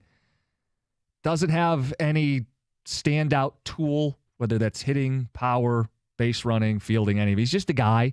They like that he draws walks, I imagine. Good plate approach, discipline, the whole deal. But a couple years away, it is what it is. It's the kind of return you're going to get for 2 months of Lorenzen. For people going, Jim, what did you expect? I was hoping to bundle Lorenzen with a reliever and get a little more, or take Eduardo and bundle him with a reliever, a move that could still be made, and give this organization a real tangible top prospect. David, what are the ticket texters saying? Well, someone's asking you. They're saying, calm down. What did you think you were going to get for Lorenzen? Ken Griffey Jr. type of player? Yes, I wanted Griffey Jr. Hat backwards. Robbing home runs and hitting dingers. That's what I wanted back. No, David, I get it. For Lorenzen, this is about what you would expect. What I'm saying is... You wanted Dela Cruz. Yes, exactly. Oh, of course. Yeah, sure. The next guy. Yeah. How about the Reds who have 4 top 100 hitting prospects? Get creative, throw relievers in, throw pitchers. Like, I'd throw Manning in, get something done. You got enough pitching. That's what I was asking you. Would you get rid of Skubal? Who am I getting back? I'm saying you want a lot of prospects. He can probably get you. The short answer is no. The longer answer is who am I getting back? Okay. Ooh, my. I think it's a solid trade. Lorenzen is never consistent. He's hot right now. We got a second baseman. That's our biggest need. That's from Marlon and Walt Lake. Second base is our biggest need. Isn't that where Colt Keith's going to play? Yes. Because people are going, he can't stick at third. He's a second baseman. Jace Young, the guy they took in Avila's last draft, who can hit. He's hitting a little bit. He's a second baseman. Was second baseman the biggest need? I'm not telling you to disqualify second baseman, because if they can hit, you'll find a home for them. But don't act like second base is the biggest need. It's arguably the least valuable infield position. Infield is what you need, and if you know what, eventually somebody's going to take a shortstop spot, and the current one may just have to have a seat on the pie and collect your checks from the pie. I love your 4 theory. years when Javi's still playing shortstop for the Tigers. No, but Rico's point is this: make him uncomfortable. Find a shortstop who can take away his at-bats and make him miserable. Rick, but the only way, because he can just say, I don't want to be here anymore. Do what you got to do. Get me out of Detroit. I'll take some type of a pay cut, because for people saying he's not going to leave that much money on the table, the thing about pro athletes is universal. Ego. They do not like sitting on the bench. You bench them, and they will expedite the process. Yeah, but he's experiencing the Miggy final. No. Okay, he wants to do that in Detroit, Dave, too. Here's the thing. When Miggy steps up to the plate, people cheer. They do. They throw bits on the field. When he comes up to the plate, they boo him. And they aren't saying, ha, boo. They're saying just boo. David, what else on the ticket text? I don't want to get to the phones. My God, this is horrible. We need players who can help us now, not 3 years from now. How long must we wait in this abyss? Ryan at work. I understand the energy from Ryan. What did you think this was going to be? When you sell at the deadline, teams are giving away prospects. That's what you get in return when you trade your proven players. Rarely do you find a situation where you have someone who's got too many major league hitters and it's a pitching for hitting kind of trade. I think we'd all prefer that, but this is kind of the expectation. You're going to get prospects. You're going to get guys who are a year or 2 or 3 away. Correct. And you just hope that you get enough of the prospects that 1 or 2 actually make it to the big leagues. All it takes. Nick, you're next up. You're on 97.1. Hey, Jim. Well, we're halfway there, at least in terms of the trade pieces that we got. But I'm not the whole Michael Lorenzen thing, I didn't even know that. That kind of shocked me that they trade with those. I guess I shouldn't be too shocked since Dave Dombrowski is over there, and I imagine he's still got connections with the Tigers. I don't hate the trade. I think it's fine, and I think it like we've been saying, highlights that Scott is really trying to go for youth, and he's trying to, it's why he drafted high schoolers. It's why he's, getting all these young guys who are like 20, 21 years old, which is fine for the time being. But now I think the spotlight now falls on the Erod trade. And I think it's because I'm pretty sure, I could be wrong on this, but I'm pretty sure they're trading with the Dodgers. And it's just a matter of what they're going to be giving up. So it's either you got Diego Cartaya, who's a top 100 prospect, or Dalton Rushing, who's also two different top catchers. 100 Yeah. prospect. Yeah. Right. They got And two if catchers, they and they need already to have a throw good one in Jason Will Bourne, Smith. Yeah. Yeah, they already have a catcher, so they don't need one. But the thing, one thing I gotta say is, I got these people who call in. There's like these Steve bots. It's like they're like Scott bots who like call in. It's like, oh, just trust the process. Trust the process. I'm like sick of hearing it. Like he hasn't had any sort of like he hasn't done anything. It's not like he's Steve Yzerman. He's got like five, like you said earlier. He's not Steve Yzerman. He hasn't done anything yet. And I believe that he can get us to the promised land of competing for a World Series one day. But you got to stop with these people who call in and say, well, Erod, he's not that valuable because of X, Y, and Z. Then how did Lucas Giolito get Edgar Caro then? Huh? You want to explain that? Yeah. He's basically Lucas Giolito. So these people who call in with those takes have got to stop. Well, I think Giolito's a better pitcher than Michael Lorenzen, but the point is you still have Erod. Erod, yeah. I think Erod is better. Right? He's a lefty, better ERA, better control pitcher. But the thing is, I don't think it's Scott Bott. I'm just saying, because he hasn't done anything exactly, let's see what happens at the end of the day. I can't sit here and bash a guy because he just didn't move quick enough for me. You got the time. Right. He's got the time. So, yeah, I'm not saying, no matter what, he just trusts the process. I'm like, no, but this trade fits into what he said he wants to do and build this thing up slowly. And the type of player, that's the one other thing I'd say about Lee, because we're all learning about him on the fly. I'm not going to pretend that I scouted the guy in the the Grapefruit League or something like that. But the scouting report on him, good walk rate, good on base. Right. These are the things Harris likes. Okay. Fits the profile. Can he stick in the system and make his way up? Right. If he does, then you got yourself a good trade. But it's a 1-for-1. And he's a second baseman without a great standout tool. So he better be a guy on the periphery who does all the little things right. I was about to say, but he could also play other infield positions if you need. It's not just, he's a second baseman. You think we'll see if he can play third I'm looking or short. at the scouting report. Yeah, they say he can play 3 different positions, so I'm assuming it's third, short, and second. Paul, what do you got? You're on 97.1. Hey, Jim, what's going on? Talk to us. Hey, I understand your frustration here with, you get a 1-1 trade here for a guy who is your only all-star. Not that he should have been necessarily, but thank you for saying that. It's just crazy to me that we're going to rush to, assuming Scott Harris isn't going to make a bigger move here with Rodriguez, because the market is still pretty open. I mean, Verlander going back to Houston is kind of big because there's still a lot of contending teams that could be a player here for Rodriguez. And if you can ship him out and get a couple pieces back and maybe even out that trade that you gave up 1-on-1 for Lorenzen and maybe get 2 pieces back for Rodriguez, it could even out things and maybe make this rebuild be a little bit less painful and quicker. What do you think? I absolutely am holding out hope that the second move is the bigger move. That, first of all, there will be a second move, and it will be the bigger move. I mean, between the two, we all acknowledge Eduardo Rodriguez is the better pitcher. Yeah. This is going to be the move that we judge Scott Harris by, is what he does with Eduardo Rodriguez. Yeah, Lorenzen, to me, was a guy that had probably maxed out. Yeah. He wasn't going to get any better if you hung on to him for another year. So you got something for him. You got a prospect. He wasn't top 100, but deep down, I don't think anybody was. It would have been a steal if he would have got a top 100 prospect for him. We'll keep refreshing. We'll avoid those fake accounts. Coming up next, Football Today. It's 97.1. Do the buyers concede to his asking price, or does Scott Harris say, okay, because they've had preliminary talks. That he has talked to teams, and the buyers being teams like Baltimore, the Reds, Atlanta, maybe Miami, Houston, the Dodgers, whomever. I mean, not everybody's going to be interested in who you have to offer, but somebody is. And they've had preliminary talks and the outlines of deals. And Scott Harris says, I want A and B. And a team says, well, we'll give you B.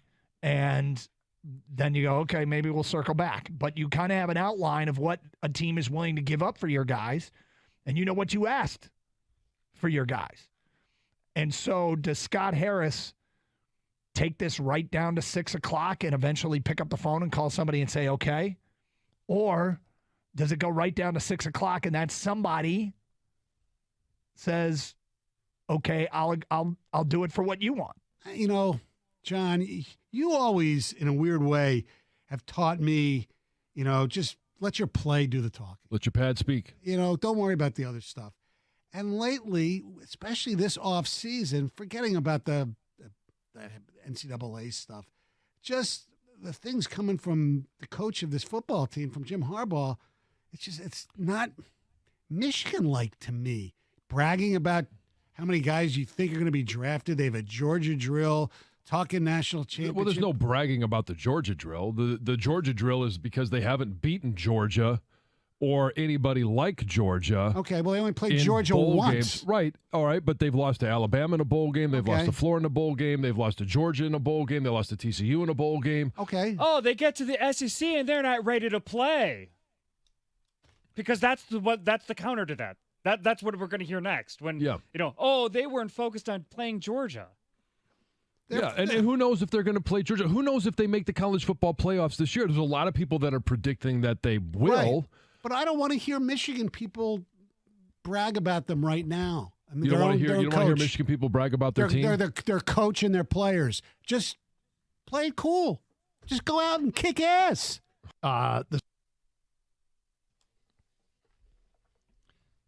Quick fix of football on Major League Baseball trade deadline day. Let's get a couple news and notes out of the way. David, what's up?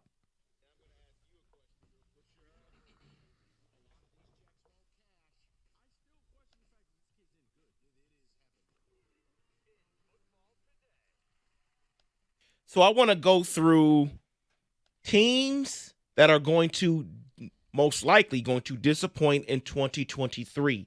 So what they list as a category is teams that were predicted to finish over 500 according to DraftKings win projections that are going to come up short. So let's start with the first one. So criteria is they're predicted to be over 500. Correct. Because I guess so at least 9 wins. Well, 17 games. So. Yeah, at least 9 wins. So let's start with the Baltimore Ravens. Their projection is 10.5 wins, and they predict that they will not be over 500. They will be a disappointment this year. Your thoughts? I do not agree with that. I think the Ravens will be over 500. I think this is kind of going to be Lamar's spite season to show everybody, all the naysayers, me versus the world, everybody saying that he wasn't worth the money that he was asking for. I think he's going to make this year personal for him, and I think he's going to help carry the Ravens to over 500. So I don't agree with it. Before you answer, Cookies, point to your point. What happens if Dobbins or they have no running game? They do. It's called Lamar Jackson. Yeah. So he's just going to do everything, and then they're just going to be a winning team. Well, he's got to win, 9 games. Well, the knock has been Lamar in the playoffs. It's not a knock on the regular season. Right. He's won an MVP before. He's capable of carrying the run game. There's no more excuses. They've added. It's not just a tight end. It's receivers. And let's be real. Yeah, if you don't have a running back, first of all, there are a bunch of running backs just sitting there. I don't know if you've heard. So they could have one for a year. And honestly, I think a lot of them would probably take less money to go play with Lamar because I think he's cool with them. But I'm not worried about Baltimore. Next team on the list, projected at 10.5 wins, the Buffalo Bills. Disappointing this year. Disappointing meaning they're going to have a losing record, or they're going to finish under 10. 500. Oh, wow. That's everybody's on this list is predicted to be a disappointment. Listen, I think they're going to be a disappointment, but I don't know if they're going to finish with a losing record. So I mean, Rico, I think there's questions about their ability to finish in the postseason, but I don't see a world, maybe because the division's tough, but do you see a world where this is an 8-win team? Is Allen getting hurt? I was about to say only if Allen goes down for the year. If Allen plays, and I'm not a Josh Allen guy because I think the bloom is coming off the rose with him. We're starting to see that he may have gotten a little too much hype too soon.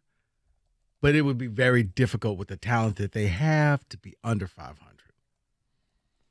Next team on the list, also in the AFC North, their win projection is 9.5, so I guess they don't have to fall that far to go under 500. It's the Cleveland Browns. Yeah, tough division. Go ahead. We're at a point now where is it rust or is Watson just no good anymore? Yeah. It's a volatile situation. It wouldn't be that. I mean, they're below 500 last year, right? Yeah, they were. So then what? This isn't that. Yeah, sure, they'll disappoint.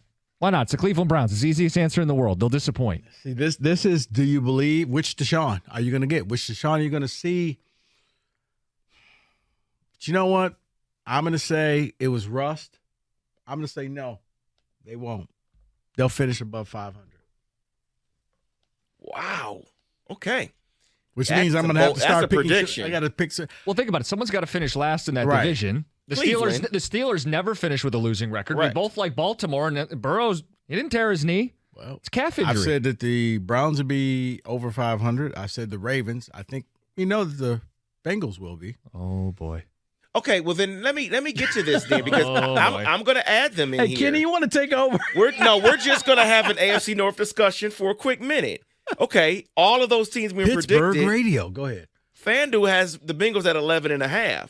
Now, does that change for you if Burrow can't start the first couple weeks because of his injury? Of course. Yeah. So now, are they now last in the division? No, they're not going to last because he's going to come back. 9 wins can be last. Didn't they start 0-2 this last season? It was did. okay. 9 wins can be last. And that's still over 500. You got the greatest division of all time over there. You know what, David? Let's just get to what you want to talk about. Go ahead and say. What are the Steelers? No, they're not on this list. Okay. The New Orleans Saints are the next team. They're 9.5 win projection. Are they going to be a disappointment this year, under 500? I just kind of feel like the Saints have flown under the radar. They have Derek Carr. Yeah, I'm going to say yes. Michael Thomas is coming back. For how long? 2 games, probably. I mean, I've never seen – it seemed like more time not playing football than playing football. Like, he gets hurt. It's just like when you're coming back, a couple weeks, couple years. I'm going to say they will finish below 500. No, I think they're going to be above 500. Ooh. So they're winning the division then. Not necessarily. You got Kamara with. Who else is winning the division? You got the suspension with him. Yeah, I think they're going to go under. Yeah, right. He's meeting with the commissioner real soon regarding a possible suspension. Well, who's the best quarterback in that division? It's got to be Derek Carr. Right. Yeah, wow. I guess winning record probably does win the division. Everybody else below 500? This could be a division. Rookie quarterback for the Panthers. They could be 8-9. Here's the supporting cast is so good for Ritter, but he's still Desmond Ritter, so how do you pick Atlanta? Yeah. This is one of those divisions where 9 wins could win you the division. Exactly. Flat out. Yeah. Last team on the list. I'm so sick of this team already. We haven't even started Hard Knocks. It's the New York Jets. Projection is 9.5 win. I hope they disappoint. No, they won't. I don't think they will. Here's why. I think this is the reset that Aaron Rodgers needed. Him coming out saying, I'm going to restructure my contract. I'm going to give some money back. Let's get some other pieces around here.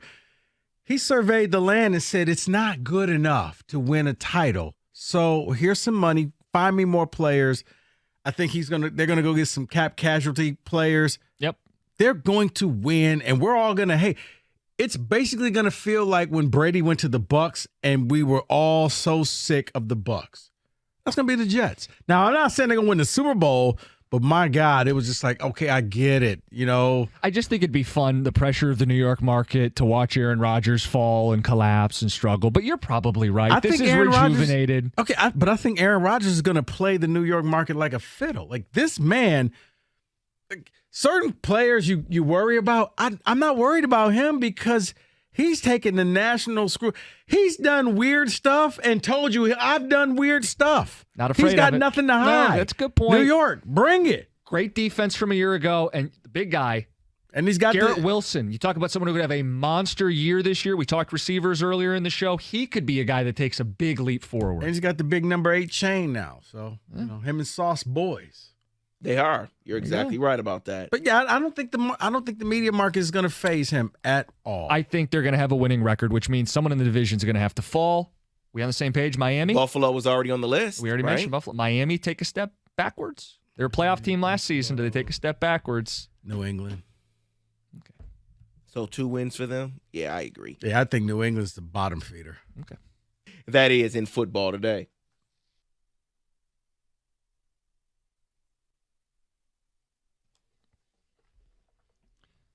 Quick fix of football on Major League Baseball trade deadline day. Let's get a couple news and notes out of the way. David, what's up?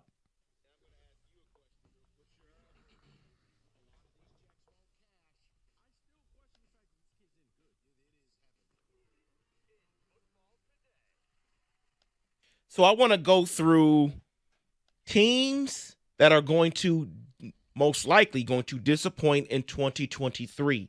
So what they list as a category is teams that were predicted to finish over 500 according to DraftKings win projections that are going to come up short. So let's start with the first one. So criteria is they're predicted to be over 500. Correct. Because I guess so at least 9 wins. Well, 17 games. So. Yeah, at least 9 wins. So let's start with the Baltimore Ravens. Their projection is 10.5 wins, and they predict that they will not be over 500. They will be a disappointment this year. Your thoughts? I do not agree with that. I think the Ravens will be over 500. I think this is kind of going to be Lamar's spite season to show everybody, all the naysayers, me versus the world, everybody saying that he wasn't worth the money that he was asking for. I think he's going to make this year personal for him, and I think he's going to help carry the Ravens to over 500. So I don't agree with it. Before you answer, Cookies, point to your point. What happens if Dobbins or they have no running game? They do. It's called Lamar Jackson. Yeah. So he's just going to do everything, and then they're just going to be a winning team. Well, he's got to win, 9 games. Well, the knock has been Lamar in the playoffs. It's not a knock on the regular season. Right. He's won an MVP before. He's capable of carrying the run game. There's no more excuses. They've added. It's not just the tight end. It's receivers. And let's be real. Yeah, if you don't have a running back, first of all, there are a bunch of running backs just sitting there. I don't know if you've heard. So they could have one for a year, and honestly, I think a lot of them would probably take less money to go play with Lamar because I think he's cool with them. But I'm not worried about Baltimore. Next team on the list, projected at 10.5 wins, the Buffalo Bills. Disappointing this year. Disappointing meaning they're going to have a losing record, or they're going to finish under 500. Oh, wow. That's everybody's on this list is predicted to be a disappointment. Listen, I think they're going to be a disappointment, but I don't know if they're going to finish with a losing record. So I mean, Rico, I think there's questions about their ability to finish in the postseason, but I don't see a world, maybe because the division's tough, but do you see a world where this is an 8-win team? Is Allen getting hurt? I was about to say only if Allen goes down for the year. If Allen plays, and I'm not a Josh Allen guy because I think the bloom is coming off the rose with him. We're starting to see that he may have gotten a little too much hype too soon, but it would be very difficult with the talent that they have to be under 500. Next team on the list, also in the AFC North, their win projection is 9.5, so I guess they don't have to fall that far to go under 500. It's the Cleveland Browns. Yeah, tough division. Go ahead. We're at a point now where is it rust or is Watson just no good anymore? Yeah. It's a volatile situation. It wouldn't be that. I mean, they're below 500 last year, right? Yeah, they were. So then what? This isn't that. Yeah, sure, they'll disappoint. Why not? It's the Cleveland Browns. It's the easiest answer in the world. They'll disappoint. See, this is, do you believe, which Deshaun are you going to get? Which Deshaun are you going to see? But you know what? I'm going to say it was rust. I'm going to say no, they won't. They'll finish above 500. Wow. Okay. Which means I'm going to have to start picking. Prediction. I got to pick. Well, think about it. Someone's got to finish last in that division. The Cleveland. Steelers never finish with a losing record. Right. We both like Baltimore, and Burrow's he didn't tear his knee. Well, it's calf injury. I've said that the Browns would be over 500. I said the Ravens. I think that the Bengals will be. Oh boy. Okay, well then let me get to this then because I'm going to add them in Hey, here. Kenny, you want to take over? We're just going to have an AFC North discussion for a quick minute. Okay, all of those teams we Pittsburgh predicted. radio. Go ahead. FanDuel has the Bengals at 11.5. Now, does that change for you if Burrow can't start the first couple weeks because of his injury? Of course. Yeah. So now, are they now last in the division? No, they're not going to last because he's going to come back. 9 wins can be last. Didn't they start 0-2 this last season? It They was did. okay. 9 wins can be last. And that's still over 500. You got the greatest division of all time over there. You know what, David? Record. Let's just get to what you want to talk about. Go ahead and say. What are the Steelers? No, they're not on this list. Okay. The New Orleans Saints are the next team. They're 9.5 win projection. Are they going to be a disappointment this year, under 500? I just kind of feel like the Saints have flown under the radar. They have Derek Carr. Yeah, I'm going to say Michael yes. Thomas is coming back. For how long? 2 games, probably. I mean, I've never seen. He spent, it seemed like, more time not playing football than playing football. Like, he gets hurt. It's just like, when you're coming back, a couple weeks, couple years, I'm going to say they will finish below 500. No, I think they're going to be above 500. Ooh. So they're winning the division then. Not necessarily. You got Kamara with. Who else is winning the division? You got the suspension with him. Yeah, I think they're going to go under. Yeah, right. He's meeting with the commissioner real soon regarding a possible suspension. Well, who's the best quarterback in that division? It's got to be Derek Carr. Right. Yeah, Wow, I win the guess division. winning record probably does win the division. Everybody else below 500. This could be a division. Rookie quarterback for the Panthers. They could be 8-9. Here's the supporting cast is so good for Ritter, but he's still Desmond Ritter. So how do you pick Atlanta? Yeah, This is one of those divisions where 9 wins could win you the division. Exactly. Flat out. Yeah. Last team on the list. I'm so sick of this team already. We haven't even started Hard Knocks. It's the New York Jets. Projections 9.5 win. I hope they disappoint. No, they won't. I don't think they will. Here's why. I think this is the reset that Aaron Rodgers needed. Him coming out saying, I'm going to restructure my contract. I'm going to give some money back. Let's get some other pieces around here. He surveyed the land and said it's not good enough to win a title. This morning, Kyle Meinke tweets out, rough start for Jamison Williams in his first padded practice of the summer. Dropped 2 balls against Air, then went 0 for 3 during red zone one-on-ones and took a swat at the head of undrafted free agent Starling Thomas.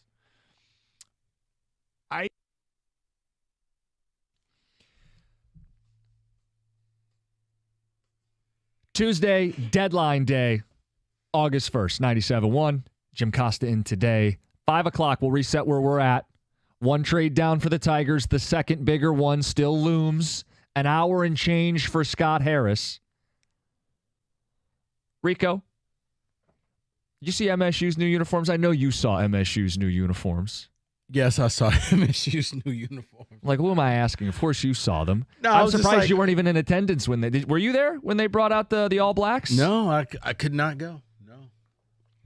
What do you mean you couldn't go? You were like barred, banned? Because I was a member of the media. Oh. So they had the MSU influencers there, but not media members there. Oh, okay. So, no, I was told I was rejected. But people have seen them. It's a good look. Yeah, because they kind of hinted upon him for weeks. Okay, it was going to be July 28th, Thy Shadows, hashtag Thy Shadows. They finally came out with the black uniforms, and I like them. I like them. Some like kids' uniforms got leaked a few days earlier, and people were just like losing their stuff. Like, oh my God. It's like, guys, why don't you just wait? Kind of like this.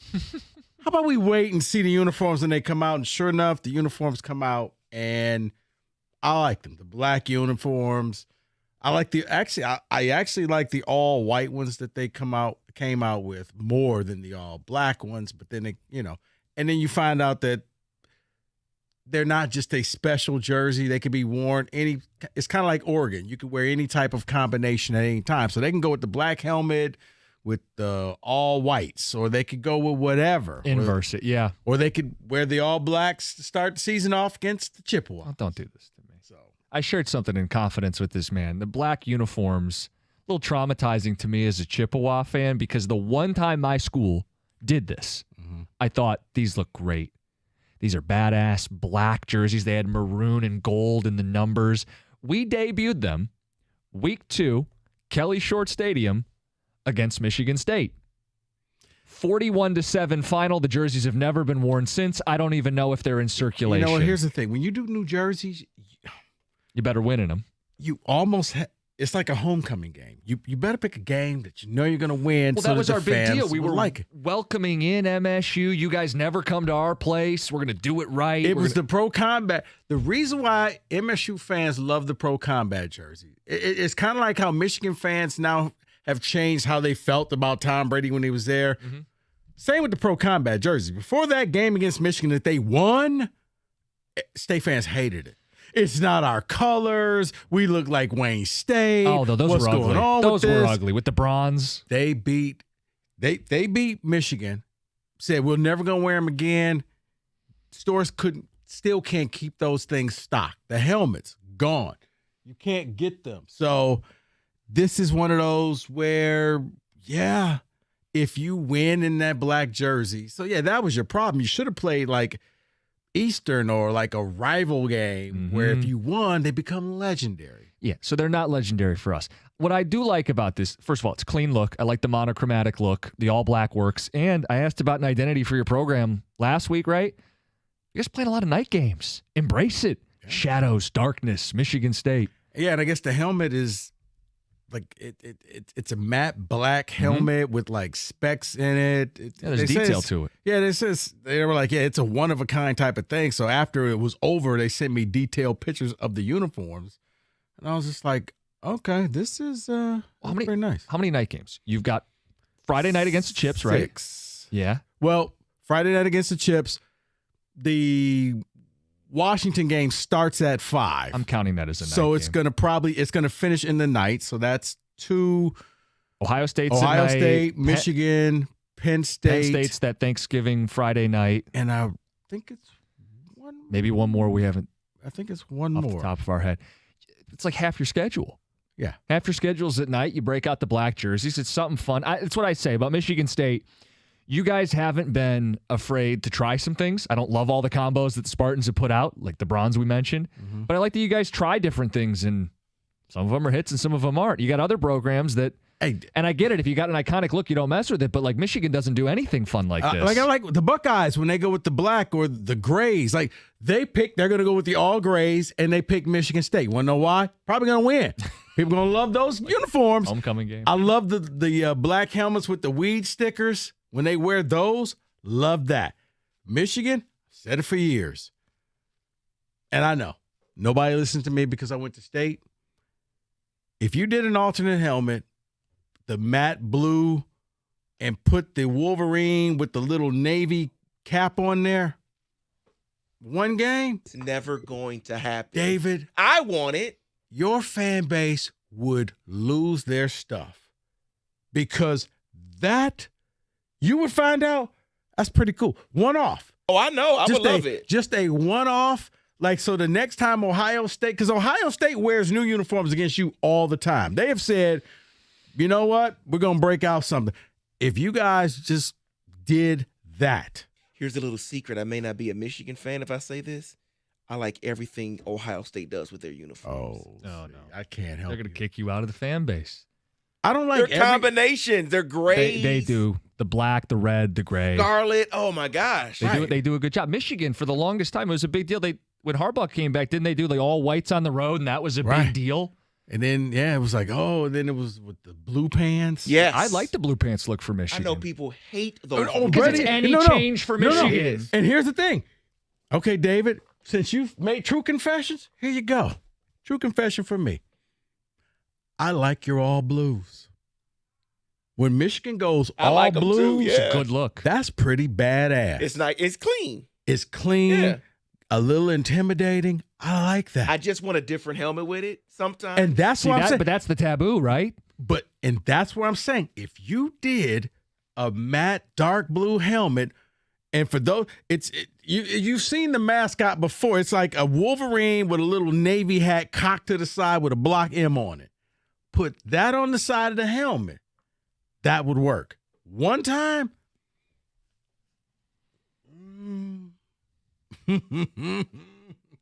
So you don't know this.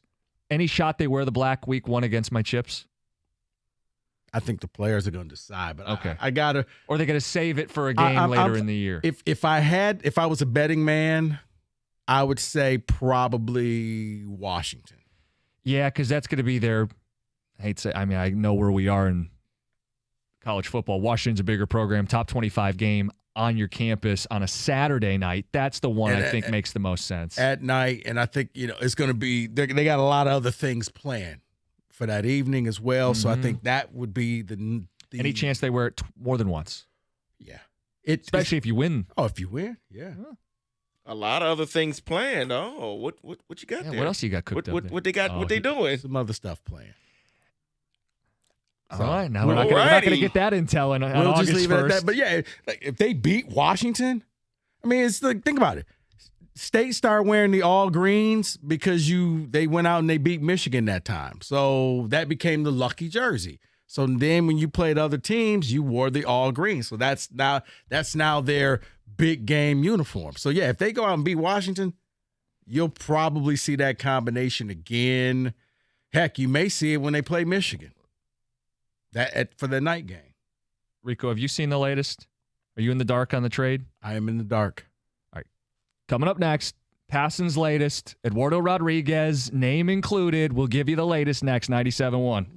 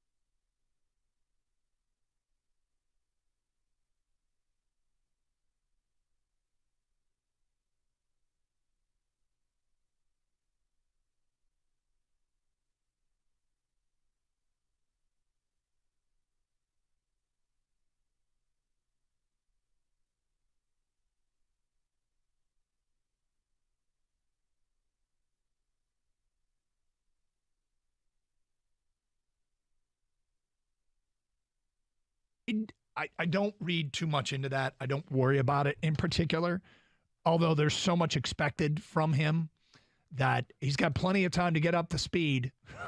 We know that. Plenty of time to practice, plenty of time to correct any problems. I can't remember. I remember a year ago, training camp opened and some rookie wide receiver, and I'm just totally blanking on who it was, looked awful at the beginning and went on to have a fine year. It's not that big of a deal. But you do want to pay attention to how things are going. You want to know where they've started and where they're getting to. And you want examples of seeing guys getting better. And in Jamison Williams' case, it's not unexpected to see some growing pains. I mean, even when he played last year, do you think he felt 100%? Do you think he was up to 100%? Do you think he was... they say you can be back physically and have clearance from the doctors, but mentally, it takes some time before you're like, okay, I can trust this knee. I don't have to think about this knee. And so I don't think this is unusual at all to see a report that maybe J-Mo's struggling today. Joe Burrow will appear on season 2 of Netflix's Quarterback. Great choice. Great choice. You're making a face. No. See, I kind of wanted to be surprised, but yeah.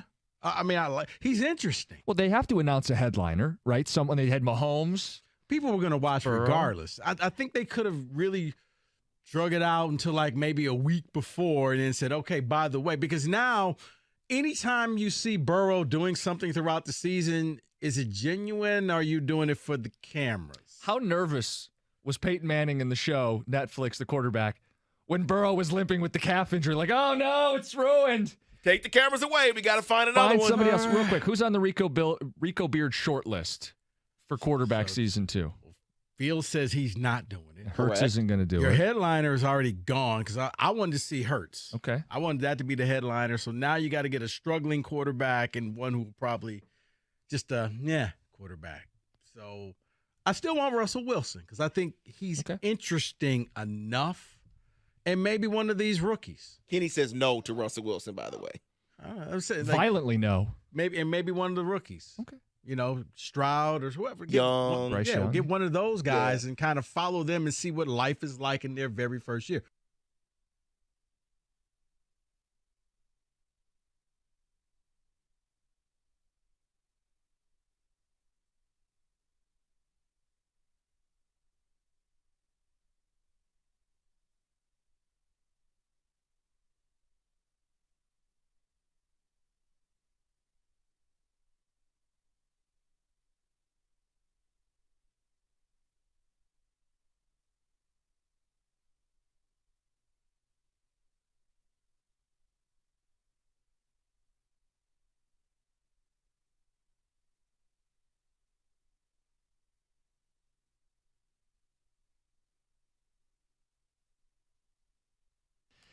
One hour down, and, well, looked like there was a deal in place. Breaking news, Eduardo Rodriguez uses his no-trade clause.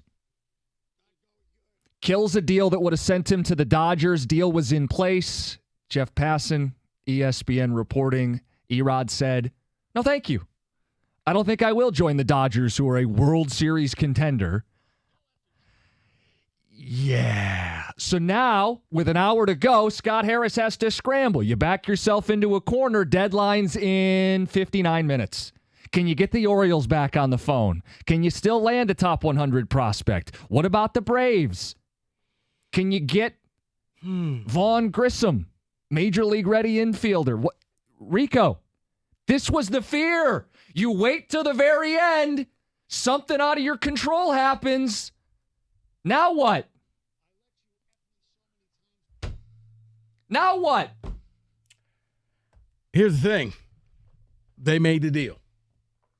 For everybody saying Scott Harris was doing nothing, he was working the phones. Dodgers have a bunch of top prospects. Sounds like you were going to be happy. Now, I guess rule of thumb, you probably should have talked to Erod and made sure. How does this just come up now? That he was okay. Because you got to think, dude, we're sending you to a contender. Yeah, that's what I don't get. It's you can opt out. If you're unhappy in LA for a couple months, they don't win a World Series, the beaches aren't to your liking, you opt out and you become a free agent. Right. But you have a chance of we're gifting you a ring. Okay? Yep, pretty damn good shot at it. We're not sending you to the A's. Right. Okay? We're sending you to a contender. Right. Everybody else waived their Scherzer. Everybody waived their no trade clause and said, yeah, you know what? I'll go ahead and take this. I'll be a rental player. He decided that he was not going to. Now you got to go to the plan B. The only problem is I now know I'm your plan B and you're going to get what I give you. Leverage. Cut in half. You had all the leverage when you told me no. I have all the leverage now. So remember all that stuff I was offering you? I'm taking a couple pieces back. You're going to now get this guy. So can I ask the question, or do I have to wait another hour and we'll go off the air? What's that? You can ask the question. Did he overplay his hand? I don't think he waited till the last minute. He had a deal struck down. You could say it's not his fault. He has to know Eduardo's no-trade clause includes the Dodgers. He has to know whether the guy's willing to move to L.A., and he negotiated in an oblivious fashion and backed himself into a corner. He can still salvage it, which is why I said, do I need to wait? No. He's got an hour, but I will allow you to say this because once we do radio and we're not on in an hour. So I want you to say what you have to say now because I'm in the interesting business. Yeah, he did. This may be a hard lesson that he learned. You better make sure you dot all the I's and cross all the T's. And even though it seems silly and redundant, hey, we're going to trade you. Are you okay to go to this team? Yeah, the reports are a 10-team no-trade list. I don't know who else is on that list. I don't know if Baltimore why and Atlanta. Are you so picky? Like, you basically just nixed off a third of Major League Baseball and said, I don't want to go there. I'm sending you to a contender. That's what gets me. Like, I understand sending you to a bad team. Nah, I've earned this. He decided he didn't want to go. They still have an hour to make Erod feel comfortable out in L.A. because it really boils down to, can you just get him to get on the plane and leave Pittsburgh to go to L.A.? Well, that's what it is. The deal is done. And how awkward is this now if you don't get a deal done in the next hour? We wanted to trade you. We were ready to trade you. I don't think it's awkward because I think he knew. Like, this wasn't one that just came out the blue. He knew he was on the trading blocks. They moved his start back. Mm-hmm. It's awkward because it's because of you. This didn't go through. No, it's because of Scott Harris. It's Scott Harris's fault. This is not. You have to know where he'll approve a deal and where he won't approve a deal before you have this in place. David? By the letter of the law, yes, it is. Scott Harris should have done something so basic and rudimentary. Well, and he didn't do it. And do we play the card of, listen, I know he was a GM with the Giants, but he's the president of baseball operations. This is his first time running a deadline as the head honcho number one guy. Is this one of those things? Inexperience bit him. He didn't check the boxes, cross the I's, dot the T's. Inexperience. The other way around. No. Inexperience did bite him. He got the deal done. I'm assuming that he got everything that he wanted from the Dodgers. Remember, he wasn't going to move. The Dodgers had a lot of prospects. I'm sure he got somebody coming back in return. I would assume so. The inexperience kicked in. You didn't have the player on your side. You didn't have the authority to make that trade. But you were able to get the trade made, done. It was blessed by everybody except the player who decided the last second, nah, I'm not doing this. See, I hope I'm wrong, but this feels to me. It's like he pulled that Don Amici. Right, I'm not going to Detroit. I'm not going to Detroit. Well, fine. Take this Ben Wallace guy. It just feels to me, and I'm just thinking out loud, they didn't pay Erod last year when he was gone from the team. Could this be Erod saying, screw you, Tigers? It could be. You're not going to get what you thought you can get for me? Hey, David, pettiness goes and knows no levels. You're right. You screwed me over last year, and I vowed if I ever had a chance to get you back, I would. And he waited till the 9th hour, literally the 11th hour. Hey, guys, I'm not really feeling L.A. So I'm going to say no.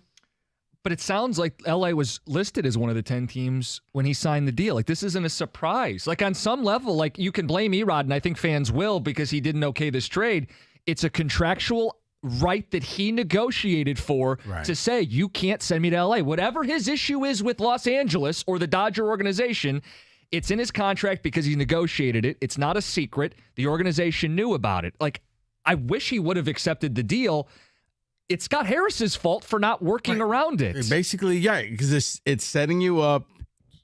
Go play the next 2-3 months in L.A., and then you could go any place else. If you want to come back to Detroit, call us. Sure. We'll work out a deal. But right now, we're going to go ahead and send you off for some players, so when you come back, we'll have those players that we got for you. But now Harris is earning his money. Harris is working the phones. It's sure starting to feel like they're going to botch this. 248-539-9797. Anthony, you're up. You're on 97.1. How you guys doing? What's up? Good, yeah. I don't think I'm ready to say that. Wrong button. Go ahead, Anthony. Yeah, I don't think I'm ready to say that Scott Harris is going to botch this thing.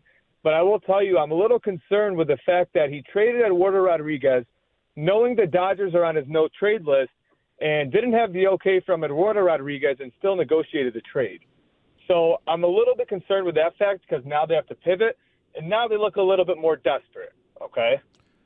It leads me to believe, Anthony, it leads me to believe that the Dodgers went above and beyond whatever they were asking, that he was like, you know what, he's going to say yes, and we're going to get all of this back. Let's just go ahead and make this deal. It's a little disheartening because we'll probably never know what the deal was. But think about it, Anthony, like you and Jim said, you knew the Dodgers were on his no trade list, but you still made the deal anyway, which means that was a pretty sweet deal. Right, and that's entirely possible and makes a ton of sense. Now, what are they going to do next? I don't know. What I'd like to see them do is pivot to maybe the Orioles or the Reds, a team with a nice farm system that maybe, hey, they're looking for a reliever too. We have that too. There's Cisnero. There's Foley, there's Lang. If it nets you a better haul, I'm all ears. But, there's 50 minutes till the deadline, and Scott Harris has to make a move to save this deadline. And, Rico, we talked about it. The Orioles were a preferential partner because of all the top 100 hitters, infielders, left side of the infield, middle infield. They got some bats who can play the outfield. If you want guys who hit, they've got them. They've got 8 top 100 prospects. No, you're not getting Kowser or even Jackson Holiday, the number 1 prospect. But it felt like that was a natural trade partner. I think you still try to make it work, but what you mentioned, you've lost negotiating leverage because an hour ago you could say, well, I got the Dodgers online too, and now everybody knows hold on. Nobody's online too from Los Angeles. The only thing that can help you is if all of a sudden the Braves and the Orioles are still in battle. Yeah. And you could play them off of each other. If there was only one team left, somebody's either going to get a steal or you just got to eat crow and come and tell everybody, yeah, we didn't get rid of them. And you know what? My bad.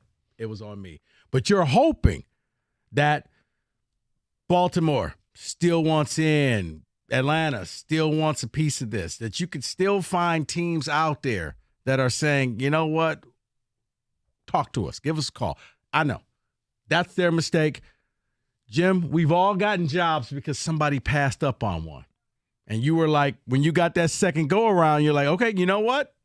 It wasn't, oh, you screwed over. Yeah, you're going to probably pay a little bit less, but you're going to take advantage of it. So we got to wait and see, 50 minutes.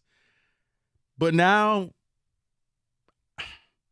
it's bittersweet because it shows me that Harris was doing his job. That's why I wasn't worried. But you made a key mistake. You were able to get it done with everybody, but you didn't have your one guy on board with you, and that's a rookie mistake. How do you guys feel about it? The latest from this hour, final hour of the deadline. Eduardo Rodriguez was all set to go to Los Angeles and be a Dodger. Deal was agreed upon. One problem, his no-trade clause. He says, I'm not going to the Dodgers.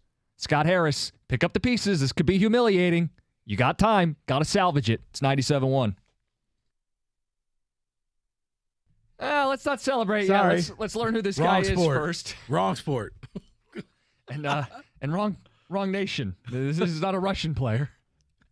The Tigers have traded Michael Lorenzen by himself. No package, no sweetener. So Scott Harris was doing something. He doing something. Okay. Just check. We'll see if it's something Just good. wait till we get what he got. Lorenzen to the Phillies by himself. No sweetener, no package. 1 for 1. Is this 1 for 1, David? That's what it looks like. And it's a second baseman from the Phillies, their farm system. He's not a top 100 player. He's number 5 in their system, a 20-year-old. Hao Yu Lee. He's a Taiwanese second baseman.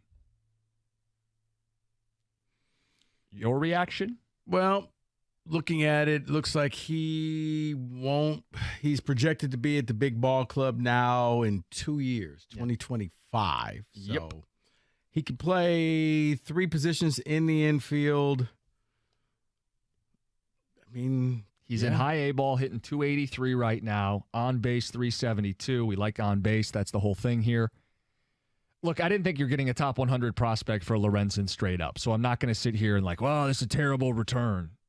It's fine, I guess. He's a young player, international player. We haven't had enough of those.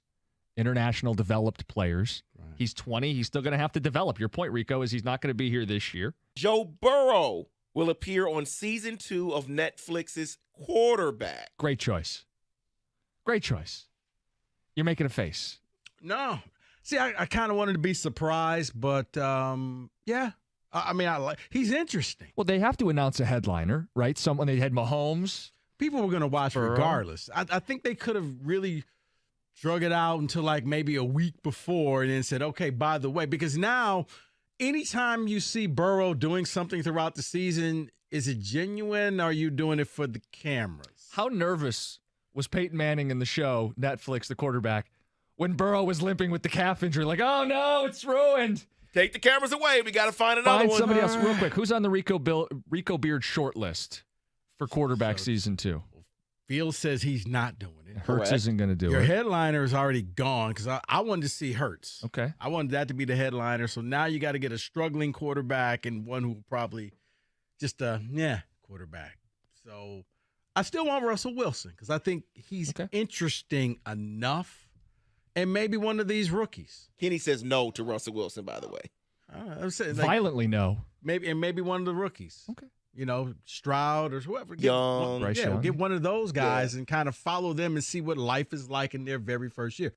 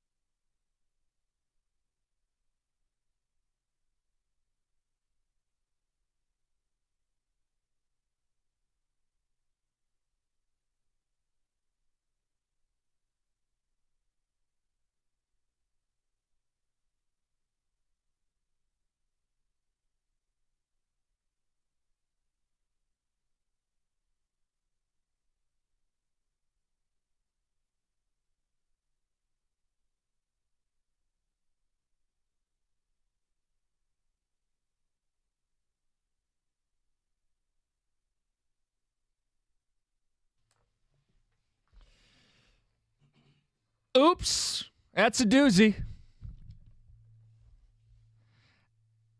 Rico, this is humiliating.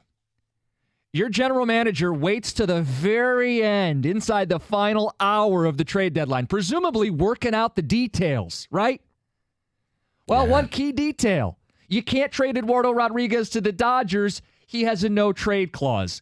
Rico, they agreed to a deal with L.A., but Eduardo said no. And it was no from the day he signed his contract with the Tigers, and either Scott Harris was oblivious or this was a little bit of spite and pettiness. What do you mean? That maybe your eye was like, I haven't forgotten last year when you didn't want to pay me. No, you didn't want to play. Yeah. Still, he didn't get paid. But this is silly. I mean, on one hand, why wouldn't you want to go play for the Dodgers? Well, and the answer is, he's got his own reasons. It's why he negotiated a no-trade clause. But the bigger question to me is, why did Scott Harris not use that information? Looks like, according to David Vassay. Okay. Kenny was just about to, What is this? From what I've been told by players that know Eduardo Rodriguez, his preference is to only pitch on East Coast to be close to family. So, okay, so this is a known thing. Never. So then how does Scott Harris not know this? How do you even get to a point where a deal is in place when you don't have the authority to trade the player to the team you're negotiating with? This is what we talk about when we talk about a guy who's never run a deadline before as the head honcho. This is the stuff that happens. You wait till the last minute. You back yourself into a corner. You're going to have to take less than you should. And this was the fear. They had the leverage. They had the players in a seller's market where top 100 players were flipped. The Rangers, the Astros, the Rays, and the Angels all bought pitching and gave up top 100 prospects. Rico, I hope he salvages it, but I mean, this is the panic I had when we started the show. Okay, you know what? You're allowed to have the panic now. This is now. At 2 o'clock, no. You're allowed to have the panic. I'm allowed to. That's lovely. And I'm not going to sit here and say you're wrong. The best way you could do it is hope that Baltimore is going to give you a sweet deal. Now that it looks like he was going to fall in his lap, if he wants to be on the East Coast, that's the Orioles. That's it. Well, the Braves are on the East Coast. Not really. They're close. East time zone. Baltimore's actually touches water. I know. He started his career in Boston. Baltimore, not that far away. We can go to the phones. 248-539-9797. Did Scott Harris screw this up? Mike, what's up? Good afternoon, guys. How are you doing today? I don't know. Maybe he just wants to be here. Like, what if he wants to opt back in? What would be the problem with that? Like, who do we have to build off of? They want to contend next year. What are you gonna? I mean, if he likes it here, wants to stay here, what's the problem with that? Why do we think that some prospect that may or may not pan out? Like, are you really over impressed with who they got for Michael Lorenzen? Well, Mike, I would simply say this. If he wants to be here, you can still go out and get him in the offseason and bring him back, and then you could also have whatever you traded him for on the team as well. Well, that's true. I do agree with Scott Harris. You know, he may or may not know. He should have known that that was a team on the no trade clause. So I do blame him, like you said, Rico. The thing is, though, is like, if they don't trade him, I don't think it's the end of the world. Maybe he just wants to be here. Now, if they don't trade him and he opts out, then yeah, maybe Erod's trying to, get some on him. Maybe he's not happy. I don't know. So you basically, with those 10 teams out of the mix, you can't trade them to 10 teams. Does anyone know who the other 9 teams are? Well, presumably West Coast teams. So yes, based on that I guess report, it's the West Coast teams. So I think about you can't send them to the Angels. Can't send them to the Diamondbacks. Right. Yeah, or Seattle or Padres. Diamondbacks.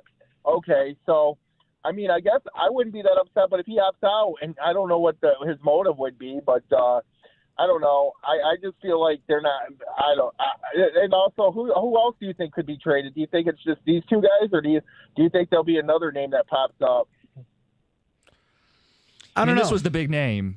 This is the one we were waiting weeks for. I mean, hell, months for. I mean, in May, you guys were talking about, hey, he's hot, he's pitching well. They're going to have to trade him. They're going to have to trade him. And typically, if you wait closer to the deadline, you can get a contender to buy and pay a price. It just tells me that the Dodgers offered a really sweet deal because you knew the Dodgers were on that list of no trade. And you thought, there's no way this guy's going to turn this down. He gets an opportunity to win a World Series, and then he can opt out. And, yeah. No, he's all about the family. He wants the East Coast or nothing. I can't blame him. No, that's because the it thing. was literally right there in the contract. Well, I know we're going to get some of this on the ticket text and in the next 24 hours on the station that he's a bad guy. This is in his contract. He negotiated. He said, I'll come to Detroit. I want my opt-out and I want my no trade, and he got it. He's not a bad guy for using the stuff in his contract. If he doesn't want to move to the West Coast, it's his prerogative. If he wants to opt out, it's his prerogative.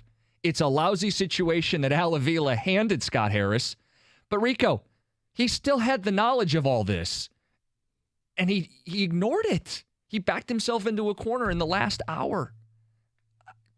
248-539-9797. Larry, you're on 97.1. Hey, how you doing, Cookies? What's up? How you doing, Rico? Hey, man. Hey, you know what? I got a different perspective on this, maybe.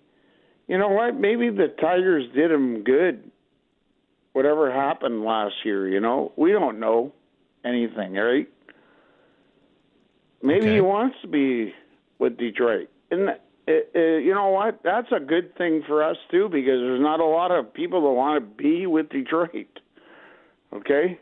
You know that. And we all know that. They don't want to come here. We can build around him. But Larry, there's a big, huge opt-out clause that has to be addressed here, because if he pitches the way he did in the first half of the year, you can rearrange this, right? Yeah, sure. He could opt out, and you could renegotiate, and you could extend him, and you could pay him more money. Absolutely, you can do that, but that has to be addressed, right? Different ways. You don't have to pay him. It's like football. You don't have to pay him right now everything he wants, but you know what? There's people. You know what? And I'm not trying to say this is bad, but there's not a lot of people who want to be in Detroit. Well, I don't know that You know what I'm Erod does, saying? but I don't know that Erod does. I mean, that's your assumption that he's going to stay here. No, My I'm just- assumption is he's going to opt out. Hey, I have my. You guys got your stance, but I think you know what? Maybe the guy wants to be here, and or maybe he wants to be here because of I don't know why, because family, whatever. But obviously, he didn't want to go to L.A. Sure. I would have loved to go to L.A. if I was a major league player. But Well, specifically the Dodgers, where you're competing for a World Series. I mean, they got a loaded roster, and it would only be for a couple months because you got the opt-out. He wants to be close to his according to That this one guy. report, yeah, yeah. he wants to be close to his family, and I guess this guy works with the Dodgers. So Let's get Sully's thoughts. Sully, you're next up on the phones. What's up? Hey, Reeks and Cooks. I'm beside myself right now. This blows me away. I thought Harris was the new guy. He was the new hope. Bye-bye, Avila. This is the new hope, okay? He's Avila 2.0 is what he is. He comes in here, he pulls off the first trade, fine. Okay, here's Erod. Now watch, I'm going to show you I'm the smartest man in the room. I'm going to wait till the last hour and get the biggest haul for him. Newsflash, did you look at his contract? And number two, you blew that because you weren't prepared. You didn't read his contract. And number one, you didn't do your homework at all. I mean, this guy, you didn't look at his no trade and where he wanted to go, and you're going to show everybody you're the smartest man in the room by waiting until the final hour, which screwed you out at any time. Now you're in a scramble. Now he's going to either walk away for nothing or he's just going to just sit there. I mean, that's how I'm going to start calling Harris. I'm going to call him Avila 2.0, because he really screwed the pooch on both ways, man. I mean, wait until the last minute. I understand that. He pulled it off with the other fella, but, not reading the those are rookie mistakes, man. It's your rookie team president. Stuff we talked about. First deadline. I can't say that was the pressure going into your first deadline. Show us. Show us you're different. Not a good look. Not at all. This is one where, I really need him to, when he talks to the media, don't give me the whole, well, we're only going to talk about the trades that we made. No. We want to talk about the trades you didn't make. Tell us about that. Because all Detroit right now is either confused or angry because it really looks as if you did not do your job. And I was giving the man credit, but bruh, as silly as it sounds, you gotta, hey, are you gonna be okay with this deal? I need a confirmed yes. It's like on the plane. I need a confirmed yes. You're in the exit row. Yes. You can't. Yeah, is that a yes? You will assist others with the life vest. Yeah, don't nod your head. No, not I yes. need a confirmed answer. Are you okay with this trade? We'll see. I mean, he's got a little over 30 minutes to pull a rabbit out of a hat. Hey, lines are packed. We're going to hear from Tiger fans. You guys know what we know. They waited to the last day, traded Lorenzen for a prospect, number 5 in the Phillies system, okay? Do with that what you will. They got what they could for Lorenzen. We were all waiting to see what Erod would bring. Could you get a top 100 guy? Throw a reliever in. Get creative. Come on, Scott. Clock's ticking. It's 97-1.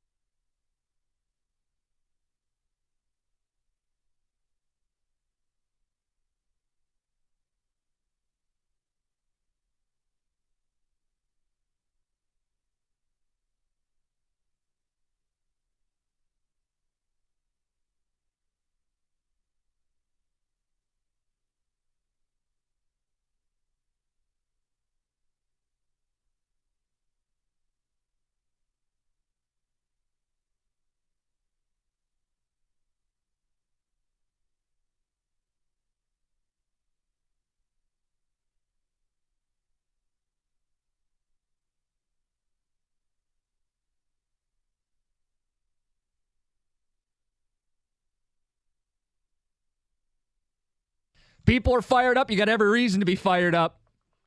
Your general manager looks silly today. Scott Harris, deadline day, hour before the deadline. Eduardo Rodriguez won't waive his no-trade clause. A no-trade clause that's been in his contract since the day Scott Harris took the job. It's not a secret he doesn't want to play for the Dodgers. Rico, this reeks of a general manager in over his head. A general manager who is doing the job of two people. He's the president of baseball ops, and he's the GM, and he's repeatedly told us he doesn't want to hire a GM. Yeah. He said when he took the job, he'll get to it when he gets to it. He said earlier in the summer, he just doesn't have the time for it. This error, this mistake, I think it's fair to question why Scott Harris didn't hire another baseball person to help him navigate the trade deadline. This is a major rookie mistake. And right now, unless the Baltimore Orioles can help you out, this is bad. And why are they going to save your ass? They're going to laugh at you. You're going to be a laughingstock if you don't make the move. We don't have to give you anything. No, because they still want him. They're going to offer maybe a discounted price, but then again, you don't know. But this is a bad look. This is a rookie mistake. I applaud him for getting the deal done, but it's like, how did you make a deal when the guy already said he didn't want to go there? So you only do that because you've had the conversation before. Ding. You know what? We're going to probably trade you out there. Now, I know you don't want to do this, but before we get too far down the line, are you comfortable with this? Hey, stop me now if this is just a pipe dream. But they're offering this. I want to send you there. If you don't like LA that much, leave in 2 months. Yeah, you got your opt-out. But what I don't get, people are pointing out Scherzer had a no trade and Verlander had a no trade. Yeah, but you have a conversation with the guys and say, would you be willing to play for the Astros or the Rangers? And they had to get a yes, otherwise the deals wouldn't have happened. Scherzer was, he didn't waive it right away. Sure. There was a little bit of time, which maybe you're working on Rodriguez right now. Bruh, come on. Waive this no trade. But that's the other difference. You work ahead. You don't wait till the last hour. Because if a hiccup happens, you can try to find a plan B. Because you can either plan B is to convince the player or find another team. I told you, I understand why he waited to the last hour. This is when he thought he had it in the bag. He made a gigantic rookie mistake. If this falls and blows up in his face, he's got to live with this, and he's got to own it and try to fix it. Now you're to the point you can't let one mistake turn into two mistakes. Where now you blew this deal, so now you're just out there scrambling to get a deal, and it's really nothing. This is one where think carefully, because you may end up just having to ride this thing out and trying to negotiate with Erod to bring him back. That's the best case scenario right now for the Tigers if we hear nothing in the next 24 minutes. Let's go back to the phones. Let's go to Steve. Steve, you're up next. Steve, you're on 97.1. Good afternoon, guys. Hey, man. Hold on. Hey, what I don't understand is it was pretty well reported nationally once the word started leaking out there talking to the Dodgers that the Dodgers are one of the teams on the no trade clause. So it's not that Harris didn't know it. A couple of the callers are saying he's dumb because he didn't know there's a no trade. He definitely knew it was there. But I'm thinking the Dodgers would have known too. And how are they going to 5 o'clock on a deal without asking the question, hey, we just read Rosenthal or somebody tweeting that we're on the no trade. Scott, you do have approval, right? And you know what, Steve, I think that the Dodgers thought in good faith you had already had this conversation. So this wasn't something new. Like, okay, he wants to come to the Dodgers for a couple of months. Great. We'll give you this. We'll give you that. Fully believing you had this conversation. And wait, you didn't? So, yeah, the Dodgers have a little bit of egg on their face because now they are trying to scramble. They probably thought, okay, well, we didn't get Verlander, but that's cool. We had our plan B. Well, now they're down to their plan C. He's got 25 minutes to fix it. We are. Say what? Yeah. Yeah, they're almost in as bad a shape as we are because they needed Erod more than we needed them, and they're coming up empty-handed too. Oh, absolutely. Now, they could still pivot to Jack Flaherty, who's a pitcher on the market that people have talked about. I don't believe I've seen him traded. This is going to cause both teams to scramble. And if I'm the Dodgers, this is a bad working relationship to know there's a general manager in the league that's going to agree to deals build deals in bad faith. This is one where, he's never going to, like, when he makes a deal, hey, have you talked to your player? Let's get him on a three-way. Let's get him on a three-way. Can we get their agent on the phone? Yeah. Can we just get confirmation? You know what? Before I waste the half of my afternoon and push my lunch back, can we make sure this is actually going to happen? For S's and G's, let's just go ahead and get him on and make sure that this, hey, you cool with this? Is this you? Okay. Yeah, you're good? Cool. All right, we can make the deal. He's going to get made fun of. Oh, absolutely. Because this is a rookie mistake, and he's going to have to own it. And now we've all made mistakes. How do you bounce back from this? And I'm not excusing him by saying that. That's about the best you could do right now is, man, you got to own this. You got the scarlet letter. You screwed this up. Let's go to Ryan. Ryan, you're next up on 97.1. Hey, guys. Thanks for taking my call. I'm just as confused and frustrated as everyone else. But I do, to the point of people calling in saying that this is on Scott Harris to not know there was a no-trade clause. I can't imagine that he had no idea that this was in play. But I'm with you guys where I'm trying to figure out, was there a conversation had? Was there not a conversation had? Because, as you guys mentioned earlier, Scherzer and Verlander had to waive their no-trade clauses to get moved. It happens all the time in sports where guys are waiving those things to move on. So I don't know. This relationship with Erod and the Tigers has been weird since the day he got here. So I don't necessarily know what's going on behind the scenes. I just don't know if Scott Harris deserves all the heat for what's going on here, because I'd have to imagine too, if you go to a guy, who would you put it to? Who would you give it to if it wasn't Harris? Who deserves the heat? Well, I guess, you know what, maybe I'll backtrack on that a bit, but I don't really understand where Erod's position is as far as, I'd like to think that if you come to someone and say, hey, we're getting you out of here, you know, a lot of guys are waiving their no-trade clause, because why would he want to stick around here any longer if he knows there's no interest in having him here? And at this point, if you can't move him to another team, I can't imagine he re-signs here back next year and exercises his option. No, I think the reason we're speculating, but whatever his reason is, he doesn't want to play for the Dodgers. The team knew about that when he signed the contract. I don't think he's at all the problem here. He was up front. It was in writing. It was understood. Right. 10 teams, which means 1/3 of Major League Baseball, guys, I don't want to play for these teams. Right. So you know that going in. It's not a surprise. People waive their no-trade clauses, but you know that going in. Right. Before you get to a point where a deal is going to be made. Right. And if you're working ahead, maybe do it earlier in the day. Try to get the deal done earlier in the day, knowing you still have this major hurdle you have to cross. Don't wait till the very end of the day. Right. If this was the case, then this is maybe one where you present this deal yesterday, giving yourself 24 hours to smooth it over with Erod or pivot if he doesn't want to go. Like I said, if he somehow pulls a rabbit out of the hat in the next 19 minutes, okay, you know what? You showed me that you can think on the fly and you salvage this. But right now, I'll allow anybody out there who's angry, who wants to get frustrated. I can't say anything because this is a bad look. And he's got to answer the question of what happened and how did you let it get this far? We'll get to as many people as we can, wrap the hour up, and then Rieger and Wojcik. I'm sure Rieger will continue talking about this. You hear him through the glass over there. It's 97.1.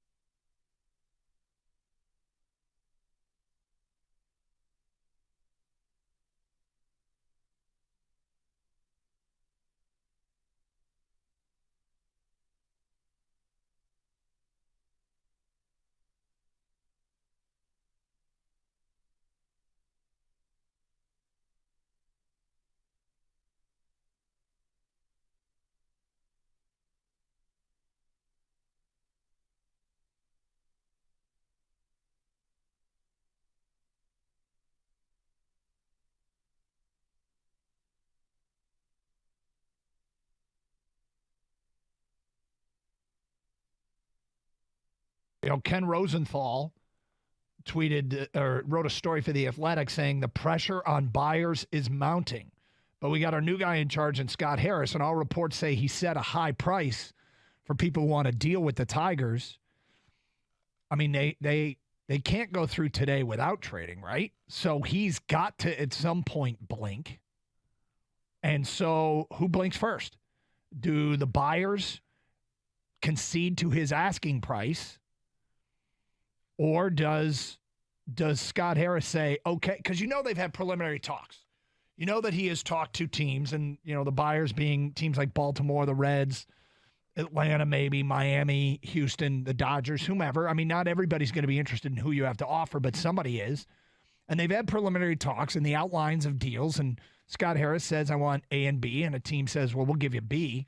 And then you go, okay, maybe we'll circle back. But you kind of have an outline of what a team is willing to give up for your guys, and you know what you asked for your guys.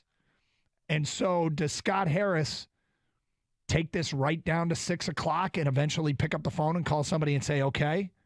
Or does it go right down to 6 o'clock and that somebody says, okay, I'll do it for what you want?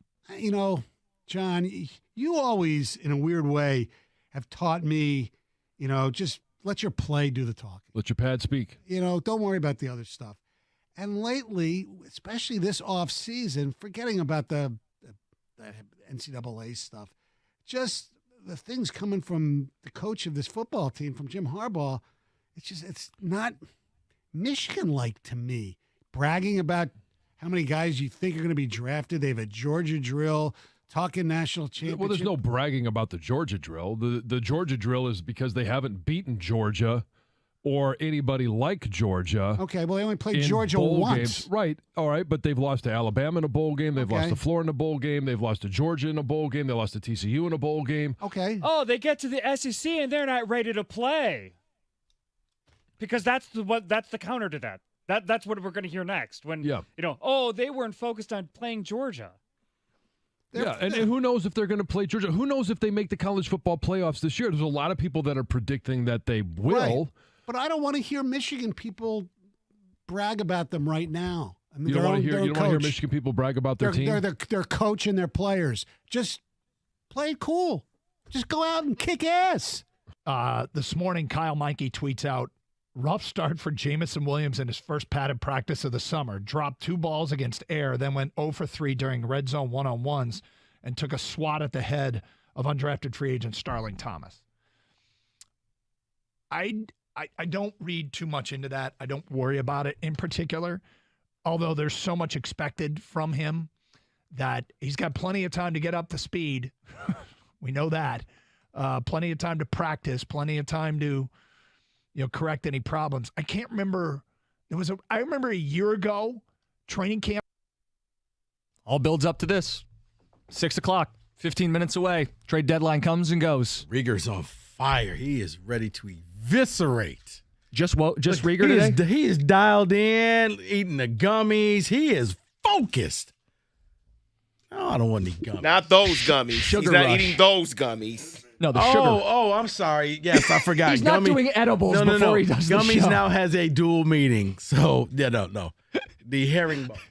I got to tell you, with this latest news, somebody might be doing gummies. Like, how does that happen? Have you ever seen this? Guys, maybe I'm missing something. Have you ever seen a deal walk right up to the deadline and a player says, oh, why didn't you ask me? I'm not going there. I feel it's probably happened, but not with your biggest pending free agent who can opt out. And it's your inaugural trade deadline. It's your chance to prove to Tiger fans that your name is not Al Avila. And the second deal you try to make, it's now national news that Erod said, I ain't going there. For whatever his reason is, he ain't going there. And Scott Harris knew that.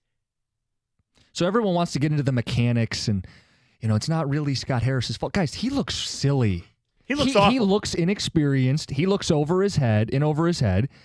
he looks like he got made a fool of. Well, for all the people, and I see Stoney tweeting it, I see Wojo tweeting it, I see a lot of baseball people tweeting it. This is how business gets done, Jim. So Wojo's not going to be here today? No, he's not here. You work Writing out a column. You work out the deal, right? You work out the deal, and then you work on the player or the player's agent. And while that might very well be how the deal gets done, you're exactly right. When's the last time you heard a player on trade deadline day saying, nope, I ain't going there after the deal's been worked out? Like sometimes they put up a bit of a fight, like Verlander when he was leaving the first time from Detroit, but eventually you break him down and you get the deal done and you work ahead and you don't finalize a deal until you know you have the blessing of the player. Could you imagine the Dodgers?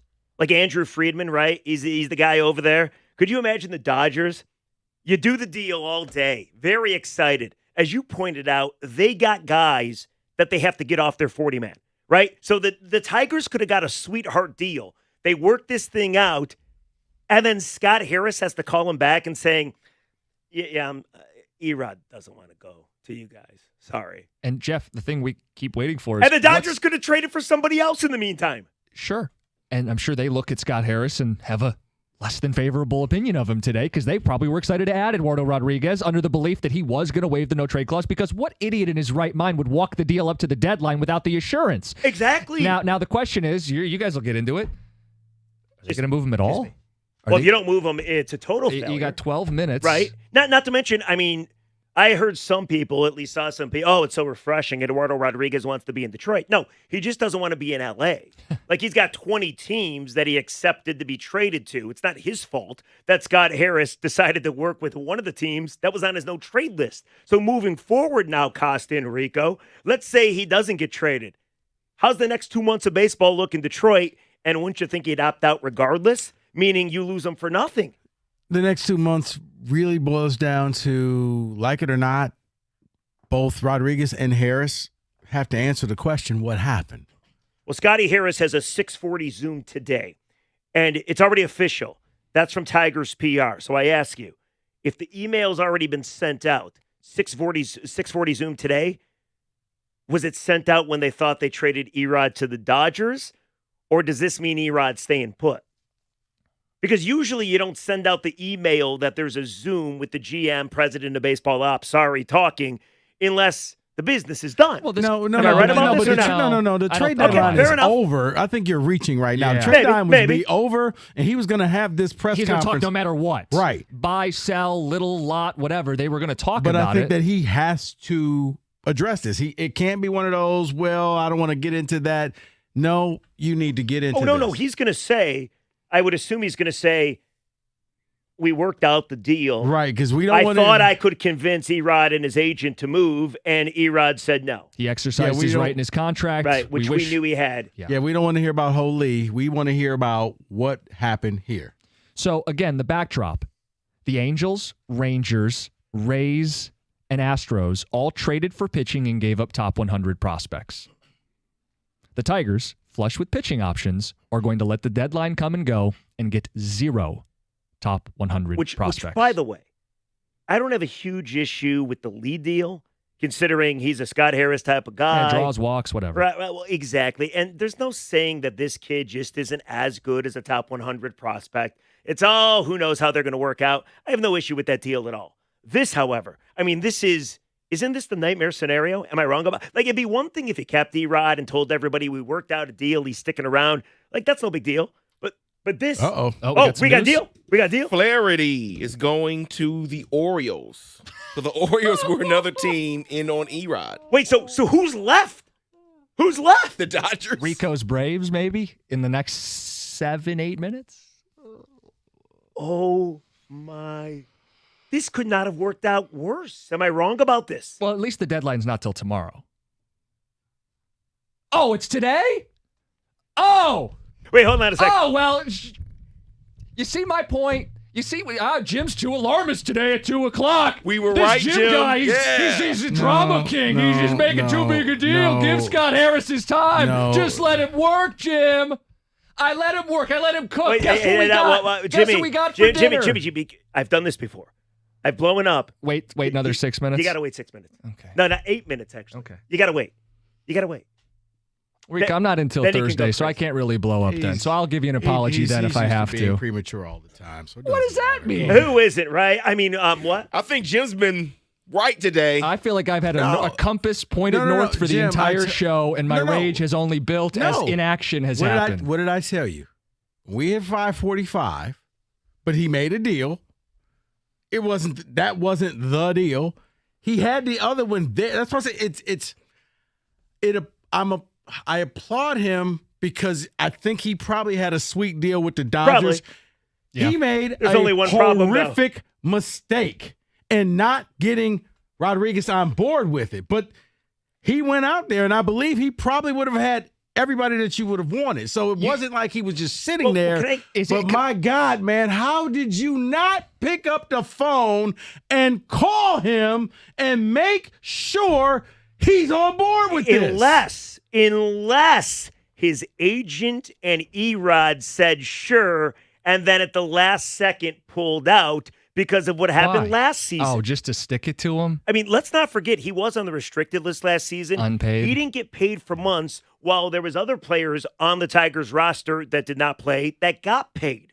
So Scott Harris would be a casualty to last year's bad blood. That's a theory. Just throwing out a theory. I'm not saying that's true. I'm just throwing out a theory. Something that's been in my craw. Jeff, you go to a lot of press conferences and you ask a lot of questions to people. Would it be out of line to ask Scott Harris why he didn't hire a general manager? No, I think it's pretty obvious he should have. Okay.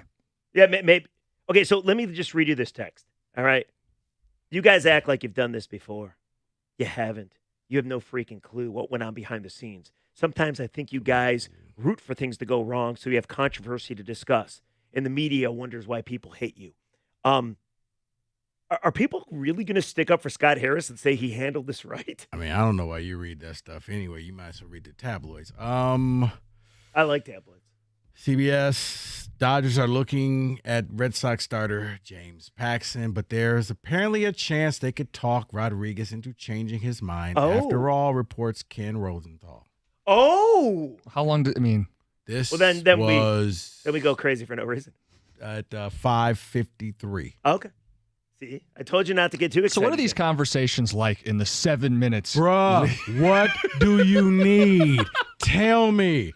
What do you want? Beachfront prime? We will put you right next to Lincoln Riley. What do you need? But how do you let the report get out there if there's still a chance the Dodgers can work out the deal? How do you allow this to get out there? And it just makes people look bad. So if they end up doing it, it still looks bad. If they end up making the deal, then you know what? Nobody's going to care. Because now you're just looking at what did they get. Jeff, there's a lot of deals that if you knew all the workings that went on, you would be amazed. That's my point, though. Don't let it get out there if you still think there's a chance it could happen. Unless the Dodgers put it out there. They're not giving up. Oh, to make the Tigers look bad. No, I don't know about that. Yeah. What else are they going to do? They need an arm. Because to their fans, it was like, hey, guys. We tried. We did everything we could. They screwed us. What do you think Al Avila's thinking right now? Does he even know? He's probably laughing. Season? He's like, look at them in Detroit. I told you, if I was there, the rebuild would almost be done. We were close. We had a great farm system.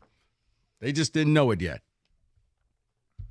These ticket texts are unbelievable. Somebody states that they too made a deal with the Dodgers, but the Dodgers didn't accept that one. So does that count?